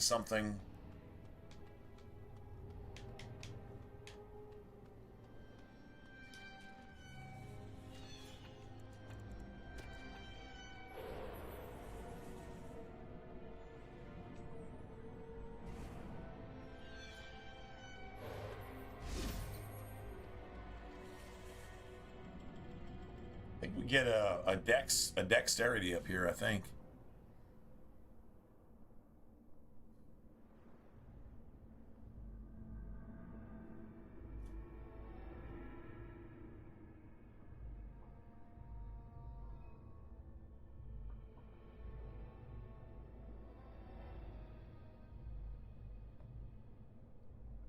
Oh, it gives a speed increase being rezzed? Really? Huh, I don't remember that. Oh, okay. I mean, that sounds just fun as fuck, right? So even a two-hander can just be like completely relevant, right? Because two-hander, I mean, even if you're fast, you're still slow, right? So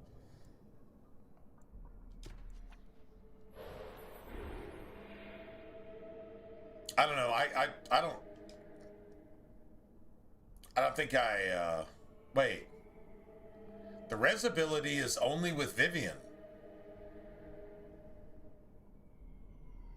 Right? No, wait. No, I guess it's in the spirit tree, isn't it? I guess it actually is, isn't it? Yeah, even Dorian can have it, and so on and so forth. I could run with Vivian and Dorian. Can you run with like Vivian and Dorian and have like I've actually, come to think of it, I think I've had Solus even running that. But I try to drop Solus off as soon as possible. I'd rather run with Dorian. But you could run with like Dorian and Vivian and still have that that necromancer debuff. And still have the res from both. And do the Reaver thing as a two-hander. It's still better with a sword and board though, right? I mean, sword and board is just twice as fast. It really is twice as fast. I mean, I don't think there's any other way to look at it. Yeah, rest from the spiritual. No, I got you.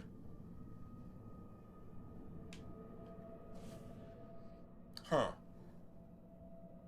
I didn't realize there was like a speed buff from that. I think I usually just relied on Vivian for the res if it was necessary. Didn't come into play that often. I mean, you know, every once in a while, but I mean, like, I didn't notice like a supreme speed buff, stupid speed buff.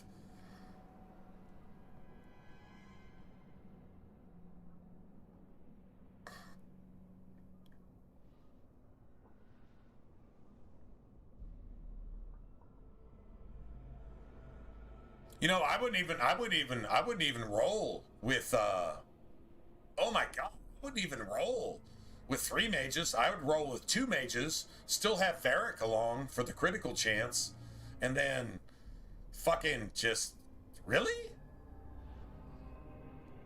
I mean, that means you have to die a lot, right? I mean, you literally have to die a lot. But I mean, it would almost be preferable to have like Solus and what's his face, and just leave Vivian. I mean, I don't know. Vivian gives you that health regen. She gives you that mana boost. She gives you all that extra bullshit. No, I got you. I need to go look at that, because that sounds like an amazing way to play the sword and board a different way. Like, sword and board is about the most fun I've ever had in Inquisition. So if you're saying there's a way to make it even faster, but you have to res though. That's the thing. I mean, you have to literally. So what are you going to use? Dragon Rage until you're dead? You're going to kill yourself with Dragon Rage just to force yourself into a res situation to make sure that shit kicks in? I mean, that makes sense. Just kill yourself to do more damage. That's the most Reaver shit that I've ever heard in my life. I've never actually heard this build concept once ever. So, like, kudos to you.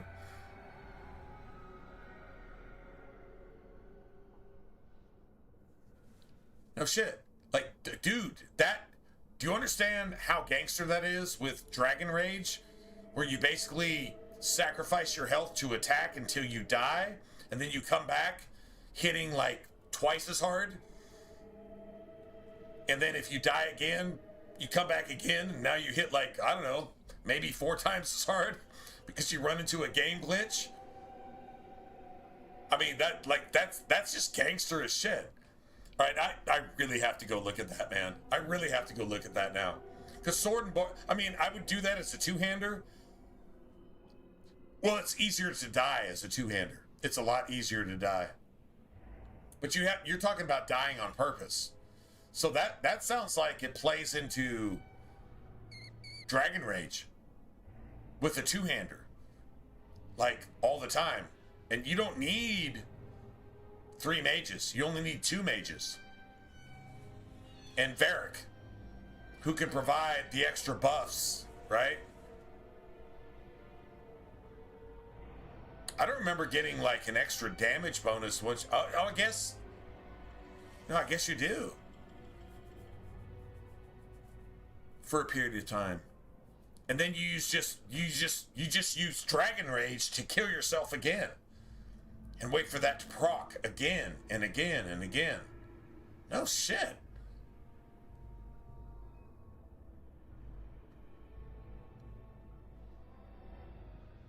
I don't know if anybody's ever done that actual build. I've never seen it. I mean, I gotta go look at it now. Yeah, I totally gotta go look at it. Because I could see still using Varric, but using 2 mages. And even if the proc, like, both mages do it at the same time every once in a while, that's gonna happen. Right? But if you actually had that proc and you had Dragon Rage with a two-hander, which is a much, well, it's a stronger weapon than a one-hander. Not much, but it's a stronger weapon than a one-hander, and you would die more easily. So each time you get rezzed, you don't have injuries in Inquisition. So like you got, oh shit.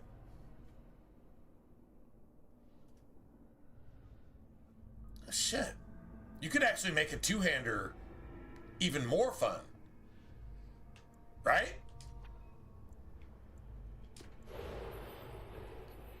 But you could make like a sword and board just, okay, bro, like literally you're a hamster on crack. Like that would even be more fun. But if you say there's a damage bonus, I would rather go offense than defense. Just sword and board is just faster.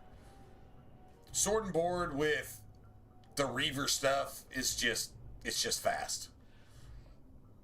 But if you could do that even faster?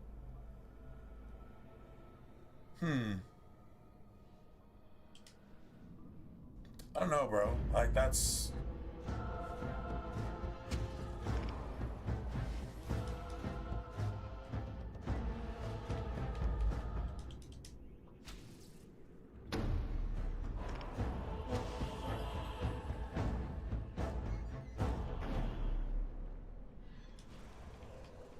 Got Dex.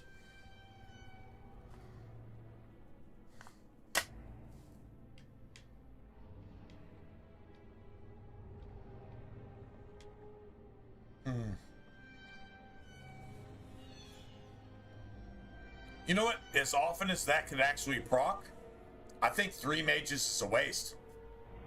I think you could actually play through the game with your warrior, rogue, mage combo and still do the exact same thing. I can't see 3 mages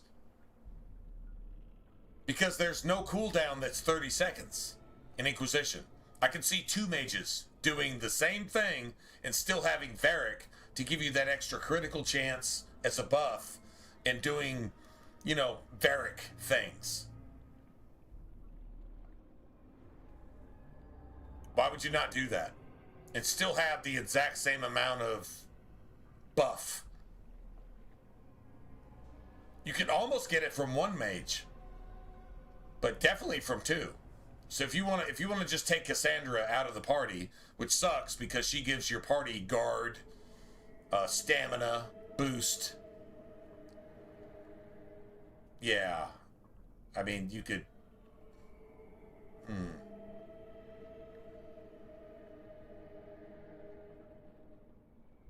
I don't think it's 30 seconds, though. I really don't think it's 30 seconds. I know the spirit tree because I've given that to my mages. It's definitely something you give Vivian because, just because. Revive when it needs to happen, and then you give her spirit tree. And then I guess... Maybe I've always had that, actually. Maybe I've always had that, because if I'm using Vivian, I'm probably using, what's his name? Dorian. I'm probably using Dorian, too. I mean, fuck Solus. Solus is just such a piece of shit. I mean, you bring in Dorian, and Dorian just, he can do his, you know, buff, debuff stuff. Yeah, I've just been concentrating on the wrong tree, though. Like, that just sounds like a legit go-to thing.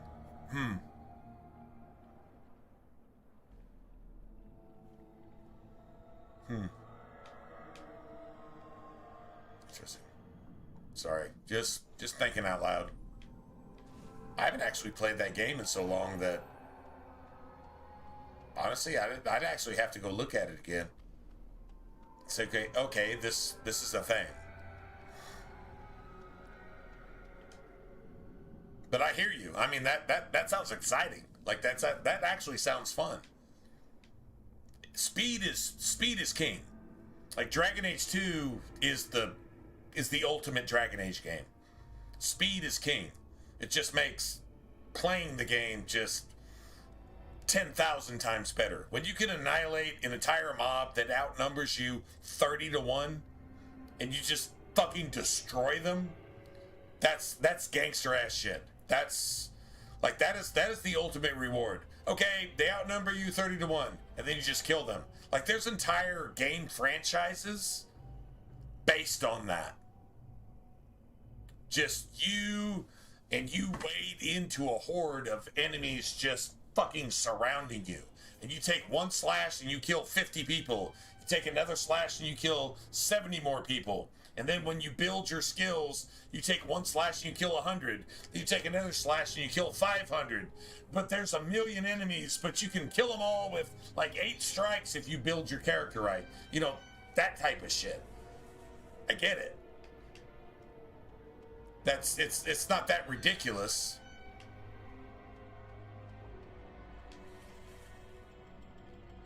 It's not that ridiculous in Dragon Age, but it's definitely that type of thing.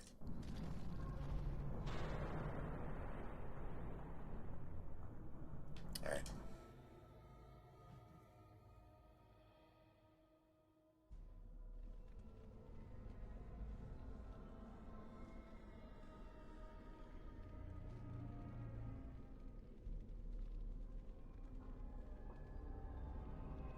Dorian and Vivi makes sense, but Iron Bull, why the fuck would you do that? Makes no sense. Iron Bull does nothing for you. Absolutely, literally nothing. Why would you? I mean, I guess it's just shits and giggles. Okay, I guess. I mean, Cassandra is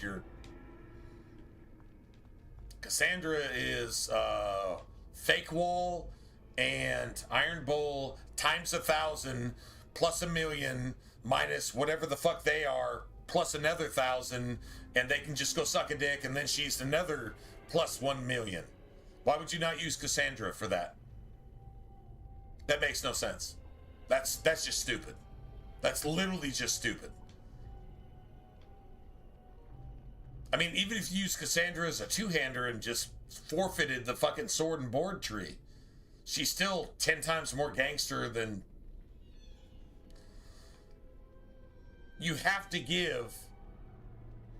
literally have to give Iron Bull a sword and board to make him useful on Nightmare. And that's if you're not using Friendly Fire. And if you're not using Friendly Fire, go play fucking Mario Kart. Like, this doesn't even make sense. Like, why would... Okay, well, I would never do that, ever, on any, just ever, just period, end of conversation. Unless I'm expecting to res Iron Bull to just die again. I mean, honestly, you can get Cassandra to do as much damage as Iron Bull and be 10,000 times more tanky than, well, everybody else in the video game put together. Sorry, so that's just fucking stupid. That's not a video I'm gonna go watch.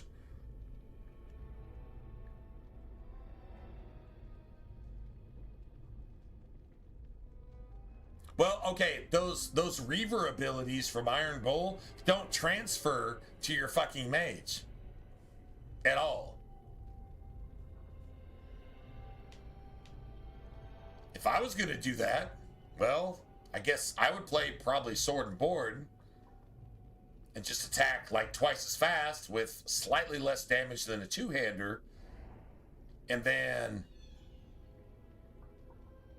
get all those speed bonuses.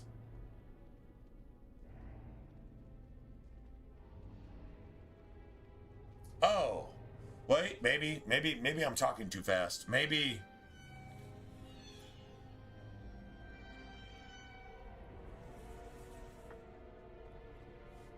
as a mage you're trying to die? Sorry, man. Belt of haste, belt of urgency doesn't count towards a mage. It only counts towards Iron Bull, so you're trying to get him to die more often and just get him constantly rezzed, where you're not being rezzed at all, so you're just playing a mage?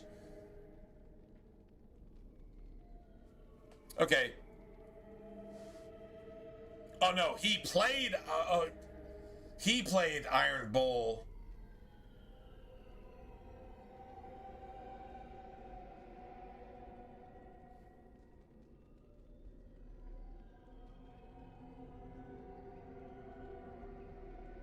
He got the Inquisitor to be a mage, so he got 3 mages.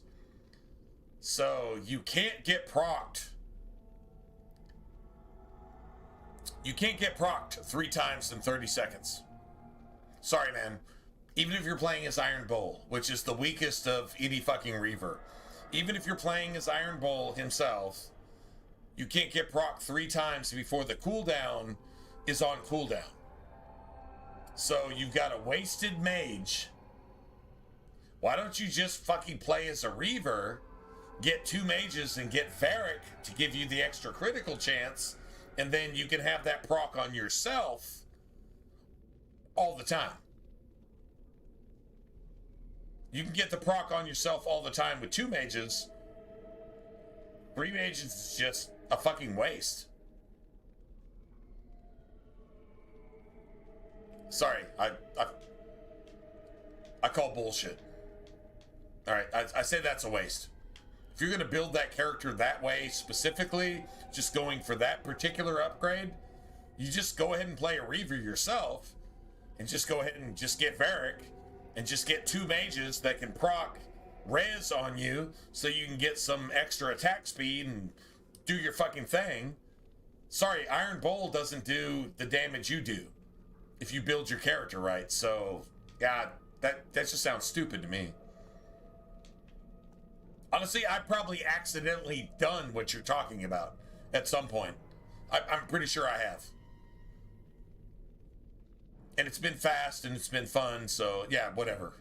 You know what? Yeah, I'm not impressed.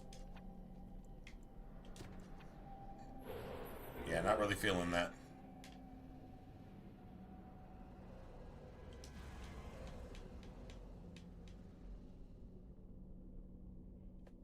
One cunning. So we're gonna get 5 cunning. Right, I'll go check it out. He said, what's his fucking name? He named himself after an Inquisition boss. Kiss Herseg. Okay, that's an Inquisition boss. All right, well, I'll go check it out. See what he's playing and see what he's cherry picking and see what he's trying to blow up and make it seem like it's something that it's not.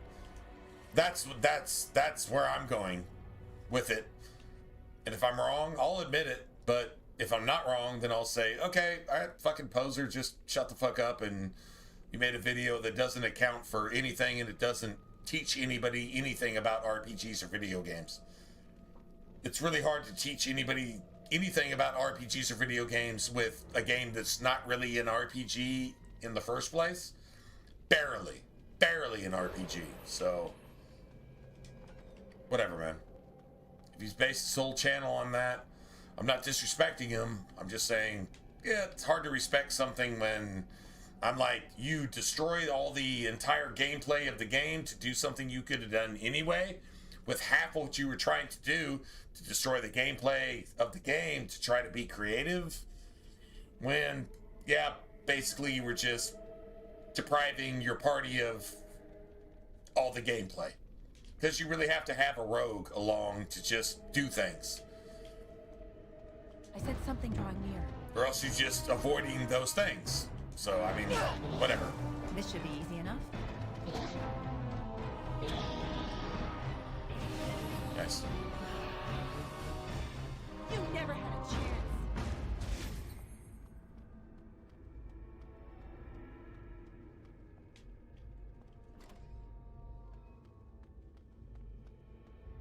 Nice.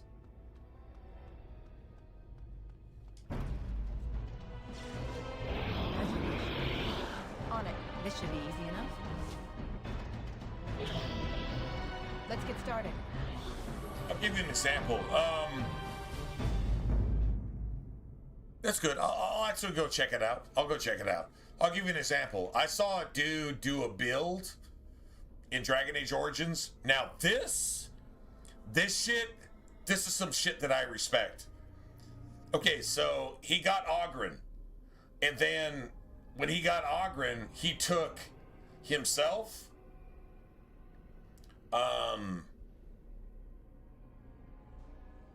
when he was playing a mage, he took himself, Wynn, and Morgan, and he made them all blood mages, right? And then he took Oghren and he turned Oghren into a blood puppet. So if you needed to heal as a blood mage, Oghren was your blood slave. But everybody, their tactics were to set a force field on Oghren, and Oghren's only fucking tactic was to heal himself if necessary, and and everybody else was to place a fucking force field on Oghren. And all the blood mages, if your health got below a certain percent, you used Oghren as a blood puppet. So literally Oghren was your blood puppet, and they gave Oghren like max fucking constitution. Like seriously, max constitution, and everybody kept the force field on him the entire time, and Oghren's only job was to basically cast taunt. And then you could drop nukes on Oghren. You could like hit him with chain lightning. You could hit him with every single fucking spell you've got. And any enemy drawn towards Oghren was destroyed, and Oghren was invincible the entire time, and you were using Oghren as a blood puppet. That is the most creative build I've ever seen in this game. Now that is some gangster shit. Like, I mean, dude, like the blood mages clearing the game with a blood puppet that they can just sacrifice for health at will, but they keep him alive with force fields while they heal him. Like, you even got one or two of your mages saying if Oghren is below such and such a health, go ahead and hit him with regeneration, right? To keep him alive so you can use him as a blood slave through the entire game. Now that was some gangster shit. That's creative. Just getting fast when you can get fast anyway? Yeah, not really feeling that, man. Sorry.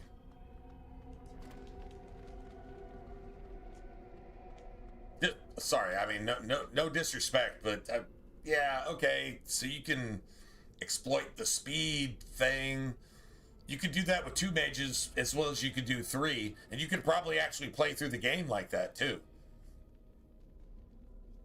Honestly, and it would actually probably be a lot of fun. So that actually gives me an idea, but I'm just taking 3 mages so you can stay fast all the time. Guess what? You can stay fast all the time with 2 mages and do the exact same thing, but still play the game better and be able to, like, disarm locks and open doors and shit like that. You know what I'm saying? Like, yeah, I don't know.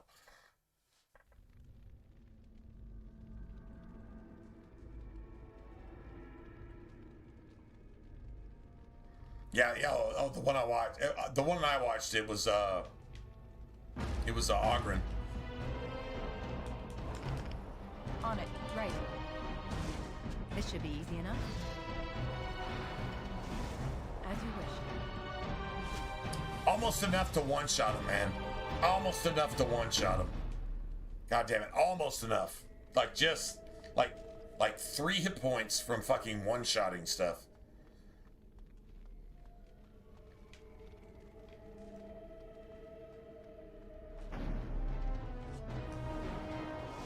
This should be easy enough.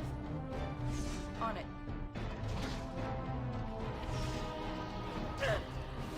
Right, as you wish.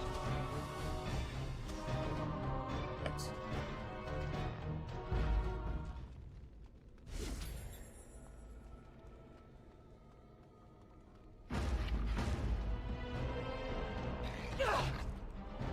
Let's get started.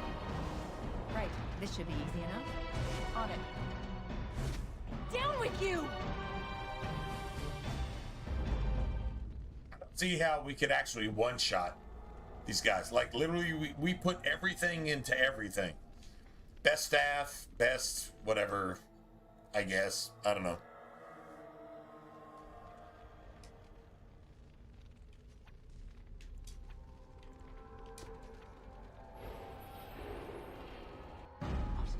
Control anger. It bubbles. It burns. You must die. So yeah, I could probably do this. I could have one-shotted all of that shit with this.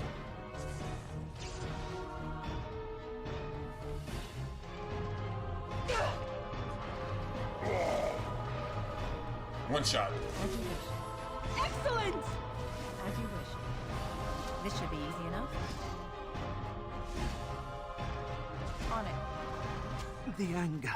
Nice. Fading. I am free. Take Ragos' power. Use it and burn him. Burn them all. He guards Sloth. He bars the way. You must destroy the door. Other dreamers. Other powers. Only way.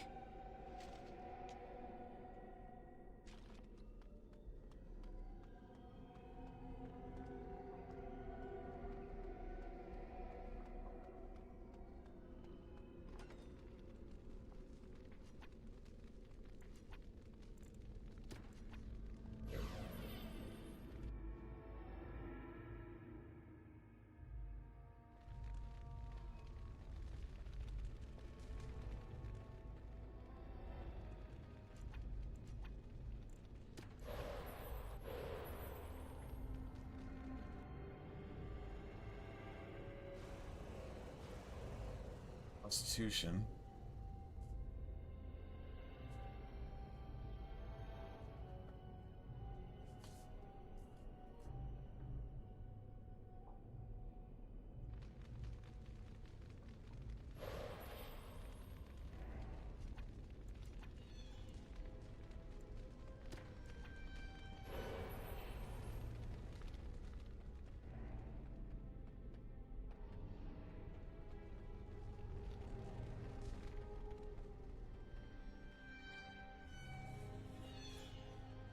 Massive door, so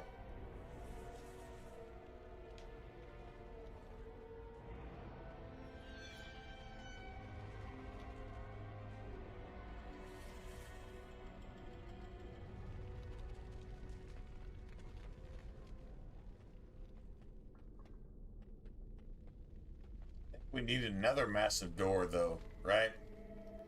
think. Yeah, another massive door. Alright, so... Well, we can't do a... this has a massive door. This has a massive door, so we have to go here. It's just under. What time is it? What's going on? 4 in the morning. Oh, shit.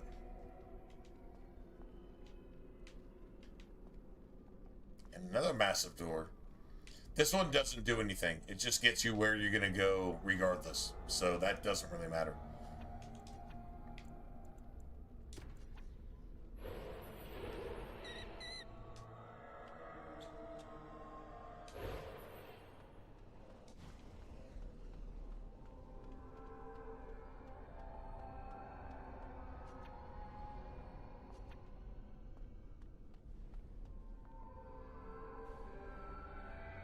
Is that strength?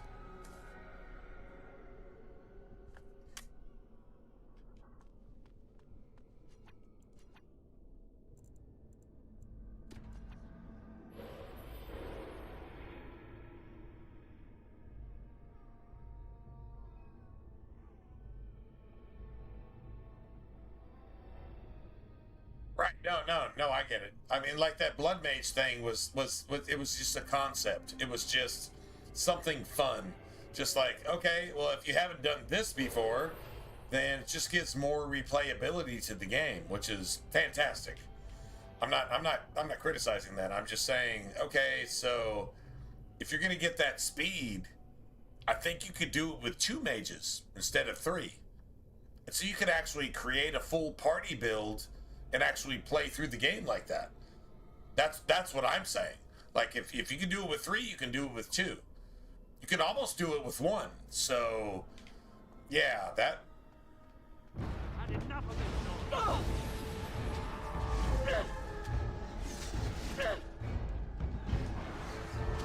Right, this should be easy enough.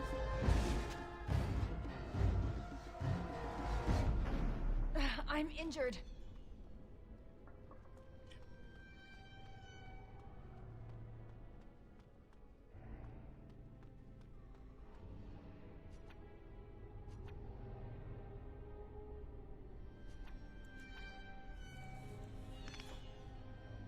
All set. Get wrecked, bitch.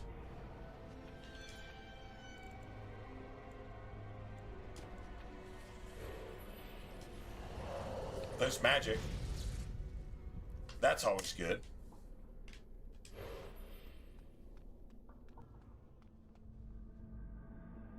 I'm gonna go ahead and save.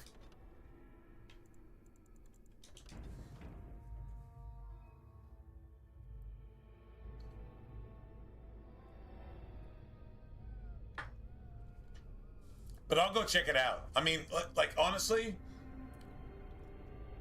if somebody is going to spend time to, like, try to, like, dig into the game and make some shit, like, entertaining and just say, okay, I can have fun with this. I can actually do some shit. Let me go ahead and capitalize on this. The same thing I was talking about with that, like, entire blood mage build, which is, like, everybody's a blood mage. Win, Morgan, you as a character, and you're using some tank for your fucking blood puppet. Like, that's the same type of thing as using a bunch of mages to just make you fast all the time. Honestly, I think that... Okay, I respect that. I mean, like, that's a different take, and it's like, okay, man, this is like fun. This actually works. Okay, I think you could actually make a viable build out of that. And just say, okay, just get 2 mages and give yourself a rogue to, you know, do shit like locks and stuff like that. And you could actually play as, like, the tank and actually make that shit work. Know what I'm saying? And still make it work the same way. Which makes me wonder if I've actually done that accidentally at some point. Because usually when I'm playing a warrior, I've got Varric and I've got 2 mages. Or sometimes I've got Cassandra Varric and I'm playing Reaver, which is DPS, and then I've just got Vivian just doing shit. But having two mages the entire time and playing sword and board and just taking Cassandra out of the picture entirely, I think you could still roll with Varric and actually get the same result. So I want to go look at it. I'm going to go look at it and just see what happens, to be honest. We can't trust anybody, especially each other. We can't trust anybody, especially each other. Oh, the solution is simple. We kill everybody, including each other. Warden senses tingling. Right?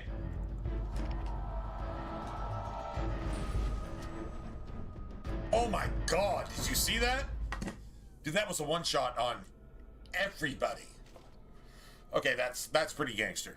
If you're gonna play mage, you just want to just kill all the other mages instantly. Okay, well, whatever mana you got, you're dead. Works for me, man. I'm totally cool with that. Oh yeah, there's no blood magic at all. That so sucks, man.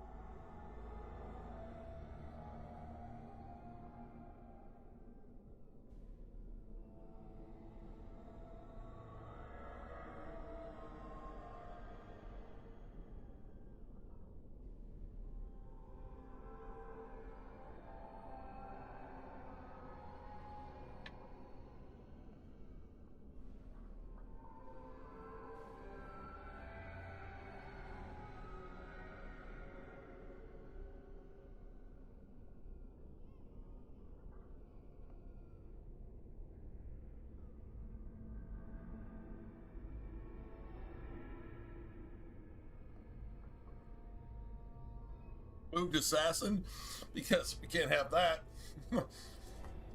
Okay, so let's just be honest. This is Dragon Age, right? What started everything.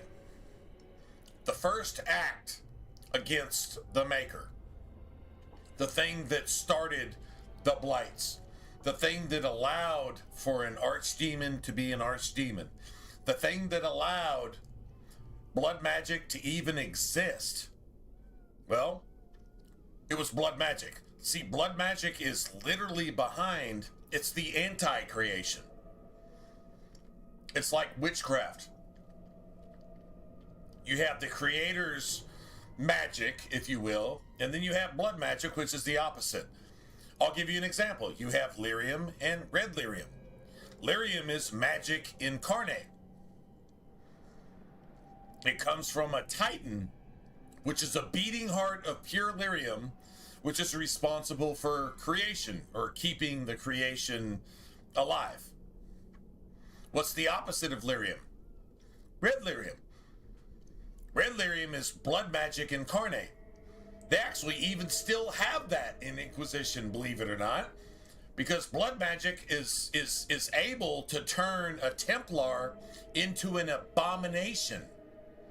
A Templar is the opposite of blood magic, or it's supposed to be, but if a Templar willingly uses red lyrium instead of lyrium, they can become an abomination, a force of evil, trying to kill innocent people.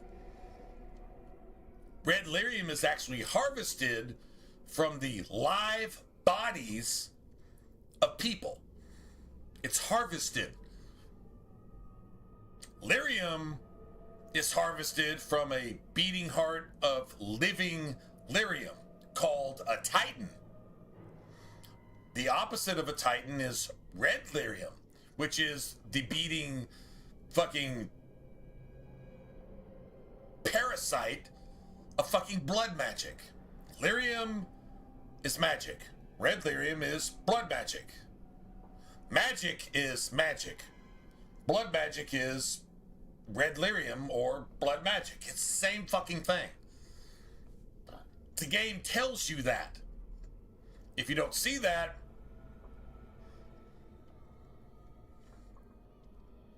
then you probably agree with millions and even billions of American taxpayers' dollars being given to house terrorists in luxury hotels as immigrants so they can set up a time to come out into the streets, even though they have mosques, to interrupt your fucking traffic, to pray in traffic while they have mosques in your fucking major cities, to take a fucking teabag, piss, and diarrhea shit on your entire fucking country in your face, where they supposedly knocked down your twin towers in fucking New York, and Obama actually really made a serious effort to build a mosque, a fucking mosque, where the twin towers were knocked down. There was actually, Obama made a movement, but it was too much too soon. But yet, here you have it. It's the exact same fucking thing. Anyway, put that in your pipe and smoke it for a second. As you wish. On it. Right. Let's get started. Oh.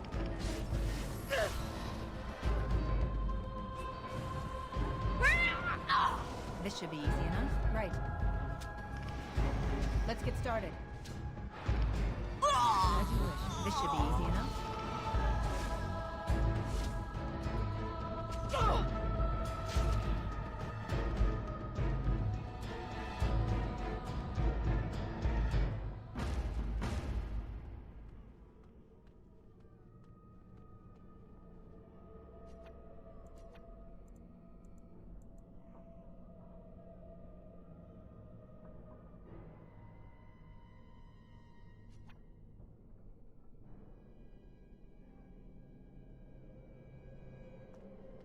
Hold on a second.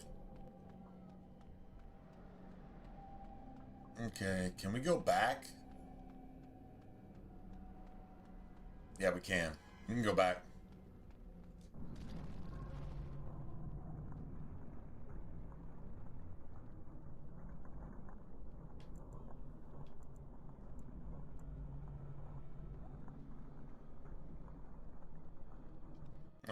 Yeah, the Templar is the...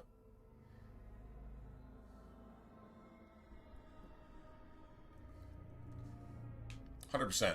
Had to be the egghead. Gotta be."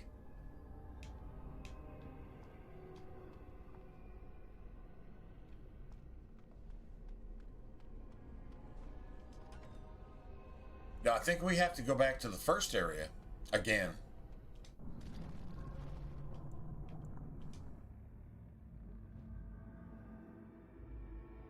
Yeah, I think, yeah.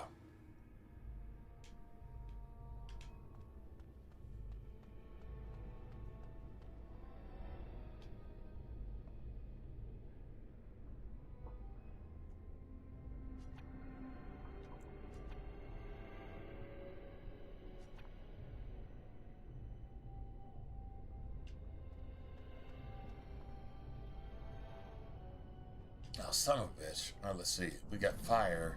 We got the fire.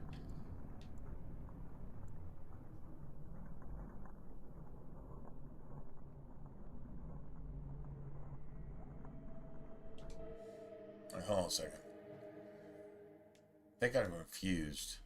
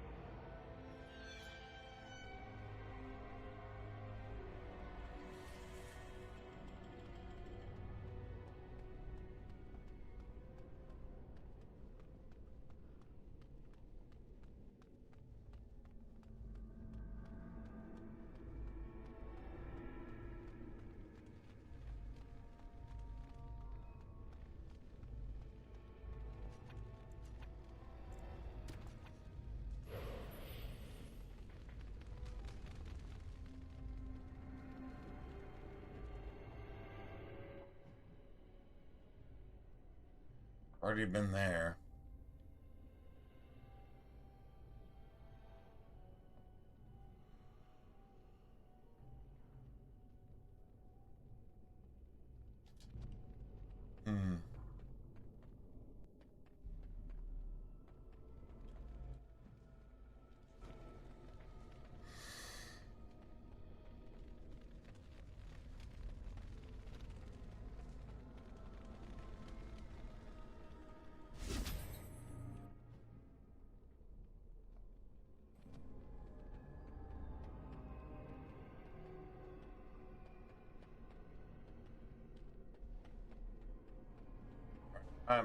Like, seriously? I'm missing something. I still have to get the golem. I have to come back here regardless, but...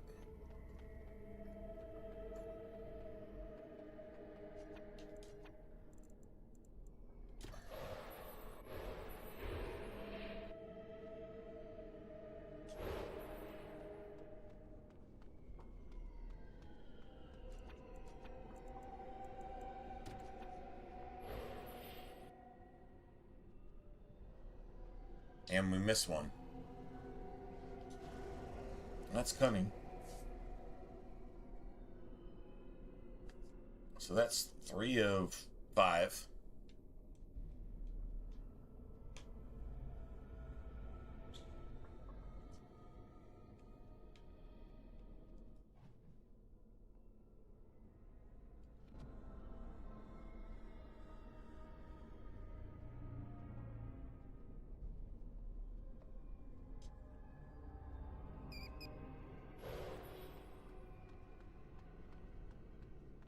So we got one we missed. So we came here.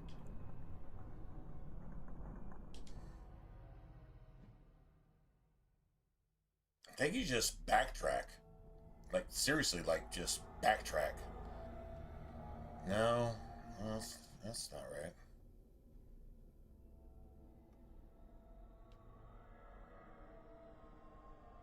Can't have that. Okay, this isn't where we need to be. I guess it's here. I guess it is.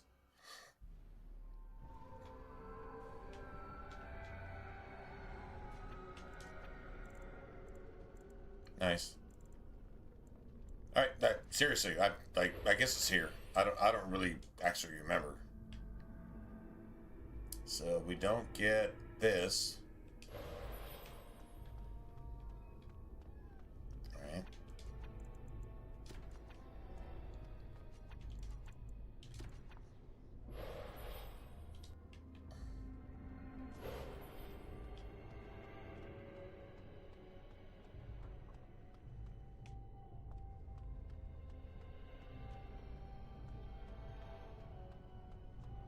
Nice. All right. Yeah, I'm good. I'm good. I'm good. 100%. 100% good.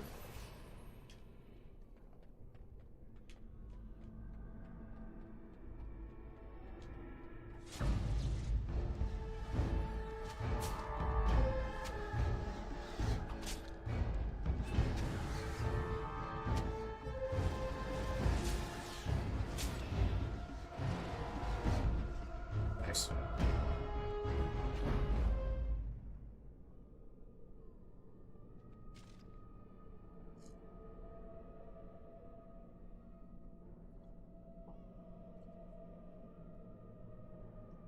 You know what, Jaja? It was just as fun as the first time. It was just as fun as the first time. Because the Super Duper Mart, God damn it, that's Fallout 3. Because Maura Brown says, go get me some food. And go get yourself killed.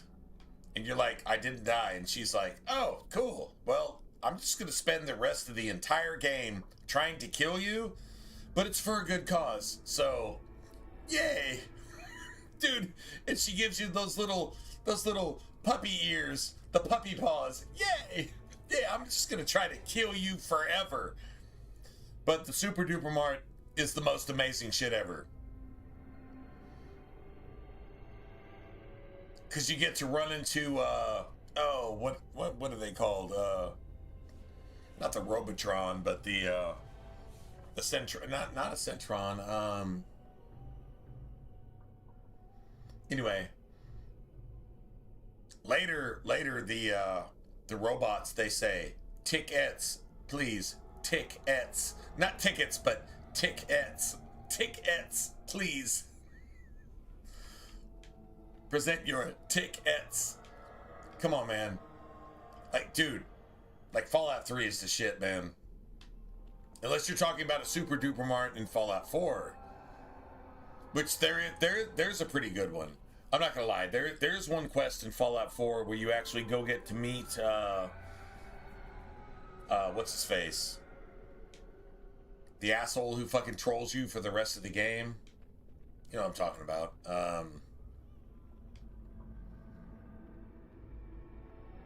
It's in that town.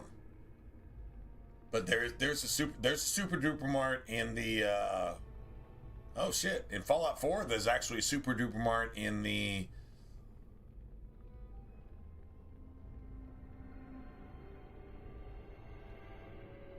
that highly irradiated area as well. There's a Super Duper Mart there too, believe it or not.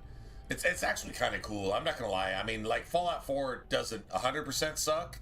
It's only 99% sucks. Like there's no actual gameplay value there, but there's places to explore, and the Super Duper Marts there, like they're pretty gangster. I'm not gonna lie. So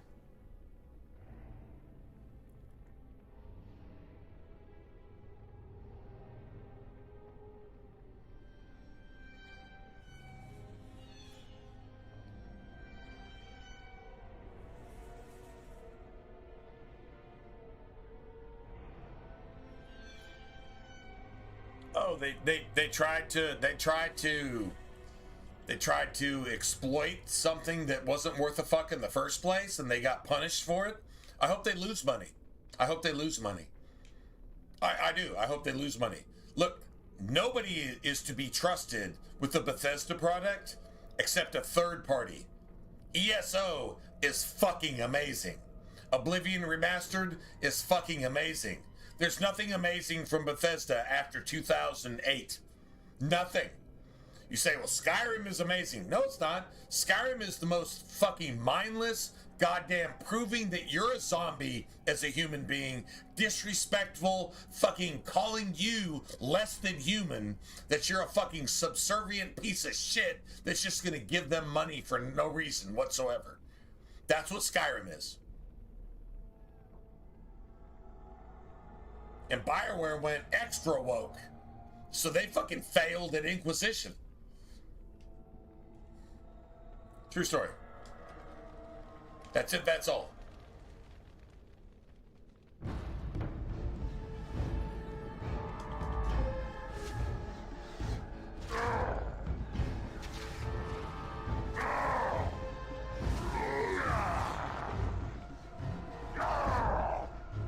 Nice.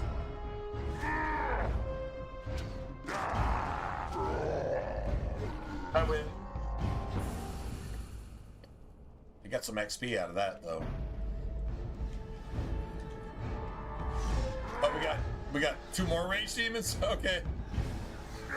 Basically, we're on fire, so...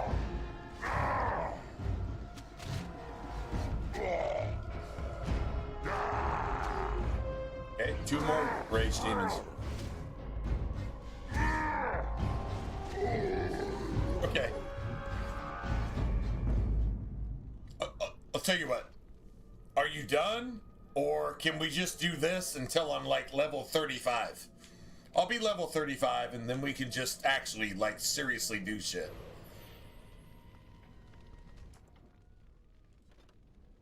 Let's go ahead and save. Nice.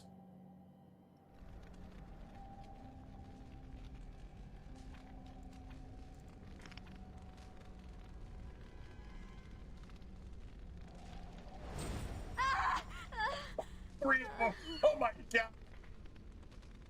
Dude, that's so gangster. Like I said, if you're playing a mage, the Fade is... It's a good place to be. If you're playing a mage. Let's see, what can we cast that again? That's gonna be a while.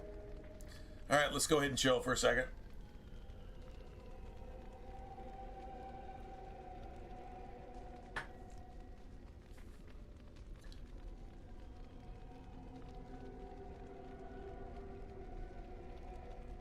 You ever played Origins? Oh, honestly, I would tell anybody to play this. But Dragon Age 2 is the shit.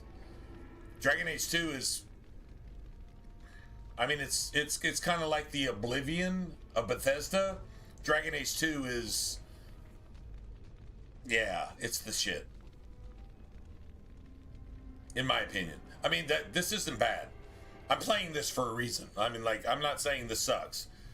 But Dragon Age 2 is just, god damn it, it just takes everything this game has to offer and just takes it one step forward and just brings it into fun territory, if you will. Let's see. Idle time is wasted time. Let's get on it. Nice. Well, I'm pretty sure that's about all I'm going to be able to do here.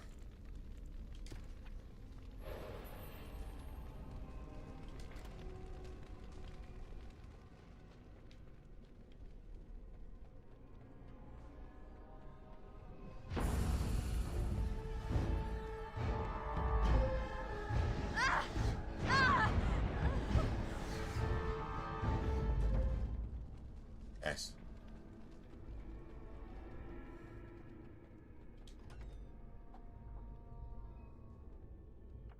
I'm gonna save.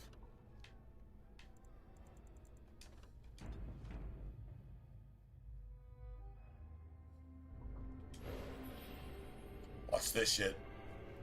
As a mage, watch this shit.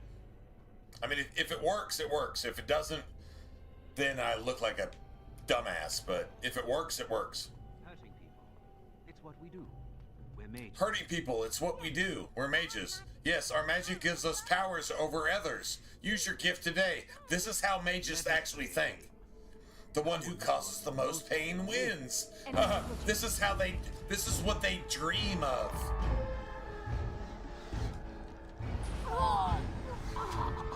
Everybody dies. Everybody dies. That's a blood mage. Shit, I'm not even a blood mage yet, to be honest. I'm not actually a blood mage, but whatever. Close enough.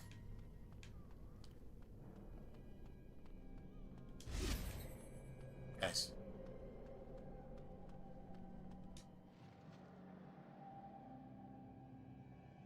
I said something wrong here.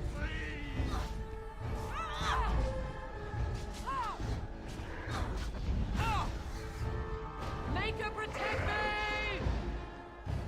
Let's get started. Right, let's get started. On it. This should be easy enough. As you wish. This should be easy enough. Let's get started. On it. Come now, defend yourself!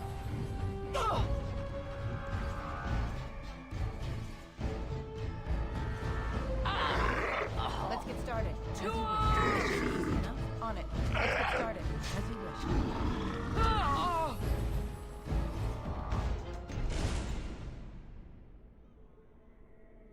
Thank you. It is time for this dream to come to an end. I give you my strength. It will be of little use against the demon that rules here, but perhaps it will help in other realms. Find a way to kill all the demon lords, to open the way to Sloth. Free us all from this nightmare!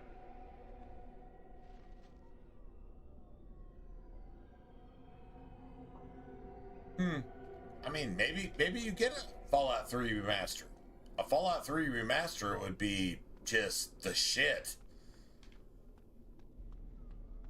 In my opinion, the only way to play Fallout 3 and just really just soak in all the game has to offer, which is a lot. I mean, the DLC, I mean, fuck that Mothership Zeta. Just, honestly, personally, I don't even think one should download Mothership Zeta. That's just stupid. That's Obsidian. That's like Obsidian taint in fucking Fallout. Why would you even do that? That's like some... It's just not Fallout. Sorry, man. It's just, in my opinion, it's not Fallout.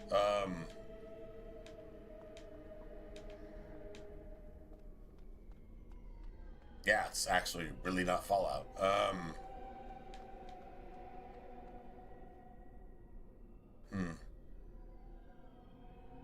To me, man, Fallout 3 is about the... I mean, in part, it's about... Honestly, Fallout New Vegas is better with builds. If you're just gonna build a character, like around a specific weapon or a specific weapon type or something like that. Fallout 3 has a bit of that. You pick a weapon and you just spec into it, but you just experience the game world. Like, Fallout 3 is one of the most immersive. I mean, Oblivion, I guess I could say the same thing about Oblivion, but honestly, Fallout 3 is probably... Fallout 3 and Fable 2 are probably the most immersive games I've ever played. To where the RPG element is less about build and it's more about game experience. Like the aesthetics, like where you're at, what you're experiencing, the sound, the looks, the environment, the everything. It's hard to beat Fallout 3. Fable 2 is really, really good about that. It's really, really super good about that. But, yeah. I don't know. I'm trying to think of something. A Mass Effect 1 is really about the environment as opposed, I mean, there really is no build. You can't build a character in Mass Effect 1. Mass Effect 1 actually isn't an RPG. It's a fucking action game. Mass Effect 2 is an action game with RPG elements, a lot like Lara Croft. It's not a fucking RPG. It's as much an RPG as goddamn Call of Duty. Mass Effect 2 really is a Call of Duty RPG, which means it's not. Mass Effect 3, that's a fucking RPG. Now that's some gangster ass shit. Mass Effect 3 is Dragon Age 2, but with fucking guns and, well, space magic. True story. Now that's a fact. That's a really good comparison. But Fallout 3, it's just unique. Honestly, it doesn't really matter how you play. It just matters what you experience. And I mean, I think it's almost like a tabletop RPG without dice rolls. The dice rolls don't even matter. It's the experience of going through the dungeon. Like, Fallout 3 is a dungeon to experience. There's no other game like it. Like, New Vegas is a really shitty comparison, but it has better gameplay value. Fallout New Vegas has 100 gameplay value, whereas Fallout 3 has like 5 gameplay value. But Fallout 3 has 300 experience value, whereas New Vegas has like 50 experience value. That's how I would put that, personally, as a gamer. And you can criticize me all you want, but that's literally my take on that. That's what I would say. And you could, you know what, if you disagree and you say, nah, man, god damn it, this is the best and that's the worst and this and that, I respect that too. Because everybody should experience their games individually. Like, that's the way it's supposed to be. As a community, everybody still needs to be an individual. That's how it's supposed to work. It doesn't work like that anymore, but that's how it's supposed to work. So, true story.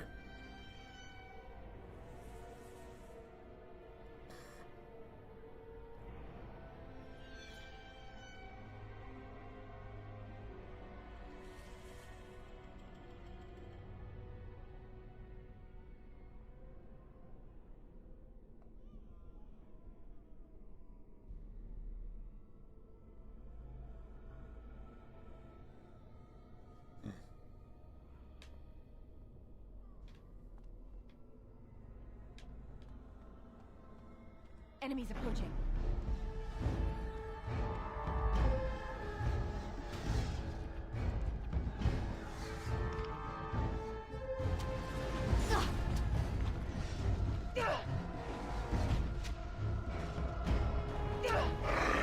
As you wish. Right. This should be easy enough. Right. As you wish. Right. This should be easy enough.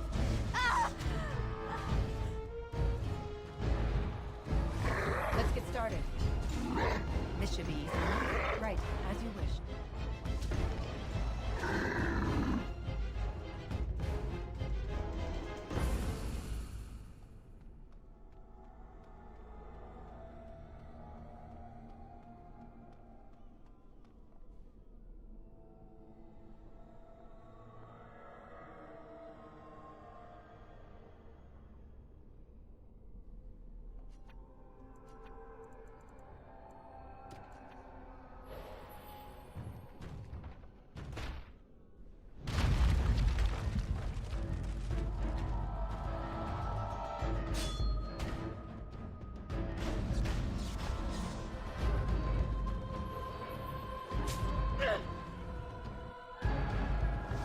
On it. Let's get started. Right.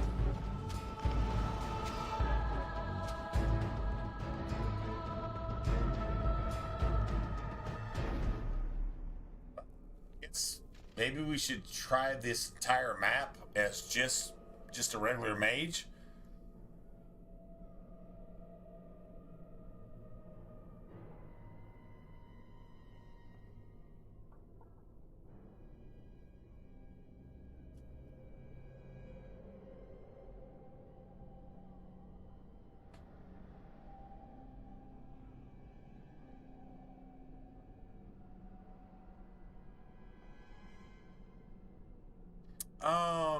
I would strongly recommend going into Fallout 3 and just starting the game and just creating a character. I mean, if you want to build whatever, I mean, there's videos out there. I'm not even going to say, oh, I've got a video for that. No, there's videos out there, whatever. If you want to create a build and you want to say, how do I experience this? Honestly, I would say just start Fallout 3. Start Fallout 3 and just start at normal. Just normal difficulty.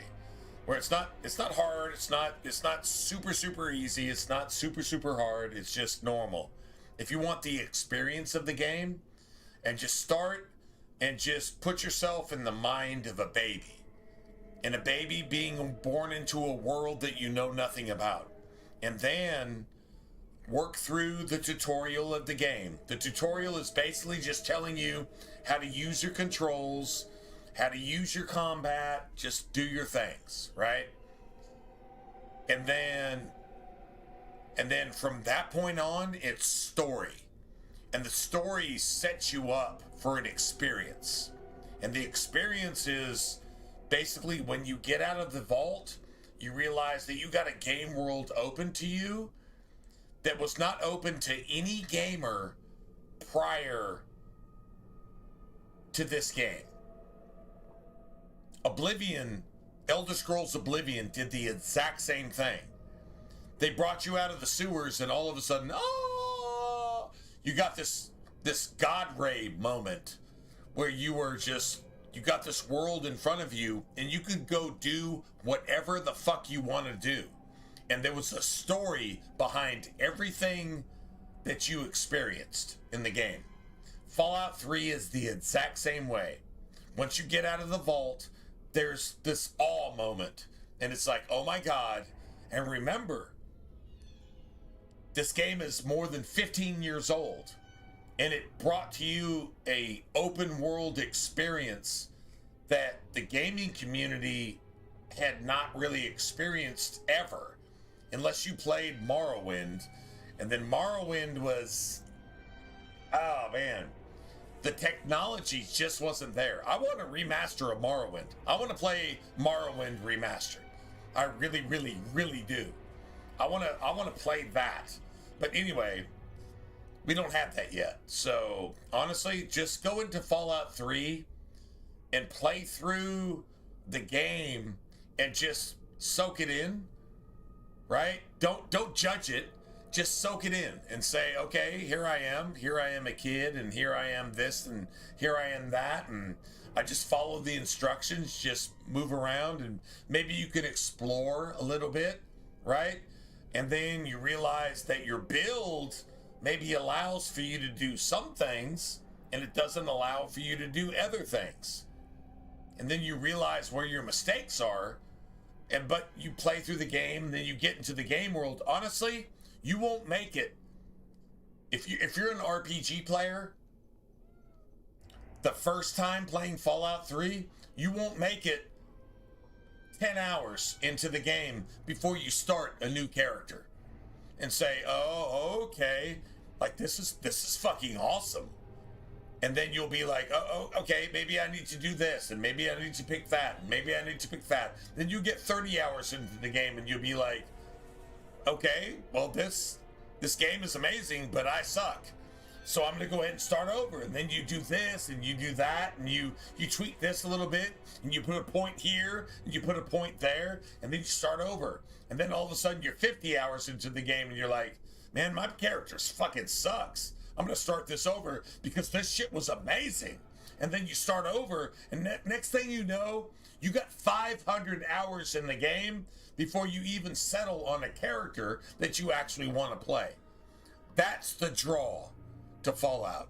It's an RPG the way an RPG is supposed to be. Even though it's so, I mean, it's barely an RPG. Just like Mass Effect 1 and Mass Effect 2 were barely Mass Effect 1 was not an RPG. It was Lara Croft. Lara Croft in space. It was not an RPG. Mass Effect 2 was 0.05 RPG. Mass Effect 3 was 110% RPG. So Fallout 3, it's completely different. Fallout 3 is just, it's its own experience. You just go through the game world and you experience the game world. And there's so many stories. There's so many tales to tell. There's so much shit going on. Like, it's full, it's vibrant, it's alive, it's post-apocalyptic. If you can get yourself into a post-nuclear environment and see, like, okay, I want to play The Walking Dead without the zombies. I mean, actually, there are some zombies, so you know what? Honestly, there's actually zombies there.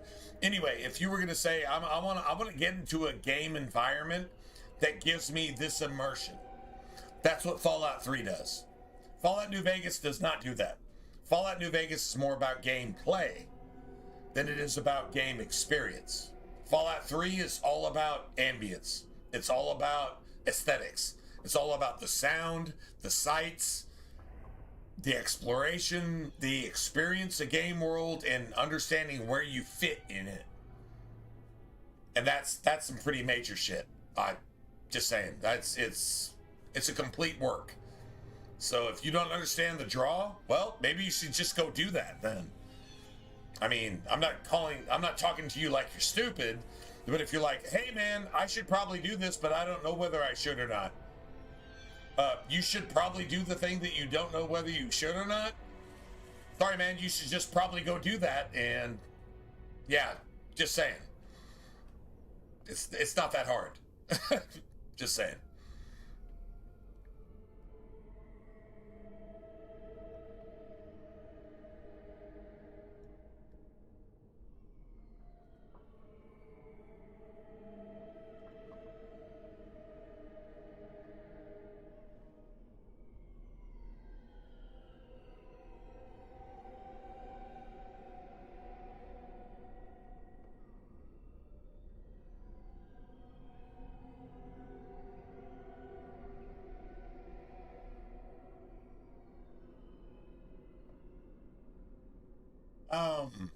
As far as I know, there's a place you can go.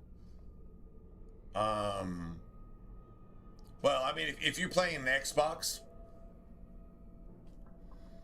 or even a PS4 or PS5, as far as I know, you can play Fallout 3 with all the DLC. I mean, if you want mods and you're on PC, there's actually a mod that actually isolates all the stuff from Fallout 3 and makes it playable on whatever format or whatever system you're actually playing it on. So, I mean, if you're going to play Fallout 3 on PC, okay, so yeah, there's things you have to do. True story. But those things that you do could also include all the mods that are available on, like, I don't know, Steam and friggin', what do you call it?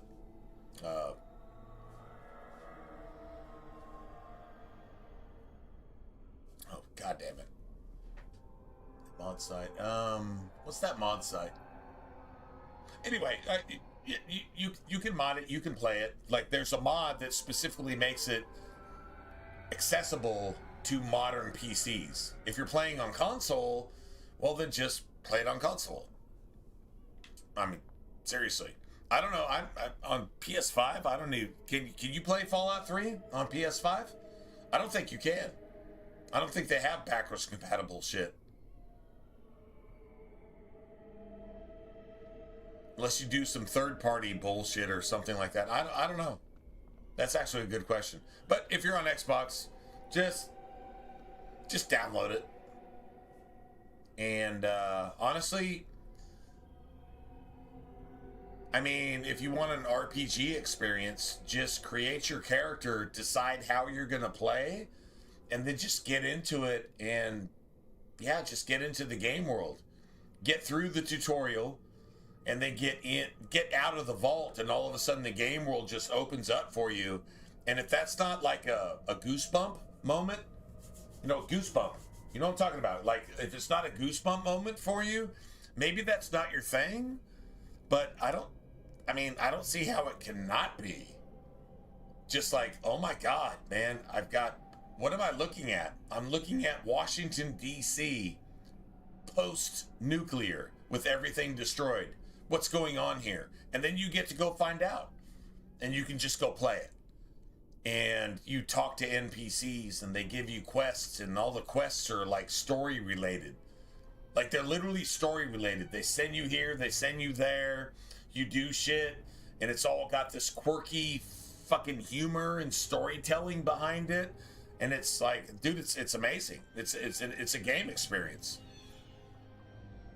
I'm trying to think of a game I've spent more hours being immersed in, not playing.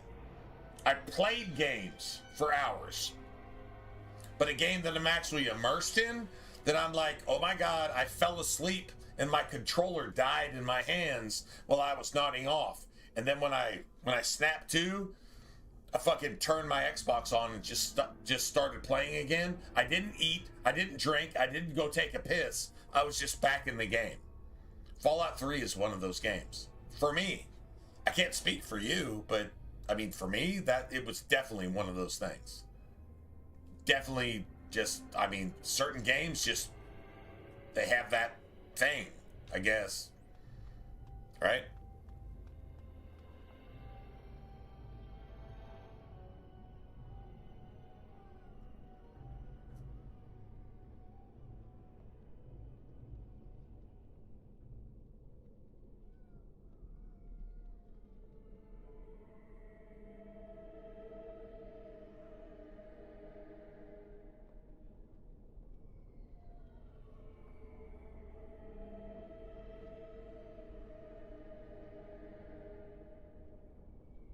Yeah, if you're PlayStation exclusive, I don't believe they have backwards compatible anything. Like, PS3 games don't play on PS4. PS4 games play on PS5. I mean, I guess you got that, but I don't believe any PS3 discs or anything PS3 plays on PS4. The only way you can do that is stream it, apparently. Xbox does have backwards compatibility, which is, I mean, that's smart. If you're trying to get a leg up on your competitor, I guess that's the thing, right? Anyway, I'm back in a second.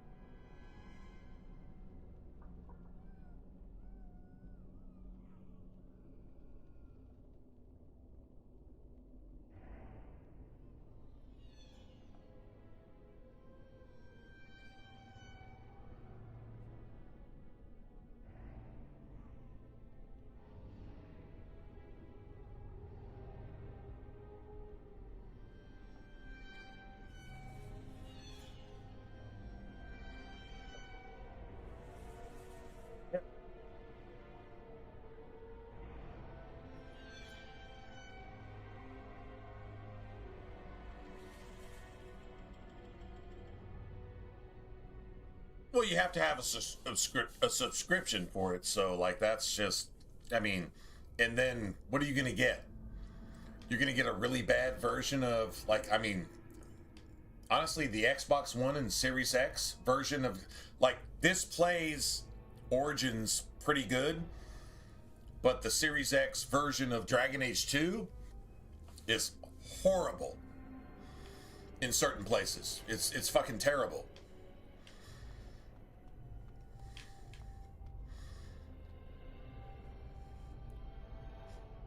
Warden senses tingling. Right. I know. Let's get started. On it. As you wish. On it. Right. This should be easy enough. As you wish. On it. Right. Let's get started. This should be easy enough. Stay still!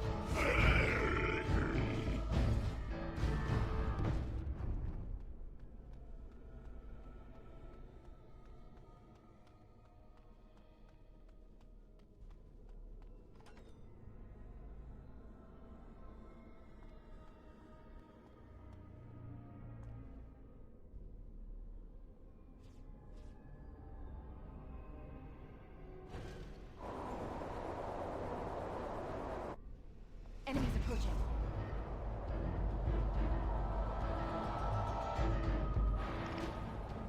Let's get started. Move and parry, strike and kill! Time for some fun! On it, right.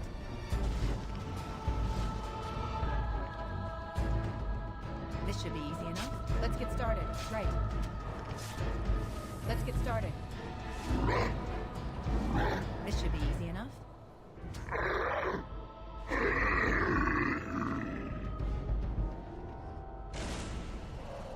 It's the last willpower, I think. Yeah, that's the last one. So willpower is actually done. Which is awesome because they actually give you, like, regardless of which class you're playing, willpower is either stamina or mana. So it allows you to cast more spells. Like, I mean, this is really good balance as far as game design is concerned. That's all I'm saying. As far as game design is concerned. Good balance. As you wish. This should be easy enough. On it. Let's get started. Right, on it. On your guard!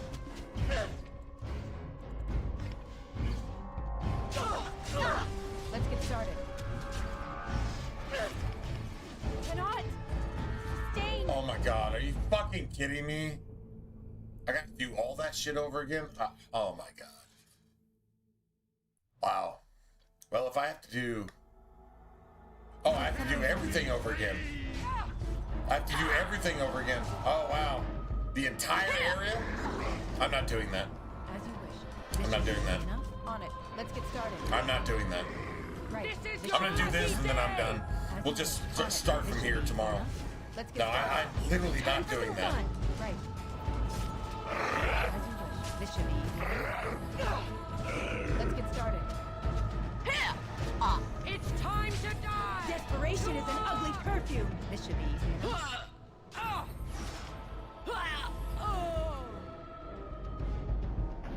No, I'm done. I'm done. I'm literally done here. I'm not doing another thing. I give you my strength. This is, It will be of little use it's almost 5 in the morning. Yep, this is a good time to stop. Help in other realms. Find a way to kill all the demon lords to open the way to Sloth. Free us all from this nightmare. This is horrible. This is fucking terrible. I'm sorry, guys. That is not how I wanted the stream to end. But I'm not doing a single other thing. I'm just gonna set myself up here. I know where I'm going next, and I am done. That is just garbage. I'm gonna go get something to snack on. It's Tuesday now. It's Taco Tuesday. So I'm gonna go make a wrap. That's close enough to a taco. Hopefully I have the stuff to make that with, but yeah, this is just horrible. This is just really bad. Okay, if I was gonna end this stream on any other note, I totally would, because this is fucking garbage. Apparently I suck, but whatever. Yeah, apparently I suck. Anyway, man, yeah, I'm gonna go just see if I can find something to snack on just real quick and get some sleep, and then when I get up today, I should be just free for the day, so we could start the stream and advance this character and see where we're at. Man, I appreciate everybody chatting. This has been awesome.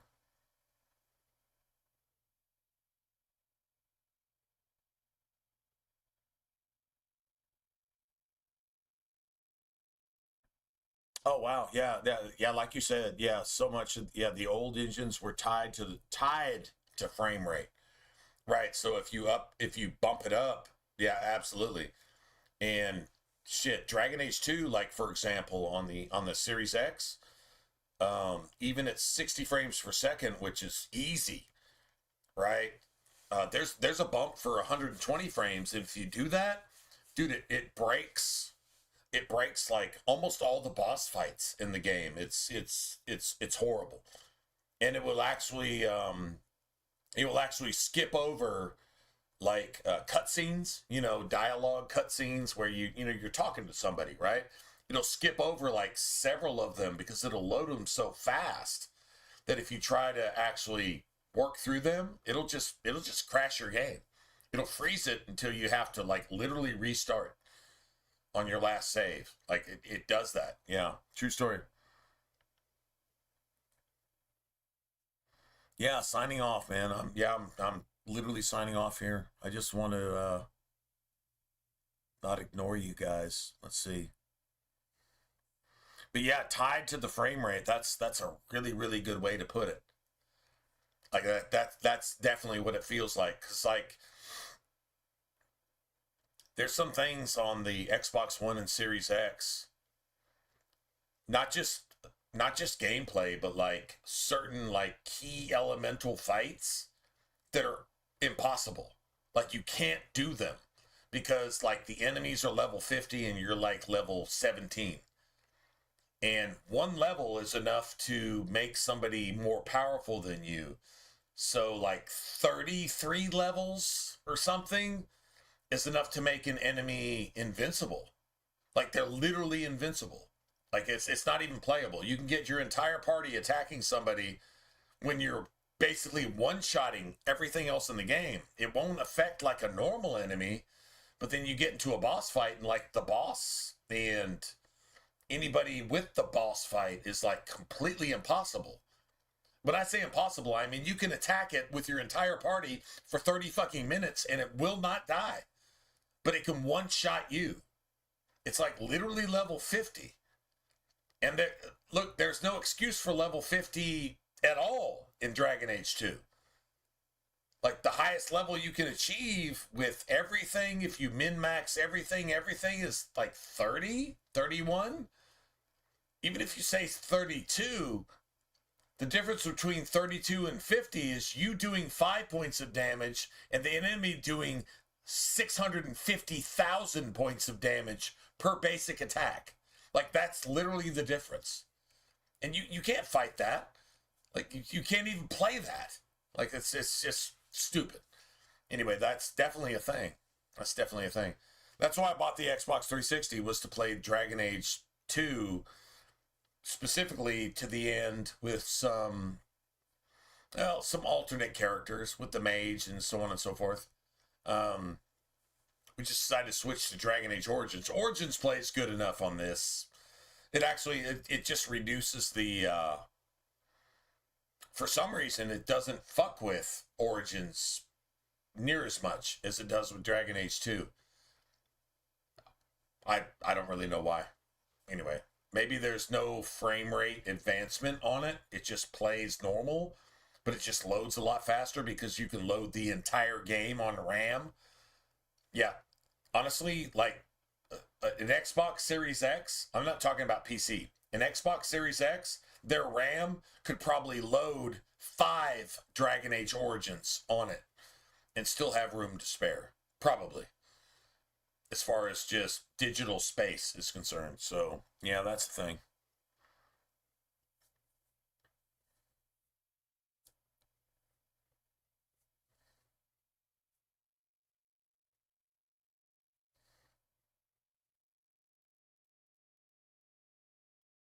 Damage associated. Now, okay.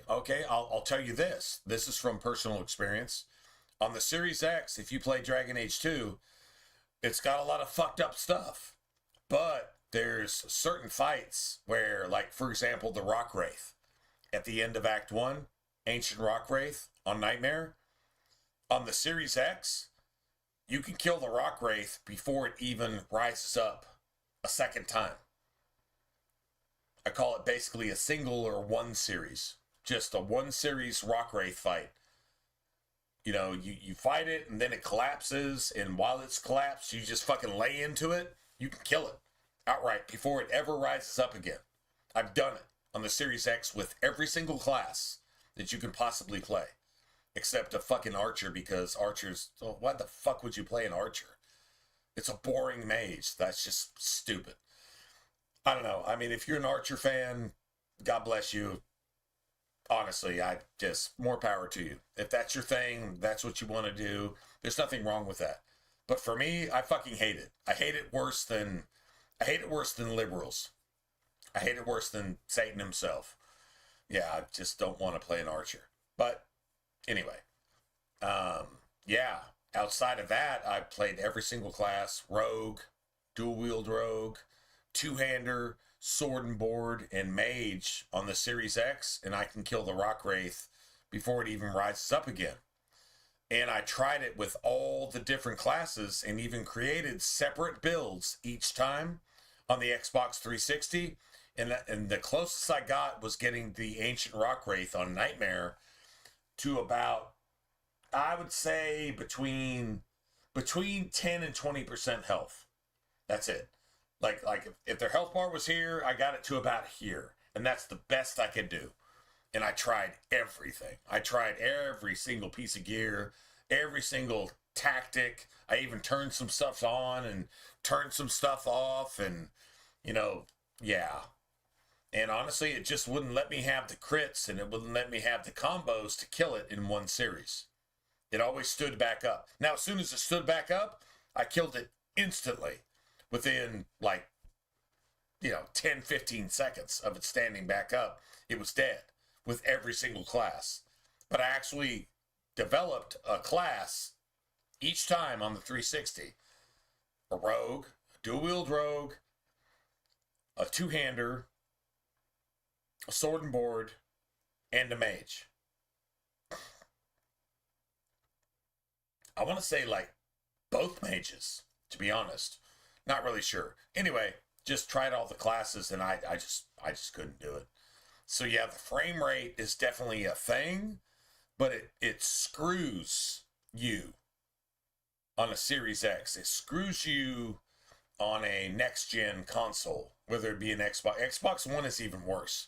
It will actually steal your loot from areas. It will actually fuck you over in combat. Series X is not as bad, but it has some major flaws. Yeah, definitely. If you get into DLC, oh, you're fucked. Yeah, you're completely screwed. Your build, your character, certain shit just won't work. Like it's really bad. And like you said, I guess it's tied to frame rate. That's actually a really good way to put it. I would have never said it like that. I guess that's really the best way to put it.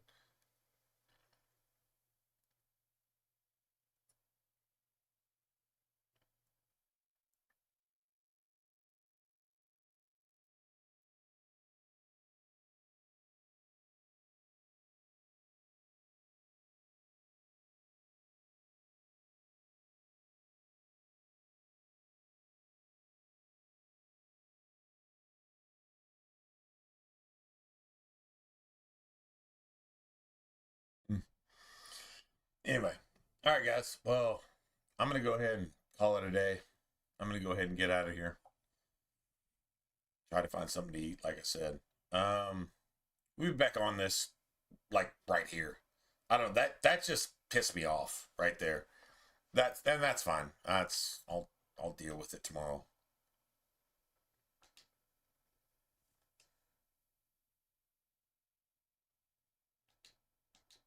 All right. Anyway. All right, guys. Well, get that taco. Oh, it's not exactly. I mean, it's a wrap. I guess it's a wrap.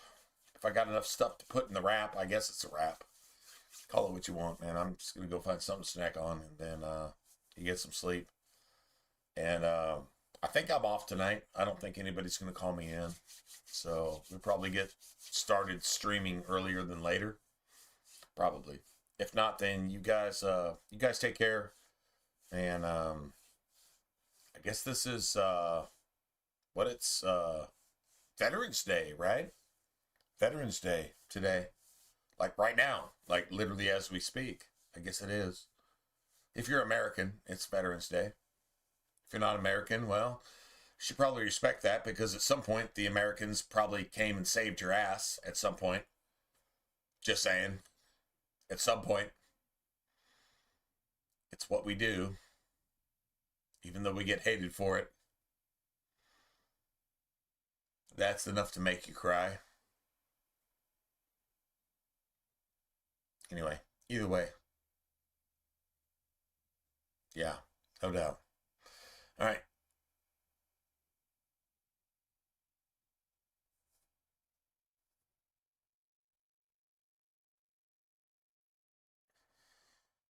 Yeah, it is that, isn't it?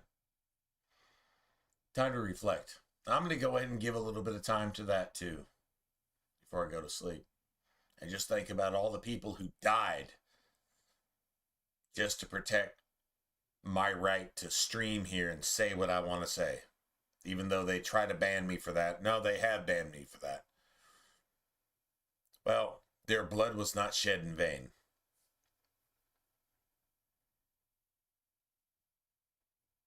Not at all.